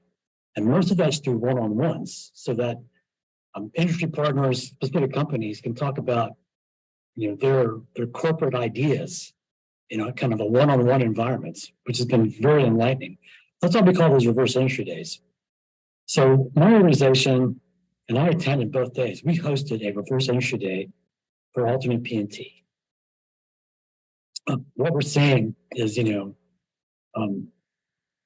other countries have watched this country field a worldwide GPS system that is fully integrated with our weapon systems, our commercial travel, our economy. It's a symbol of strength.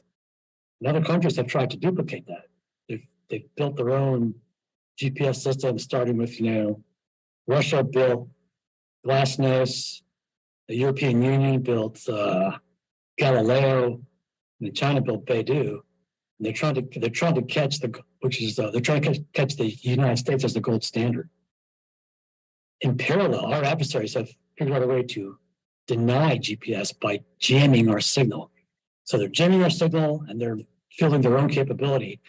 So what our concept is to look at alternate sources of how to navigate and how to provide time, non-space based, which we're calling alternate PNT, and how we can leverage those solutions in the future. And it was a fascinating 2 days. I think in total, there were about 40 companies that shared their ideas with us. Looking at things like maturing inertial navigation, getting inertial navigation more precise. So there's always been inertial navigation. Think of a compass. Think of the electromagnetic field around the world. There's a certain amount of drift to it. Companies are developing technology approaches to increase the accuracy of inertial navigation. Looking at other types of phenomenology like light and LiDAR, different modalities to measure like laser pulses to establish distance and location. Some really interesting things which were new to me were the enhancements of visual, they call it visual odometry. And the example is every once in a while when I'm driving down the road using my personal cell phone as my GPS navigator, and it loses, for some reason, we get behind mountains, you're in a bad terrain, you lose your GPS signal, and it tells you to take your phone and turn on the camera and like scan the area. So that's a way of using that visual augmentation. One technique that I find really, really promising is the blending of solutions. So in addition to a GPS solution, all these other techniques like radio navigation, inertial navigation, light detection, visual, blending those solutions to include blending the solution with our international partners, blending our solutions, for example, with the European Union. Today, that would require like a change in policy. But from our perspective as PO, those policies are written like back in the year 2000, in which the world, this country and the world never envisions that there will be multiple sources for GPS and multiple alternate sources to augment GPS. And I think the next phase is to do some testing with all of those different sources to find out what the real accuracies that we can achieve. So that's why we held the reverse industry for alternate PNT. My group is the lead for it in Space Systems Command. I'm really looking forward to the next couple of years as we invest in some of those innovations. Yeah, I'm sure, would you say 60 some odd folks showed up with ideas? I'm sure it's probably exhausting, but fascinating at the same time. Yeah. So we actually met with about 40 companies. You're right, there were about 60 companies. Many companies just showed up because we did this at our new commercial integration center in Chantilly, Virginia. It's a lot of the small businesses who had nothing to do with space, just wanted to understand what they could do with space. We had companies that they did database manipulation, they did IT support. These are all things as a new service we were interested in. But yes, there were more like 60. We divided into 3 teams. I led a team. My chief engineer led a team, and one of my senior colonels who runs the user group ran a team. So with the 3 of us, we met with about 15, 20 companies. Yeah, and your approach here with the reverse industry day too, likely gives really good insight to problems maybe you didn't know were there, right? Or different things to consider. Most of these I'm kind of jealous. I'm like, kind of want to go like be on the other side of the table and listen to all the pitches. Yeah. What was so interesting, Jenny, is that a lot of these companies are also we talk about all those commercial companies who are investing in space and other orbits. They're talking to our international partners. They're looking for multiple customers to invest in some of their new ideas. And I think they're going to get traction. Nice. That's, a bonus for us, right? For, industry investing their own dollars and, to the benefit of, to national security. Yeah. And to me, from my perspective, we're talking about space here. I think in the future, there are just limitless opportunities for things you can do in space. Yeah. And, with limited amount of people that have that brain power to create, different space systems, We'd be kind of foolish as a nation or as a defense organization to, not leverage the commercial folks that are out there as well. And those, and kind of leading into my last question.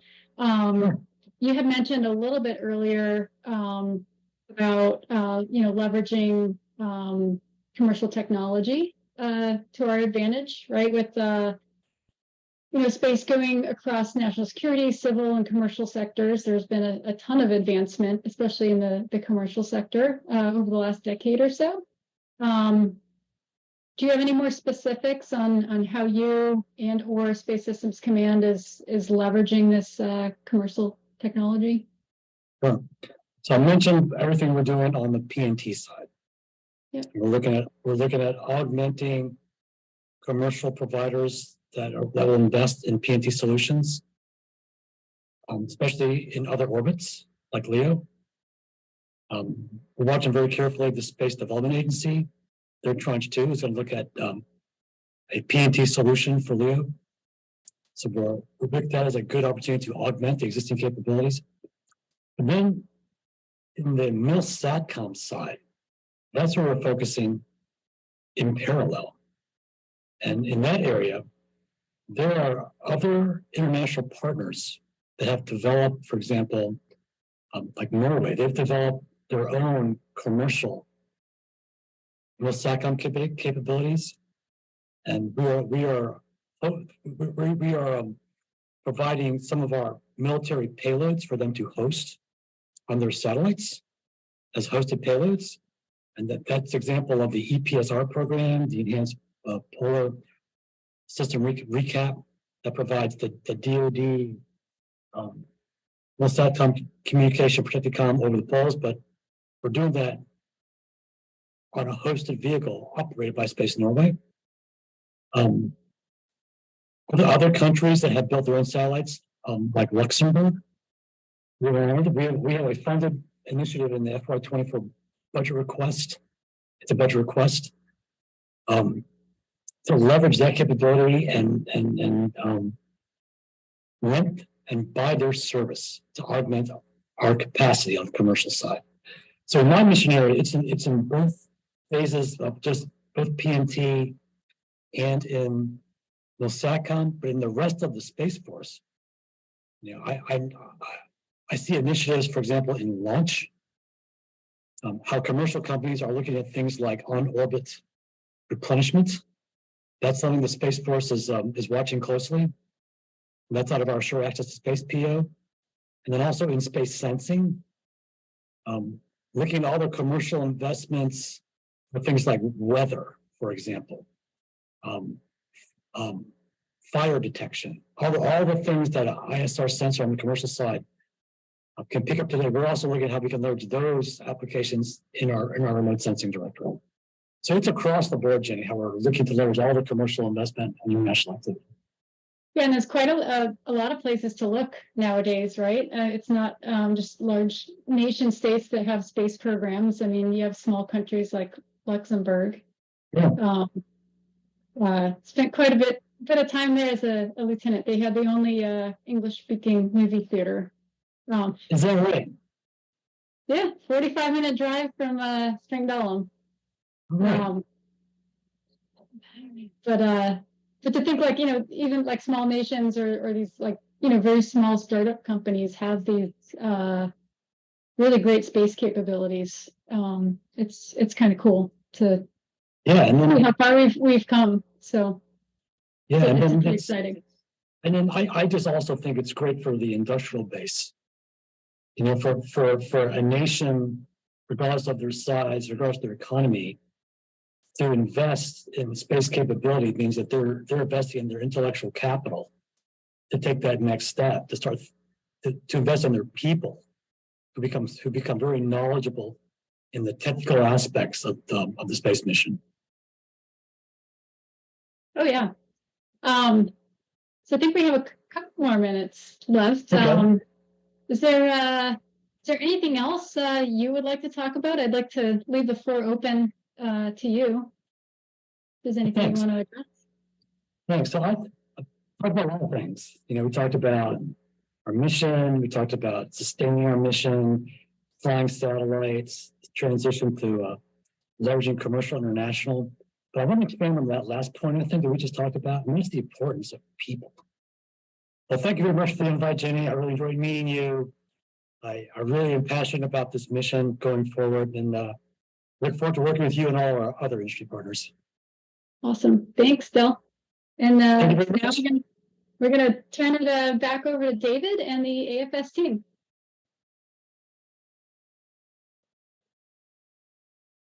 Well, thank you, Jenny, and thank you, Mr. Della Pena. That was fantastic. And I have to say, we've had a lot of folks speak about acquisitions and improving that process, innovation and acquisitions. I really appreciate Mr. Della Pena's specifics about where they're looking at it, how they're leveraging other countries, how they're leveraging certain commercial sources. And people I think are hungry to hear how that's being done, just not that it's important. And to hear that they're doing that in those many different ways, I want to commend that. Really appreciate that, Mr. Della Pena. So we're going to take a really quick break, and then we're going to come back with our good and great friend, our venue host, Dr. Greg Autry of the Thunderbird School of International Management. He's going to be joined by Dr. Ajay Malshe, and that's going to be an exciting conversation. So we'll be back in just a few minutes. Don't go away. Be right back.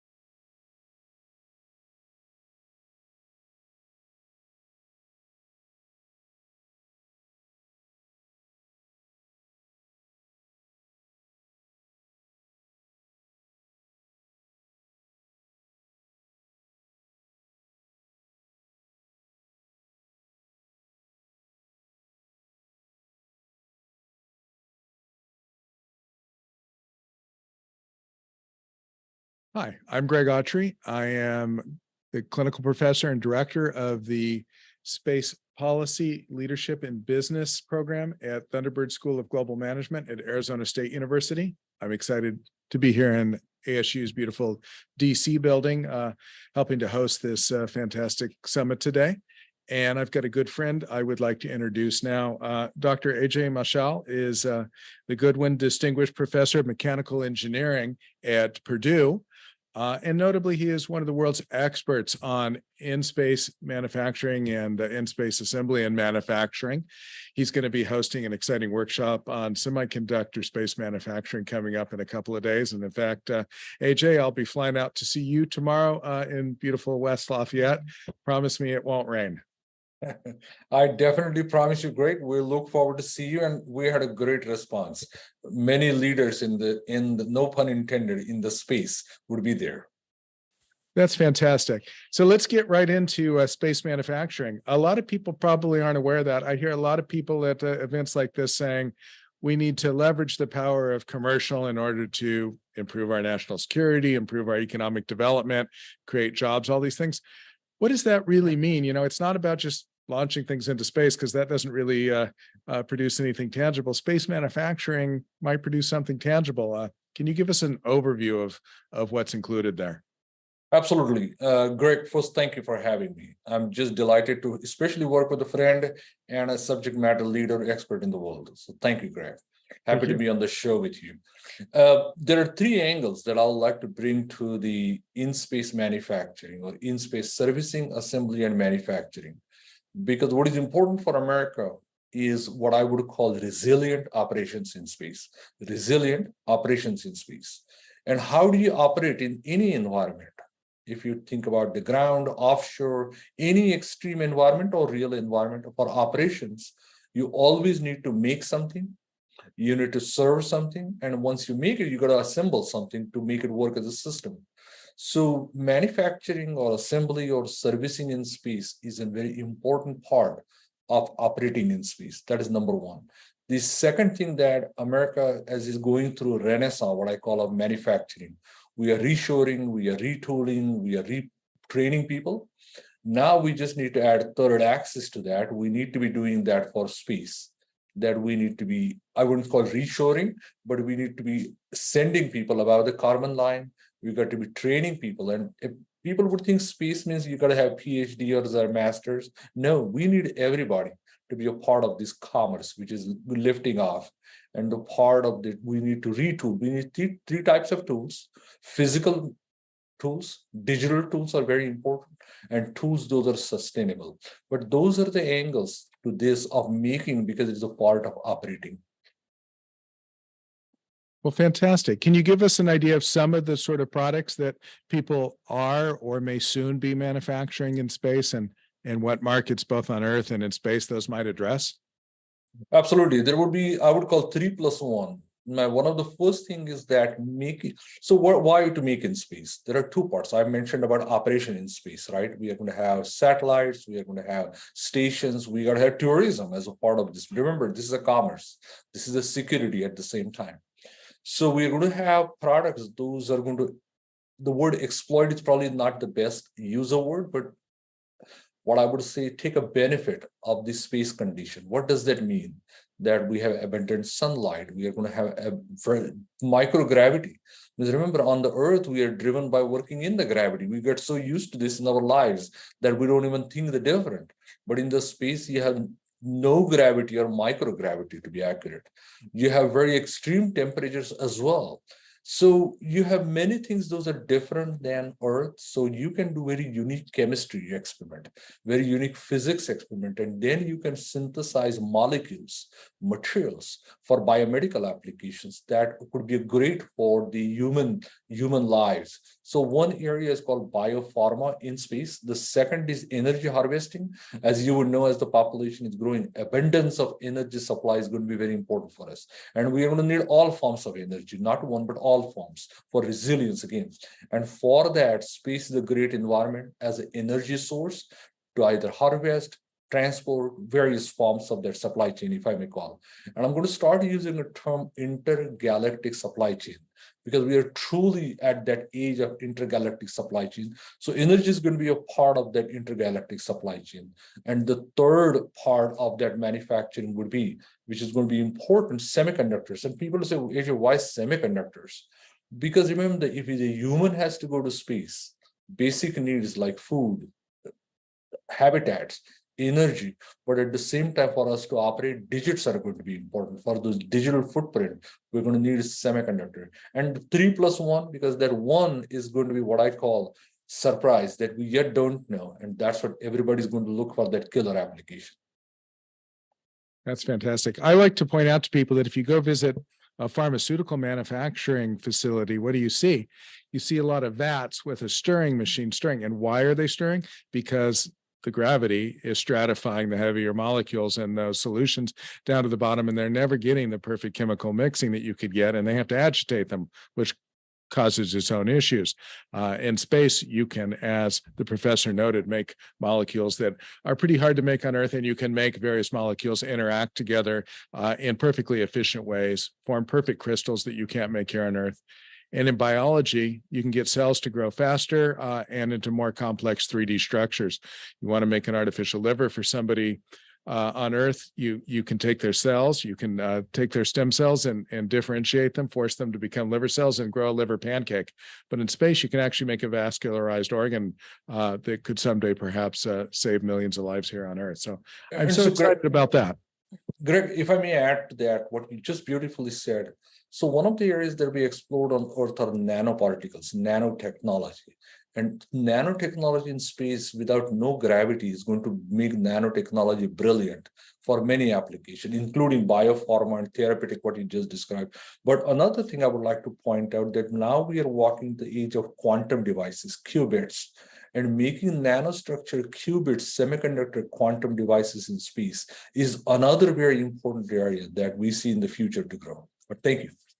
Yeah, I mean, Moore's law is something probably everybody knows about now, and that we're able to increase the density of semiconductors in a 2D matrix, but we're really reaching the atomic limits of that. And so at some point, you've got to go quantum and you've got to go 3D, and space gives you some really unique opportunities there. Let's talk about ISAM again, then, and specifically on power. You mentioned power delivery to Earth. How would manufacturing in space assist with that versus building solar panels here on the ground and lofting them into orbit? So there are three parts to that. First part, I would say that when people talk about operating in space, there are two ways one need to look at that: operating in space for Earth applications and operating in space for space applications. Now, when you're operating in space, there are two other parts to that: operating in orbits like lower Earth orbit, LEO, what people fondly call, or operating on the lunar surface or any extraterrestrial surface. So that would be a ground. So those are different conditions. Also, speaking about this, speaking from Earth, one may imagine that these distances are very short. They are not. They're very far distances. So we need to start thinking about manufacturing at point of need, PON. And for example, towards that, if we are going to start manufacturing in space, what kind of platforms we need, what kind of manufacturing facilities we need. So people call manufacturing platforms, manufacturing factories in space. That's how I got very early in my career. Or also you might call the ports. We are going to need ports or distribution centers. So exactly what we have on the Earth, but it would take a different form factors, different supply chains, and different vocabulary digitally and physically to work with it. But it does need to all tie up together. And we are at that early age of golden rush, what I would call the space rush. Yeah, a lot of people, for instance, are, I think, intrigued or inspired by Elon Musk's vision of, occupying and maybe someday terraforming Mars. But if I'm an early Mars settler, I don't want to click on my Amazon Buy Now button and wait for a year for my products to show up. And in particular, if you've got something like a maintenance med, you need to take an acid suppressor, or you need eye drops because you have dry eye or something. Some of those products might not even survive the transport time. People with antibiotic needs, we're going to have to be able to do these things, and we're going to have to be able to do them fairly soon, or you're going to restrict this population to a very small group of people. So that's exciting. So Greg, this is about to change in space, very important, because on Earth, one of the things in manufacturing we are quite used to is centralized manufacturing. Centralized. Means when you look at automotive manufacturing, it's all centralized at one location. We ship it everywhere. That is about to change in space because space being such a vast ecosystem and environment, manufacturing at point of need, where you can manufacture, assemble, serve, and operate at point of need, and then connecting those nodes is going to be a very different platform that we are used to Earth. So point of need manufacturing or convergence of manufacturing is something important. Do you think some of these technologies that will be developed for a space application will come back and benefit manufacturing processes here on Earth in the future? Oh, absolutely. There are a few ways that this is going to change. Number one, that, as I mentioned earlier, that microgravity would be applied to make some of the unique therapeutic molecules that we can't make it here. That would help to cure many diseases that we know, and as population is aging, that we don't know even at this point in time fully. So this would be imagine that we have now a laboratory away from Earth, but just close enough that we can make unique materials, unique processes that we can benefit large population on Earth. Number one. The second thing that this would also benefit the Earth in many ways, that think about, this might sound completely crazy in some sense, but you have hotels on the orbit that you can go and take a vacation, that I'm going for my spring break, maybe in an orbital hotel. So this is going to open a human mind, because how human race have progressed, that our imagination as it expanded, we made it possible. So going to space, just the habitation is going to open our minds to infinite possibilities. So that would be a part of progression of human race to the imagination. The other parts of that operation would be that how we will operate in space, and the technology that we will build, like point of need manufacturing, can then brought back to the Earth to advance our learning on Earth. So it is going to expand our learning field in summary. No, I think you're absolutely right. And I don't think you're crazy, AJ. I'll be up there at the Space Hotel with you someday soon, I hope. And you're right about technologies in space coming back. If you think of solar power, for instance, the first customer for solar power, it was really the United States government on America's second satellite, Vanguard, which used solar cells. And it turned out that that worked. And the driving force behind making higher density, lighter weight, and higher performance solar cells has been space applications for 50 years. I probably wouldn't have solar on my roof charging my electric car if we hadn't have made that investment, both at DoD and in NASA in doing that. And it comes back and benefits everyone.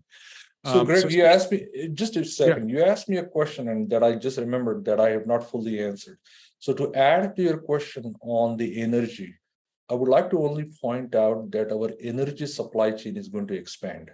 We would have mobile energy that we would store, transport, reheal, recharge, again transport. So we have mobile energy. And then second thing, we'll have great source that we can leverage to distribute across Earth at different points of need. I just wanted to add that to the point for the energy supply chain. Yeah, you're absolutely right. People are talking about building large structures in space in order to beam power as a microwave laser back to the Earth in order to power cities without having to disrupt a great deal of land with low energy density solar panels. If we were to build something like that, would the resources that are actually already in space be a benefit? Are there things on the moon or asteroids that will allow us to do that? Are we going to have to loft all this stuff off the Earth in order to do this manufacturing? There are a few scenarios, and probably the time is going to decide that. Because what is going to decide is that at given point in time, how the business model are going to meet with the price parity. That's what's going to drive. And there are going to be different phases of that. At this point in time, that we are lifting everything from Earth and we are sending it and leaving the gravity. Even today is expensive. It is getting much better, but it is still expensive. So at this point in time, probably building a manufacturing platform on lower Earth orbit or some locations like those would be going to be important, that we ship some of the basic materials that we're going to need, and then we assemble that. And why we assemble that? So we can service it. So say, for example, you have energy stations in the lower Earth orbit or other locations. You need to serve them from time to time if they get damaged by micrometeorites or other objects. Then, so it's going to start with servicing assembly and manufacturing rather than manufacturing, assembly and service. So service industry is going to be driven by assembly and then coming by manufacturing. So initially we may have to see that with price parity, what things we can ship, what things are going to be difficult to ship, what are the new business model where the hardware will be free and the software will pay for that.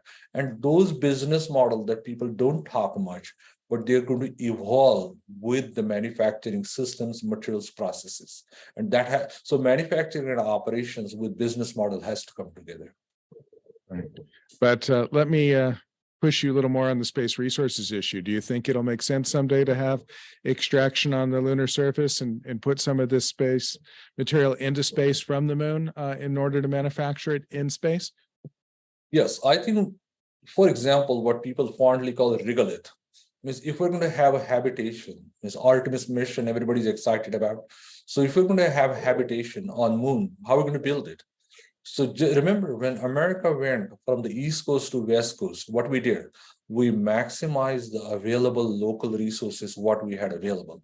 Now we're going from here to moon. So we're going to say, what are the resources available on moon? Water, that if we split, is a good source of energy. So water is oil on moon. For example, the regolith, that if you take that regolith and can make a sustainable habitation out of this with the unique designs that are required, that is a resource that we have there. So again, the definition of word resource on Earth is going to be very different than definition of word resource on the moon. But we will be relying on local resources. Those are available as a generation 1.0. Now, once we station that, we stay there, we grow there, started thinking about, then we will see how to take that ore and from that find the unique ways to extract advanced next generation material. Remember, human race started with the Stone Age. We didn't extract anything from stone, but as we progressed, we went from Stone Age to Copper Age to Bronze Age to Steel Age.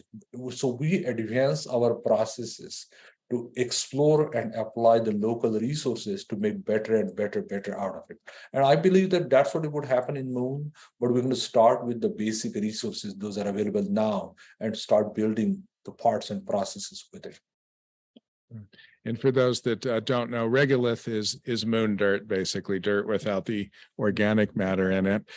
It's a notoriously troublesome product for astronauts that have been to the moon, and it may be actually something of benefit. How would we take this material and turn it into a construction material? So there are companies already looking at that. For example, if you take a regolith, which is just as you say, dirt, only the difference between dirt on Earth and dirt in Moon is this very expensive because it's just difficult to get there. But if you take that dirt or regolith, much more sophisticated word, I would say, combine that with certain base polymeric material, and then you create an amalgam or a mixture of that. And if you can 3D print it, 3D print the housing or 3D printing, what I would use the word habitation out of that, that is very doable at this point in time. And companies, as I said, we are already 3D printing civil structures on Earth, and companies are now starting to look that if I do want to have something like this, first, how can I excavate? How can I take it from the Earth? Then how do I granularize it? Once I granularize it, what binders I will mix with? Once I mix with that binder, once I put it there, because remember, on Earth, I can mix cement with water. On Moon, there is no water. So I need to think differently, but the thinking mode would remain the same. The materials would change. And then which material I mix it with? Is it affordable to mix with that material? Where the material is going to come from? Now, once the material settles down, what is the curing time? If there is a word curing for that, for example, or can I just set it up there? So what kind of design I can bring so it can withstand some of the very difficult environment and protect the human inside. One of the things that one need to be careful, we're just coming out of pandemic. So how this housing can be antimicrobial in a sense of bacteria and viruses. So these are all beautiful questions going to come from how we address it. And that's what I'm saying, that once we learn how to do things better and in more severe condition, it is going to help us develop more respect for Earth and do the things more sustainably on Earth. Great. And if I might, I'll plug a paper I just did with Professor Phil Metzger at the University of Central Florida on the economics of producing lunar landing pads using a polymer resin infused in regolith and or sintering, which is basically just baking the lunar soil using high-powered microwave systems. If you're interested, that paper is in the New Space Journal, and it's a free download right now. So as we wrap up here, tell me your vision of the future. Where do you think we'll be in, say, 5 years? Do you think that any of us will actually see some sort of product that we've held in touch that was manufactured in space? And then where do you think we'll be 10 or 20 years from now with space manufacturing? So, Greg, this question is always exciting, right? We are imagining and we are very optimistic about it. So one thing I must share that my view of space is probably you may call borderline dangerous optimist. And in a truthful, I mean, this is what one is asking me a question in 80s, that where the internet would be. And imagine if in 80s, if we would have thought that we're going to have LinkedIn's, Facebook's, Google's, routers, voice over IPs, means that would have been called dangerous optimism by in 80s, right? If I were to talk like this, two computers connected with wire. If that was that simple, but very so powerful by then, imagine that now we escaping the gravity, leaving the Kármán line and going above and now expanding our horizon from imagination to productization to learning how to live in the extreme environment. So humanity, as we will continue to carry beyond the Kármán line, I think that we are going to see the products that we even cannot imagine today. We are going to come up with the practices to live human life on Earth and beyond Earth that we don't know today. But as long as we continue to follow the best humanity practices, I think it is going to be a great ecosystem. But as I said, I'm going to be there to live this for the next 5, 10, 15, 20 maybe years of life. But I believe that I would see human being residing in space in my lifetime pretty soon. Well, I'm excited to look forward to that future and join you there. And I'll be joining you in Purdue on Thursday. Thank you so very much for your time. I greatly If I may put a appreciate it. plug in this conversation in conclusion. So on Thursday, with the support of many key invited leaders, including Professor Autry and others, about 80 to 90 people, the world's first in-space manufacturing of semiconductor road mapping for trains and drivers workshop we are hosting at Purdue. And Purdue is a very special place. We're going to host our colleagues at Neil Armstrong Hall of Engineering, and they're going to see a lot of memorabilia around. But the purpose of this is that to allow to find commerce and opportunity space and gaps where people can work on and invest and grow commerce. So we're going to have businesses, governments, and academia, about world's 80 to 90 experts in America working on this. So looking forward for that, hosting all, and it's a great place at Purdue. Space is very fond. Manufacturing is we call boiler makers, and semiconductor and microelectronics is absolutely one of the top priorities. So we look forward to Greg, but thank you again. All right. I'm looking forward to it too. And if anybody's interested in this very building here in Washington, D.C. on November 5th through 9th, I'll be hosting a executive certificate program in space leadership. We'd love to have you here. I know we'll have a number of participants from government agencies, both here in the United States and around the world, as well as folks from the private sector that want to learn more about what's going on in space. You can find that at the Thunderbird School of Global Management website. Thank you. Well, thank you. Thank you, Greg. See you soon. See you soon.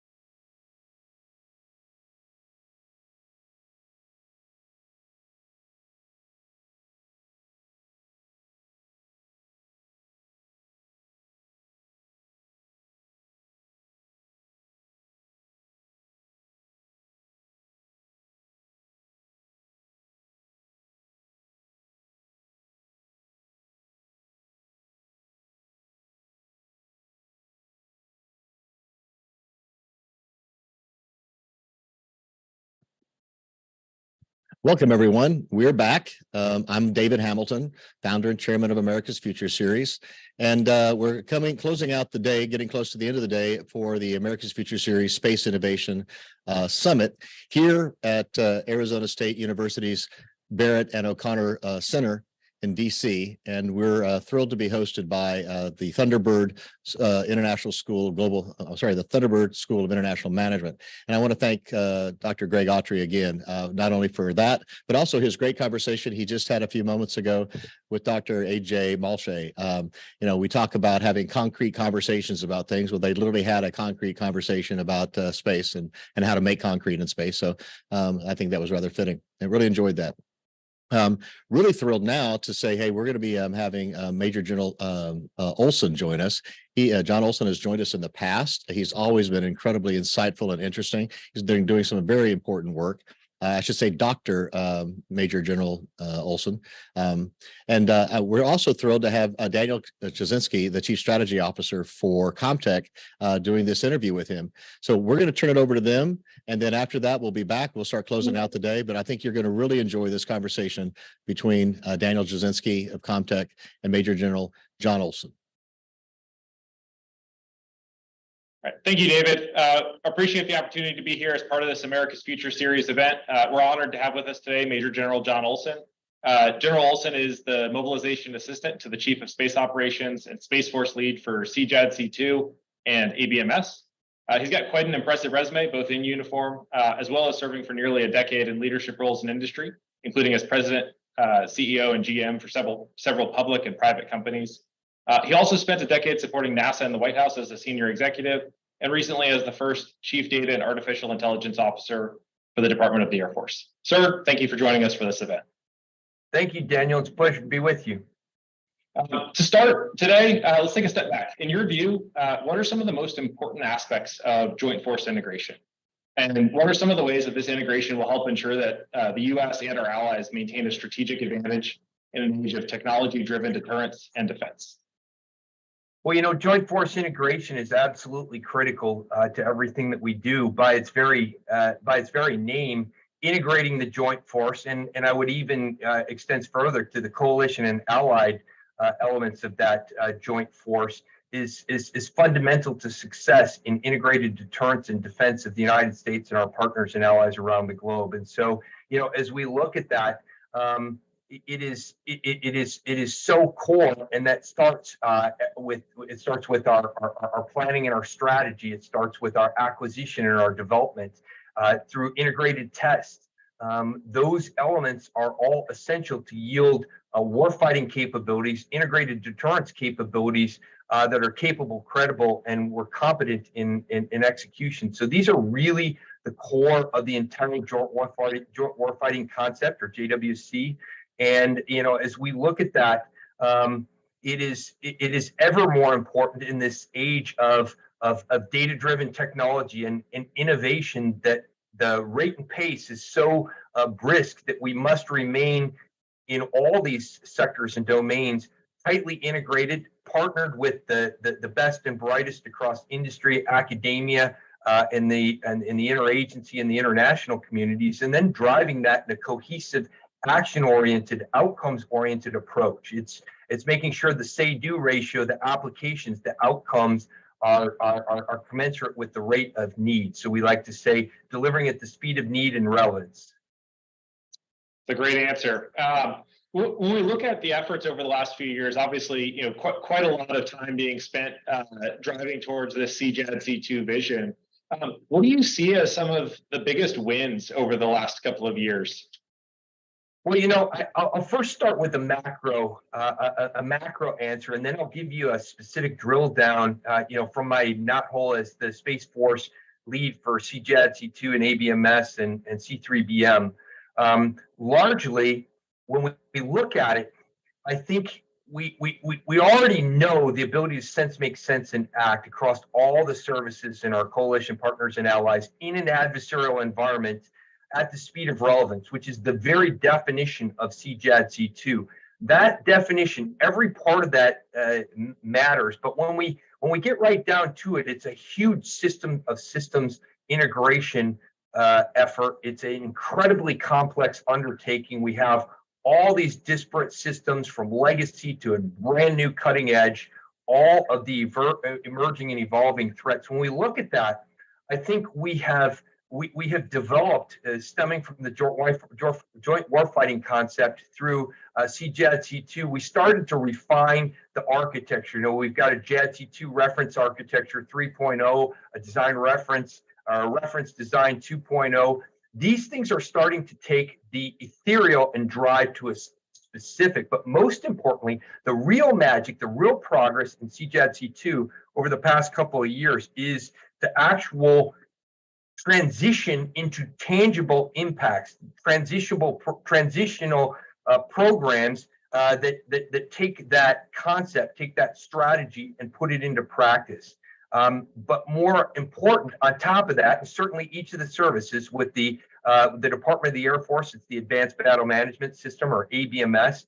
We really have evolved that. That is driving the operational requirements. But now we have the Department of the Air Force is building the DAF Battle Network, and that battle network is led by an acquisition effort that's through the integrating program executive officer, who is Brigadier General Luke Cropsey, and he is assisted in the architecture and systems engineering side by Dr. Brian Tipton. So we have the operations side, which to date it's been Brigadier General Jeff Valencia and I. It'll now be transitioning to Brigadier General Flack Clayton.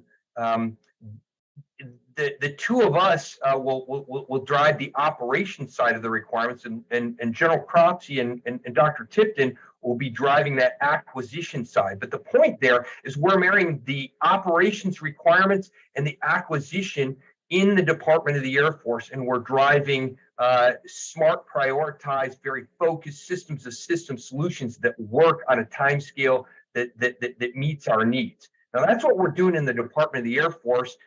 In the Department of the Navy, they're doing some incredible work in the overmatch arena, and then Army Project Convergence has made incredible strides. You know, as we look at PC 21, Project Convergence 21, and then 22, they've had significant improvements in the overall relevance and mission outcomes. The lessons learned rate and pace has been great, but I'd say the singularly most important thing is we've started to converge at the military department component level, so that I can confidently say between the Department of the Air Force and the Department of the Navy, we've never had as good of a level of cross communication and as good of a level of integration and interoperability and communication writ large at all echelons as we have now. I think we're building on that and we're expanding on it. So that's really what's happened in the past couple of years. I think it's been slow to mature, but it's starting to pick up at a rate and pace that's really measurable and exciting. As we talk about from a Space Force specific perspective on this, we've certainly already started with our resilient and effective space architecture. The Space Development Agency just this past 28 February awarded a $1.8 billion contract to Lockheed Martin, Northrop Grumman, and York Space Systems for 126 satellites. This is our global communications network in LEO. So we call this proliferated low Earth orbit PLEO infrastructure. We're looking at the Unified Data Library as our primary repository for our space domain awareness, or SDA data. As we expand this, it's a secure cloud-based multi-classification environment. This is exactly what we need to be having, command or combined CJADC2, combined joint all domain command and control at the speed of need, where we can add machine-to-machine relevance. Likewise, we've been also leveraging, enhancing Scoop with this Space C2 open architecture operational prototype. The follow-on system to Scoop is in place, and and amping up. These are just a couple of examples of how we're driving a data-centric, data-driven culture within the Space Force and evolving to a modern paradigm where space is a congested domain, and we're trying to deliver the capabilities that will bring integrated deterrence across, not just for the in-space contested space fight, but across and supporting the coalition, the allies, and the joint service across all those multi-domain elements.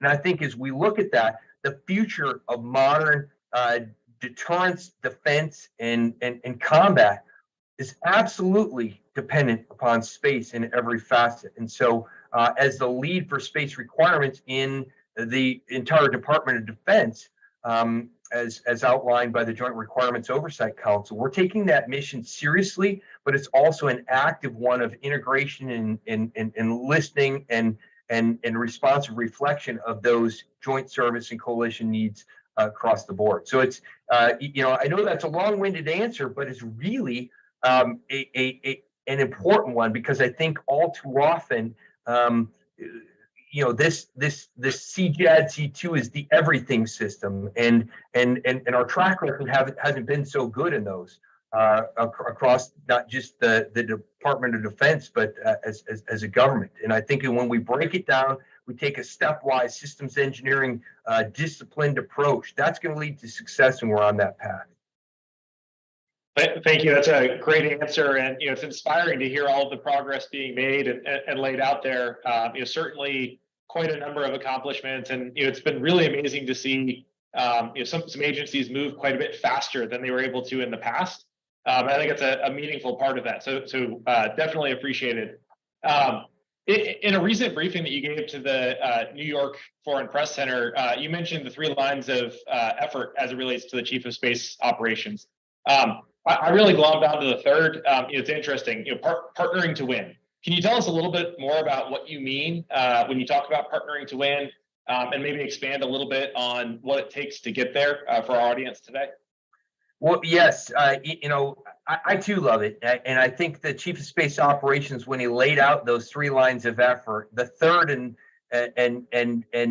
definitely last but not least one is indeed partnering to win, and that means doing so in an enlightened, interactive way across all the elements that could possibly comprise. Certainly, first and foremost, that involves partnering with industry and leveraging industry, and not doing so in a directive way, but in enlightened, interactive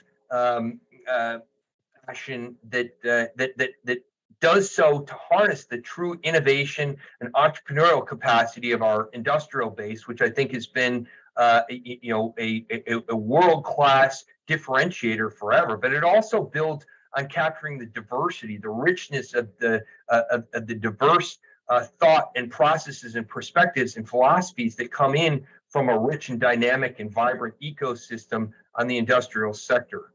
But it also means partnering internationally. It means partnering with our allies and coalition members and like-minded countries around the world. We've seen the Ukraine conflict has shown again how intrinsically and fundamentally important great partnerships is in providing integrated deterrence and defense that matters and that is constructive. It's also about partnering with academia. As we look at the rate and pace of technology and innovation, that rich ecosystem in academia has bred the great ideas and inventions that have powered us throughout our history. And so I think we need to continue to harness that. And frankly, it's a very competitive geopolitical, geostrategic environment. We need to absolutely, positively harness our greatest minds and do so in a conversion rate, much like whether that's industry or academia. We need to apply those practical principles and leverage them into outcomes in our integrated deterrence and defense strategies on the national security side. And I think that ties to the broader fact that our economic security, our health security, and our national security are fundamentally and intrinsically intertwined. And so you've got to have this whole of nation, this whole of government approach.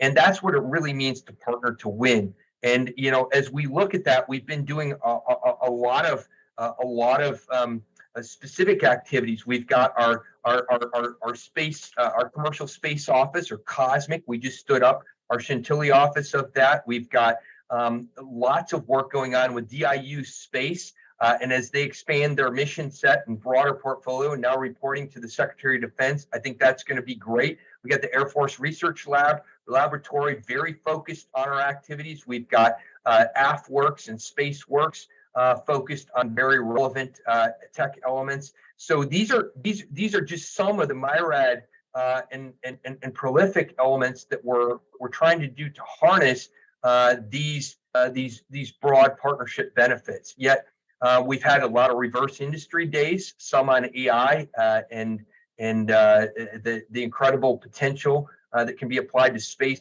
there. That was the most recent one. So I think you're starting to see that, one, we're listening, we're active listeners. Two, we want to be smart partners. And three, we're absolutely vigorously engaged in this. So it's an exciting time. I would be so bold and audacious to say that I think in the next 5 years, we will see a greater rate of pace and change in outcomes in terms of our Space Force and in terms of our national security writ large and our integrated deterrence than we have in the last 50. And that's going to be mind-blowingly fast. And this partnering to win is what it's going to allow us to do to get there and to succeed, because it is a first mover advantage. There is absolutely a huge difference between first and second place, and there's only one place for the United States and our partners and allies to be in this endeavor. That's a great answer, and it's inspiring to hear. Along those lines, we saw the schedule shows that the SWAC should be completing the Space Data Transport Force Design later this year.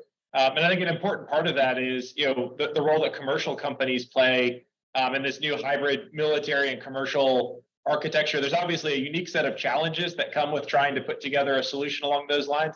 Can you talk a little bit about, how you're thinking about what commercial companies can bring to bear in that approach? Yeah, well, I appreciate that question. The Space Warfighting Analysis Center is our force design entity, and what they're doing is they're simply using a model-based systems engineering approach, which is threat informed, and it is taking a very objective, analytical, digital approach, one that's end-to-end, to allow us to leverage the fact that we're the first service born digital, the fact that we're leveraging a digital headquarters, a digital workforce, a digital engineering ecosystem, and digital operations. Those four pillars of our digital service, they're actually bringing it to fruition by allowing us to make and interact with, we just talked about partnering to win. It allows us to interact with all those partners, including our internal elements, in a way that's faster and more dynamic and responsive than ever. But why are we doing that? It's really to drive the fact that we need to have a safe, stable, and secure environment in space. We don't have that. It's congested, it's competitive. It is a warfighting domain, and that has been driven so around the world by not just one, but several of our competitors and potential adversaries. And so we're trying to drive all the tools into a responsive ecosystem, and we're in terms of our new force design, we're getting after a resilient and effective space order of battle, or a resilient and effective space force, space architecture capacity. And as we mentioned, a hybrid space architecture is a fundamental element of that. Proliferated constellations in low Earth orbit, multi-orbitology, different sensor systems, ones that leverage a much shorter, if we look at the acquisition principles outlined by Honorable Frank Calvelli and our space, or our SAF-SQ, our space acquisition entity, our service acquisition executive, they're driving much shorter timelines, 2 to 3 years, much simpler systems that can leverage the rapid tech refresh rates, that can leverage the ability to get things on orbit that are solutions oriented much more quickly than we ever have been. We're doing that with missile warning, missile track. We're doing that with space data transport. We're doing that with all the, the key elements that stitch together the joint services, as well as our coalition partners and allies. And when the tyranny of distance in the Indo-PACOM theater or across this global context present challenges, it's this hybrid space architecture, it's this proliferated resilient space architecture that's going to be the solution there. But it's not just one thing. As we look at the cat and mouse game of one action and the counter action, we are constantly trying to use this model-based systems engineering approach to stay 1 or 2 steps ahead, maybe 3 steps ahead of the next level of thinking, and drive that into being at the speed of relevance. And so that's how we're getting after joint lethality and effectiveness in all those. But that's also very tied to an integrated test portfolio. We want to take things, bridge that valley of death from a technology perspective, and make sure we're smartly investing. We're building a more rich and diverse and dynamic ecosystem. And let's face it, throughout history, it's the small businesses, it's the traditional and non-traditional innovation that occurs and that powers the big disruptive changes in the revolutionary or the revolution in military affairs, the RMAs that have been so disruptive. We've seen that in stealth. We've seen that in mobility in the past. I think data and AI are driving an incredible explosion of innovation, and the rate and pace of such is something like we've never seen. So it's absolutely important that we harness that. And of course, we know that academia and industry are the nexus of that. And so the more we can talk, the more we can collaborate, the more we can drive successful outcomes here. And so that is where we're going and how we're doing it. It's not a fad. It is absolutely the only way that's going to work going forward in the future. And as we look at that, as we look at our space communications, whether it's narrowband or wideband, that's another area that we're identifying the various service and component requirements now, in the midterm and in the long term, and we're evolving smart architectures to approach that. But I think as we look at large language models and generative AI, when we look at reinforcement learning, when we look at the capabilities for big data analytics, artificial intelligence, machine learning, and deep learning, this is bold new territory that is evolving. And when we look at the space environment, which is so big, so broad in terms of an area of responsibility, so rich in terms of volumes of data, and so important to share that. It must be underpinned by a paradigm of zero trust and identity and credential and access management, or ICAM. So we like to say there's no space heroes without cyber ones and zeros. That's absolutely true. We know that the ground, user, launch, and space segment are all tied by cyber. So cyber, data, AI, machine-to-machine speed are the key to making combined JADC2 work, viable, and frankly, 1 or 2 steps ahead of any competitor or peer out there in order to assure our successful outcomes. Well, it really has been an interesting period of innovation over the last few years, and it's been exciting to see services transform themselves to be able to acquire more rapidly and keep pace with that rapid rate of change.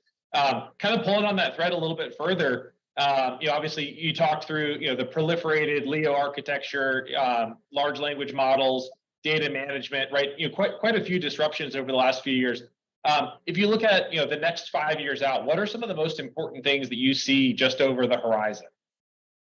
Well, like I said before, I think the next 5 years are going to be more disruptive, more changing, more fast-paced than the past 50. I think this is absolutely going to be the case. When we look at it, it's a veritable explosion of technology and its applications in almost every sector. But I think, and I've said it before, the nation that leads in data and AI will lead the world. And I think that is an absolute imperative for us in a data-centric, data-driven ecosystem where our systems of systems must be dependent upon that. It is really to drive one thing, and that's decision advantage or information advantage. And so that is going to be crucial. We're going to need to modernize not just our systems, but our people, our training, and our organizations and our cultures to be able to harness that potential. Additionally, I'm very excited about the capabilities, the proliferation of space capabilities, not just in launch, in-space servicing and assembly and manufacturing, or ISAM, is going to have disruptive growth and truly expansive capabilities. We've not just begun to scratch the surface of the potential there. I do believe that, as we talk about that economic health and national security, that's going to open up an incredible ecosystem and economic engine of benefit. And along with that always goes the need to protect and deter and defend those elements. But I think other elements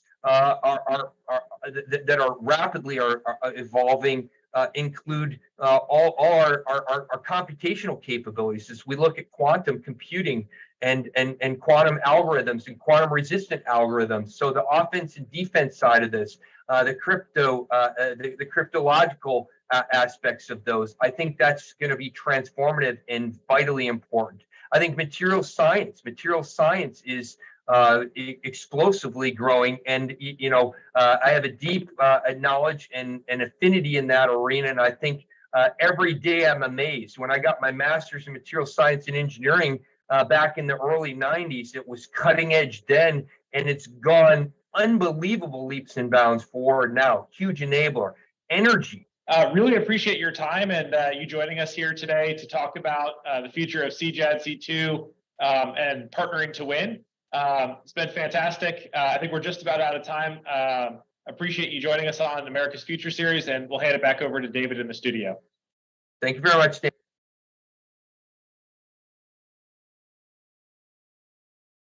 All right, thank you. I thought that was an excellent session with our Daniel Gazinski, Chief Strategy Officer at Comtech, and Major General John Olson, who is a real Dr. John Olson, who's a real thought leader, innovative thinker. He's a fantastic guy to listen to. I learned so much, very thought-provoking comments, actionable sometimes insights that whether you're in industry or whether you're in government. So that was a great session.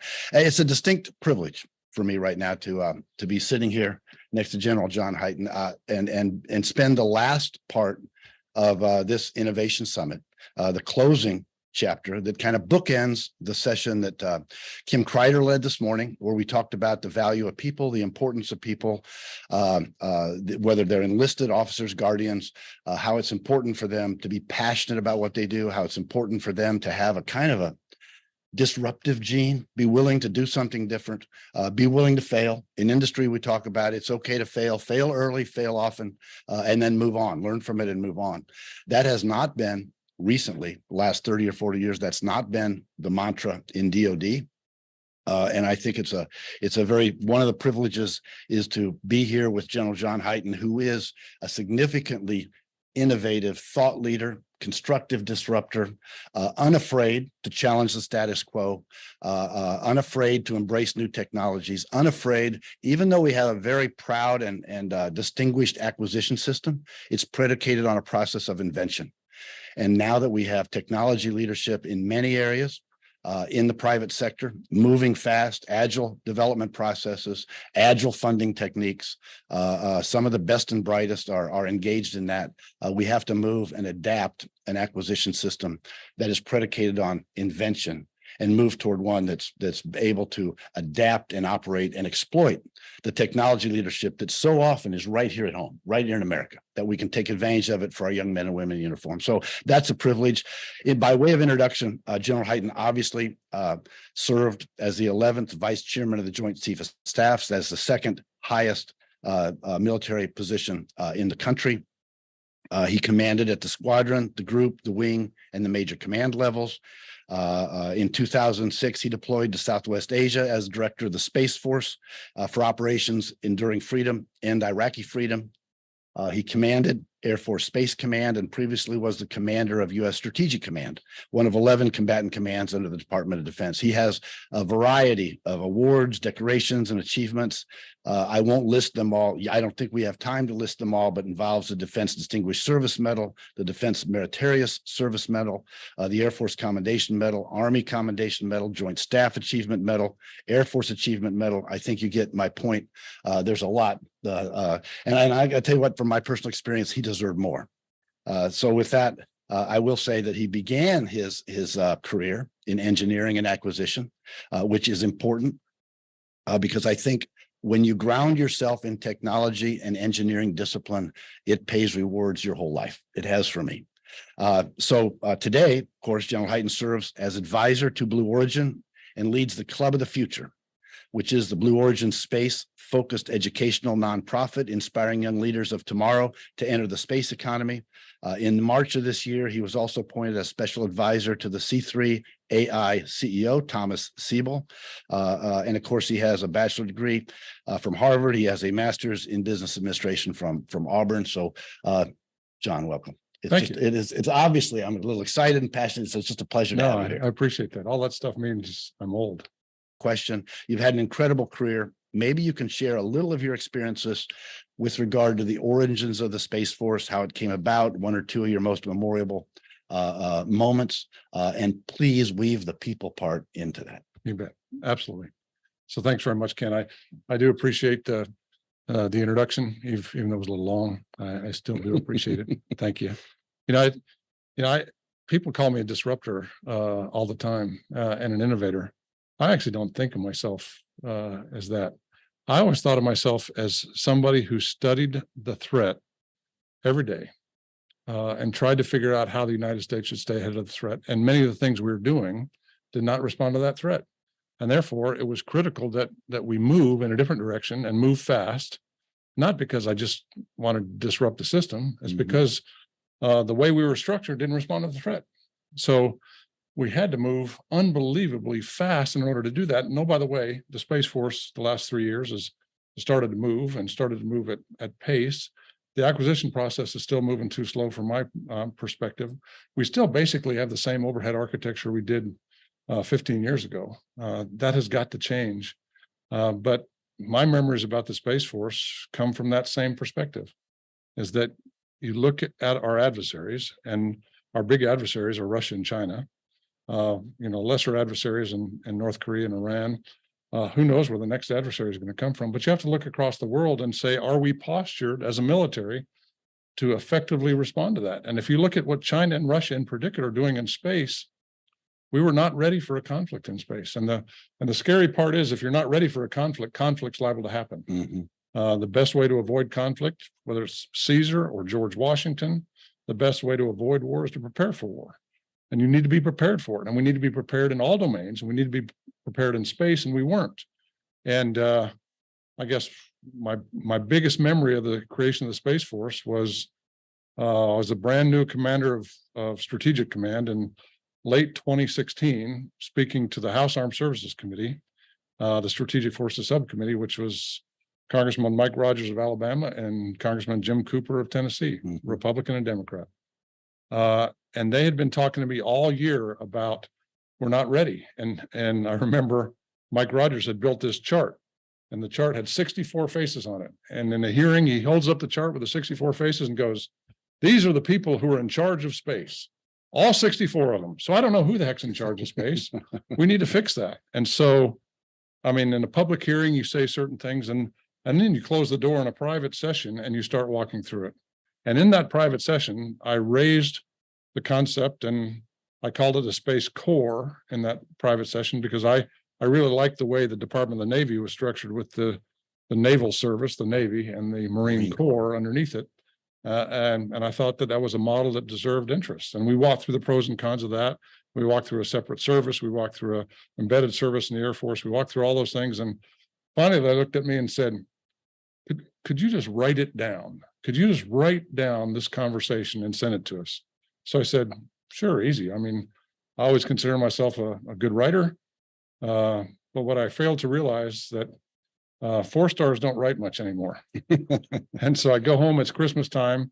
My wife, who's sitting over here to the side, I said, I just have to jot down a paper real quick. Well, it took me the entire Christmas break. I was going backwards and forwards, trying to make sure I had it right. And then I finished that paper and I sent it to the House of Representatives, and Rogers and Cooper took it and started running with it. And that was probably the most memorable piece, because that's kind of where it started, and everything kind of spun off of that. But I give Mike Rogers and Jim Cooper the big, kudos for taking that and running with it, because ultimately creation of a separate service, you can't get a much bigger political decision than that. But it starts with a conversation between people with a common objective, willing to listen to each other, willing to throw something out that might be right or might be wrong, and talk about it, right? Well, I think it's important not just to emphasize that, but also to emphasize their political backgrounds. Mike Rogers from Alabama, about as conservative as we can get. Jim Cooper on the other side of the aisle. So you have a Democrat and a Republican who have very different political followings, political backers, political persuasions, political ideals, except when they sit down and they look at what is important for the security of this country, which is important to everybody, they put aside all the differences and said, we're going to move together forward into the future to make sure that we're structured correctly. And, in today's day and age, that doesn't happen very often. So that's another reason they deserve a lot of credit. But you have to have a group of people sit down and argue about things and fight about things. And, and I tell you what, it's best done behind closed doors, where you can scream a little bit and argue a little bit and take a whiteboard and start writing things down and say, well, that doesn't make any sense. And then actually taking pen to paper and writing things down is unbelievably important, because when the written word is in front of you, you have to respond to the written word. And what I forgot about when I was writing it is, when you write it down, it's got to be right. You can't have nuances. You can't have uncertainties. You have to say Space Force, Space Corps, Space Command, Space Structure. These are the pros, the cons, and everything that come with that. Because if you don't, then you won't have a full debate when the actual verbal debate happens. I'm going to highlight a point you made earlier, and maybe it was a nuance, but I think it's significant, is in the conversation you had with those political leaders, there was diversity of background, diversity of thought, diversity of decision calculus, diversity of all those things. And in many ways, that's where some of the emotion sometimes bubbles up, because we came from different places. But the fact is, in my view, diversity isn't a social agenda. Diversity is a outcome. It's results driven. Okay. Diversity simply creates a better outcome, because it brings more perspective. It creates a hotter debate. It creates a more intense debate. And then you're right. When you write it down, all of a sudden now, whether you come from diversity of background over A, B, or C, when you read that, it has to mean the same thing to you. Yeah. But I had a great reminder this morning. So all morning long this morning, Laura and I spent with my command chief when I was a wing commander at Schriever Air Force Base, 2005, Chief Master Sergeant retired, Russ Cook.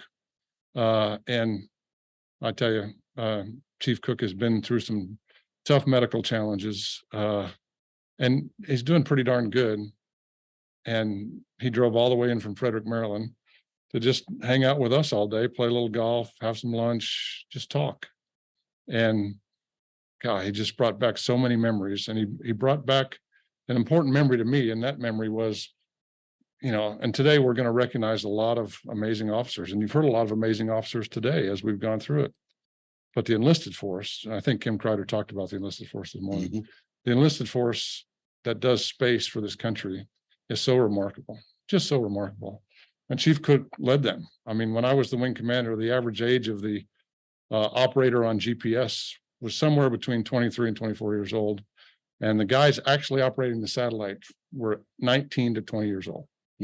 GPS for the entire world comes from a 19-year-old airman at the time, now Guardian, mostly on his first assignment, just out of tech school, that sits down every day. And I remember one of my greatest moments, General Chilton was coming out. I was a colonel. He was the 4-star. General Chilton comes out to visit.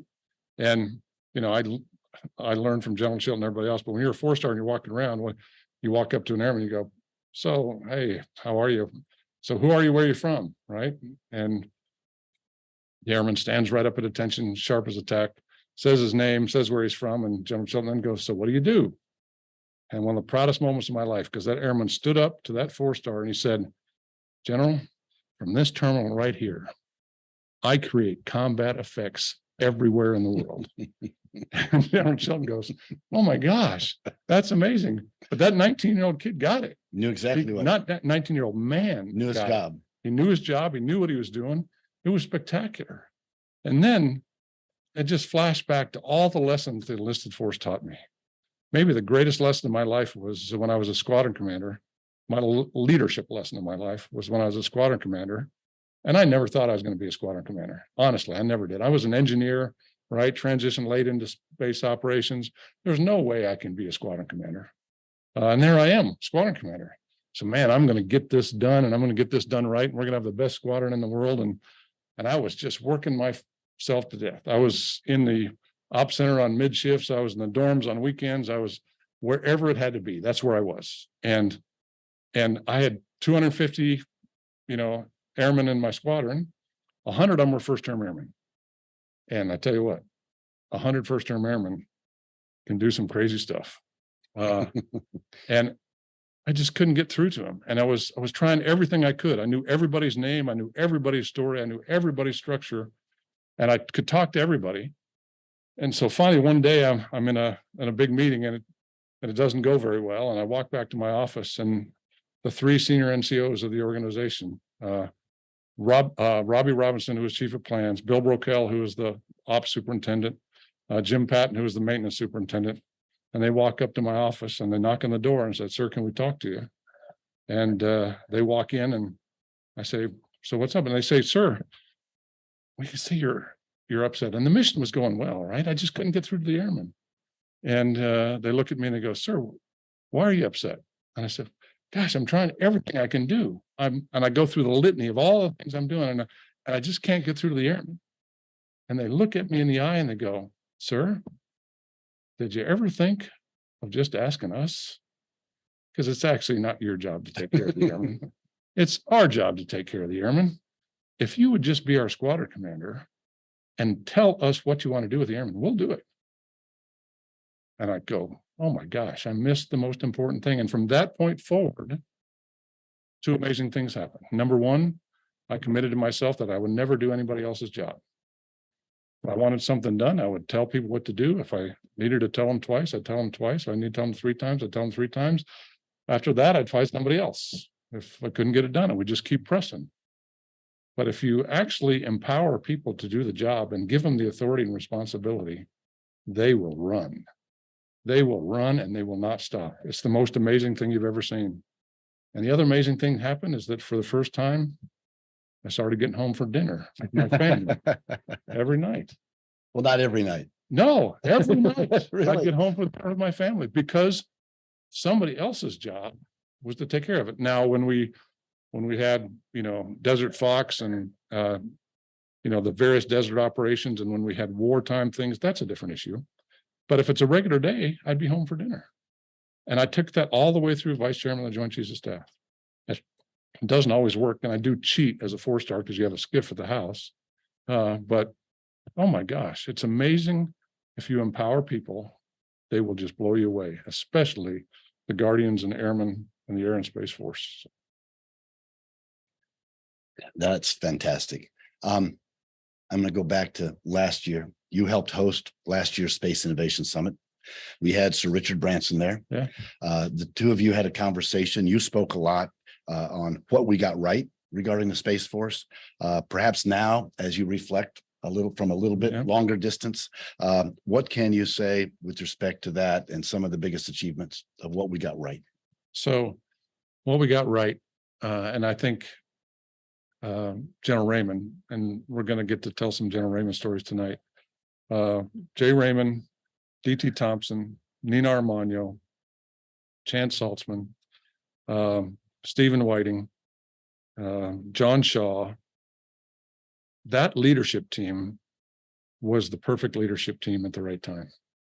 And part of me always wishes I could be part of it because I was the vice chairman Well, I was Stratcom, then I was the vice chairman. So I was joint, and I could watch them and watch what they were doing, and I could encourage them and help them, but it was there to do. But the other part of me realizes that I shouldn't have been there because it was their time, and they knew it was their time, and they stepped up and did it. And General Raymond did, gosh, I wouldn't want to go through the stuff he went through. He had to create, the service. He had to create the uniforms. He had to create the song. He had to create, everything.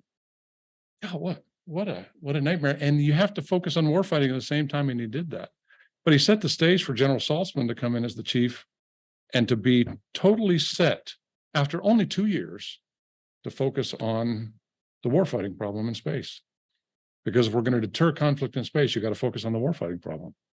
And that's the structure that they created. So on the warfighting side of the house, at all of the operational bases, it's leveraged all the way down to the youngest guardian. And it's amazing because you talk to the youngest guardian, and I got to do it last summer at a number of the Space Force bases, probably all of them except Vandenberg. I think all of them except Vandenberg. And I would talk to the youngest guardian, and they all had it. They all knew exactly what they were supposed to do. That message from the chief had pressured all the way down through it, and it was perfect. But in different segments of the acquisition element, that did not transmit all the way down. And there's a logical reason for that, is that you can talk all you want about innovation and moving fast and doing acquisition different in space. But if you have to plug into a Defense Department bureaucracy that expects things certain ways, you have to bring it in that way or you don't get through, period. And so that stifles innovation moving down, because the acquisition professionals that are out there naturally fight against it, because they understand if they don't figure out how to plug into the Defense Department bureaucracy, they don't get through. And so you can change an element of the acquisition bureaucracy, but if you don't leverage all the way down and empower the people to do it, nothing changes. And I think I told the story to Richard Branson last year, but as an operator for the last 30 years, it's amazing how the nation will give me authorities to take human life as a commander. That's a pretty daunting responsibility. The nation will give me the authority to manage the entire nuclear arsenal of this country. But they won't give a colonel in Los Angeles the ability to make a decision to buy something. They won't give a 3-star in Los Angeles the authority to make a decision to buy something. That authority is held in committees in the Pentagon, and that 3-star, that colonel has to come all the way up through the bureaucracy to do anything. And one of my favorite stories at Stratcom, and it's going to take a minute, I think we have enough time, but when I became the commander of Stratcom, I'll just say, I didn't grow up in the nuclear world. I spent time in the nuclear world. I studied the nuclear world. I certainly launched Minutemen. I launched Peacekeepers. But I was not steeped in the nuclear tradition. So now I'm the commander of Strategic Command, the nuclear command of the country, the most powerful command in the world, and there's no second. Actually, there is a second, but it's distant. Even in Russia, even in China, Strategic Command has everything underneath it. And so I'm the commander, and one of the first things I do, I had a senior advisory group that came, and gosh, the people around the table just blew you away. Admiral Rich Meese, former commander of Strategic Command, Larry Welch, former SINCSAC, former Chief of Staff of the Air Force. You just go around the table, and it's lab directors, just an amazing group of people. But the first one that we held, Johnny Foster, former director of Livermore, and also importantly for this story, former DDR&E in the Pentagon in the 60s, came, and he hadn't come in a decade. He's 94 years old, and he shows up. And I asked Admiral Meese, why is Dr. Foster coming? Because I never met him. He's a hero of mine. I got to meet him, which was awesome. But Admiral Meese goes, he's just curious about you, because he's heard strange things and he wants to see it for himself. So we start going through it and I explain my vision. I explain how we're going to go. We got to go faster. All the things that you've heard, all the things you said earlier. And all of a sudden it strikes me that Dr. Foster was DDR&E when General Schriever was building Minuteman and Admiral Rickover was building Polaris Poseidon. Couple of innovators. Couple of innovators, right?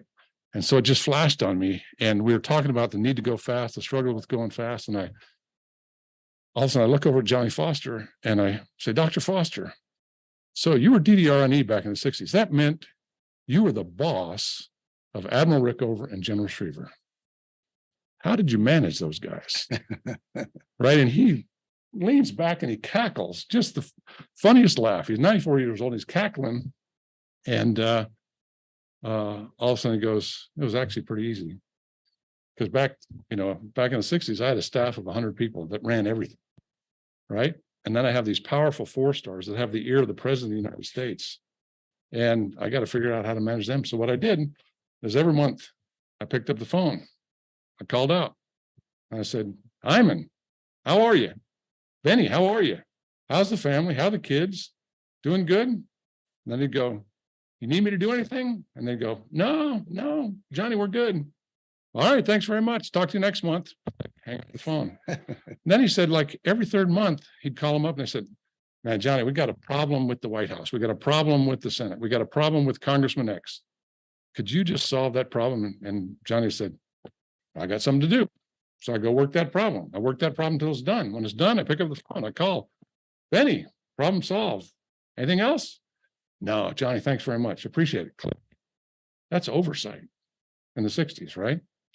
Think about what would happen today and the levels of bureaucracy you'd have to go through and the levels of bureaucracy you have to go up.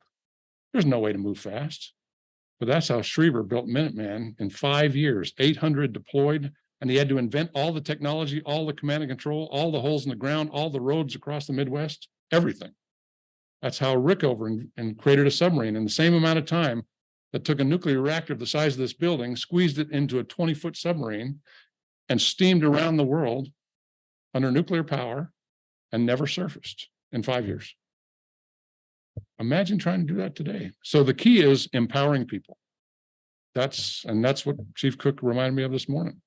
Empower people and they will do amazing things. Fantastic. A lot of lessons in there, a lot of lessons to unpack in there. Coming back to people. At last year's Space Innovation Summit, you mentioned the need to develop joint space officers.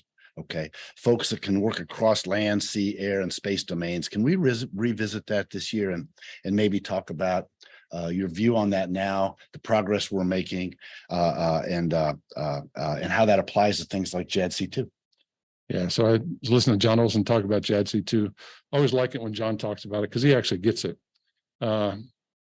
JADC2 is nothing more than the ability to move data to the right place at the right time, give it to the right person, and put it in decision quality so they can do something with it. That's all JADC2 is. And I tell you, a lot of people make it way too complicated. But the ability to move data in today's world is unbelievably difficult. We have so much proprietary data, so much data that cuts off. We just don't make the data available for us. No, by the way, that doesn't mean we have to own the data, but all the data have to be available. So when we wrote the joint requirements for the joint warfighting concept, the 4 supporting concepts, in each of those concepts is the following statement. From this point forward, all data will be made available, period. And I hope to high heaven that the men and women in J8 and in the joint staff are holding the services accountable for that, because and notice it says be made available. It doesn't say the Department of Defense from this day forward will own all the data. And that should empower and enable our contractors to deliver the kind of capabilities we need, but they can't cut the data off from what we have. We have to figure out how to share that. And that's how we're going to do JADC2. That's how we're going to get to joint space operations. And that's how we're going to integrate space with the joint warfighting architecture. So that structure has got to be pursued and driven from the top. But the JROC's job is to do joint requirements, not service requirements. The JROC's job is to make sure that all the space capabilities integrate with all the other services. But it's not to define the space capabilities of the future or the air capabilities of the future. That's not the job. And that's in Title 10, that's in law. And we forget that sometimes. All right, I'm going to push the envelope here because we're running out of time, but I got to ask one more question because we're honoring General Jay Raymond this afternoon with a leadership award that bears your name. Give me one quick General Jay Raymond story. So first of all, that's just weird that my name's on something. It's doubly weird that Jay Raymond would get something, but I like the fact that he's going to take it on behalf of the entire Space Force. That actually makes it okay with me, but it's hard to get over the weird part. It really is. But here's my favorite Jay Raymond story, because Jay Raymond is a good friend of mine. But at one point in my life, he was my best friend. My best friend. And that was because he was going to replace me in theater. So as the director of Space Forces, I was there, from early May to October of 2006. And I can tell you, he became Laura's best friend too, because as soon as Jay could get there, I could leave. Right? So I keep talking to Jay. Jay, you're my best friend, man. You got to get here. You got to get here. And sure enough, here he is on the plane. He lands. But General North, who was the CFAC at the time, had a requirement for the Space Force coming in that I had to take Jay all the way through theater to meet all the Army Space Support teams in Fallujah, Ramadi, the Marine Space Support teams, Fallujah, Ramadi, the armies in Baghdad, up in Bagram, and all over the theater, Afghanistan, Iraq. I had to take them through. Now, the problem for me is wherever I go, I break airplanes. So if you ever see me in an airport and you're getting on the same plane, just go ahead and get another ticket because it's not going to work out well for you. So I was famous in theater for breaking planes. I took battle damage going into Bagram one time, one single bullet hole in the bottom, but it was the only plane. And if there's one bullet, you can't fly it until somebody comes up and checks the airplane. So I got no way out. So I'm stuck. And sure enough, I fly with Jay and we get stuck. We get stuck and we can't get out. So finally, we come back down and we're stuck again. And finally, I just go to Jay and I said, hey, man, we've known each other a long time. Here's the deal. I'm leaving. You've got it, bud. And he looks at me and goes, well, we haven't been to X, Y, and Z. I said, I'll talk to General North. And oh, by the way, Tom James is sitting right here, the Army deputy, who is still doing great things in the space business. If you just trust that guy, you'll be fine. Be okay. And he was. So I didn't do Jay quite right, but he did me right because he got me home to my family. Been a pleasure. Thank you for your time today. We're going to enjoy a nice reception tonight. Yeah. And it's been a pleasure. Thanks, talking Ken. to you. It's fun talking to you too. Thank you very much. Thank you.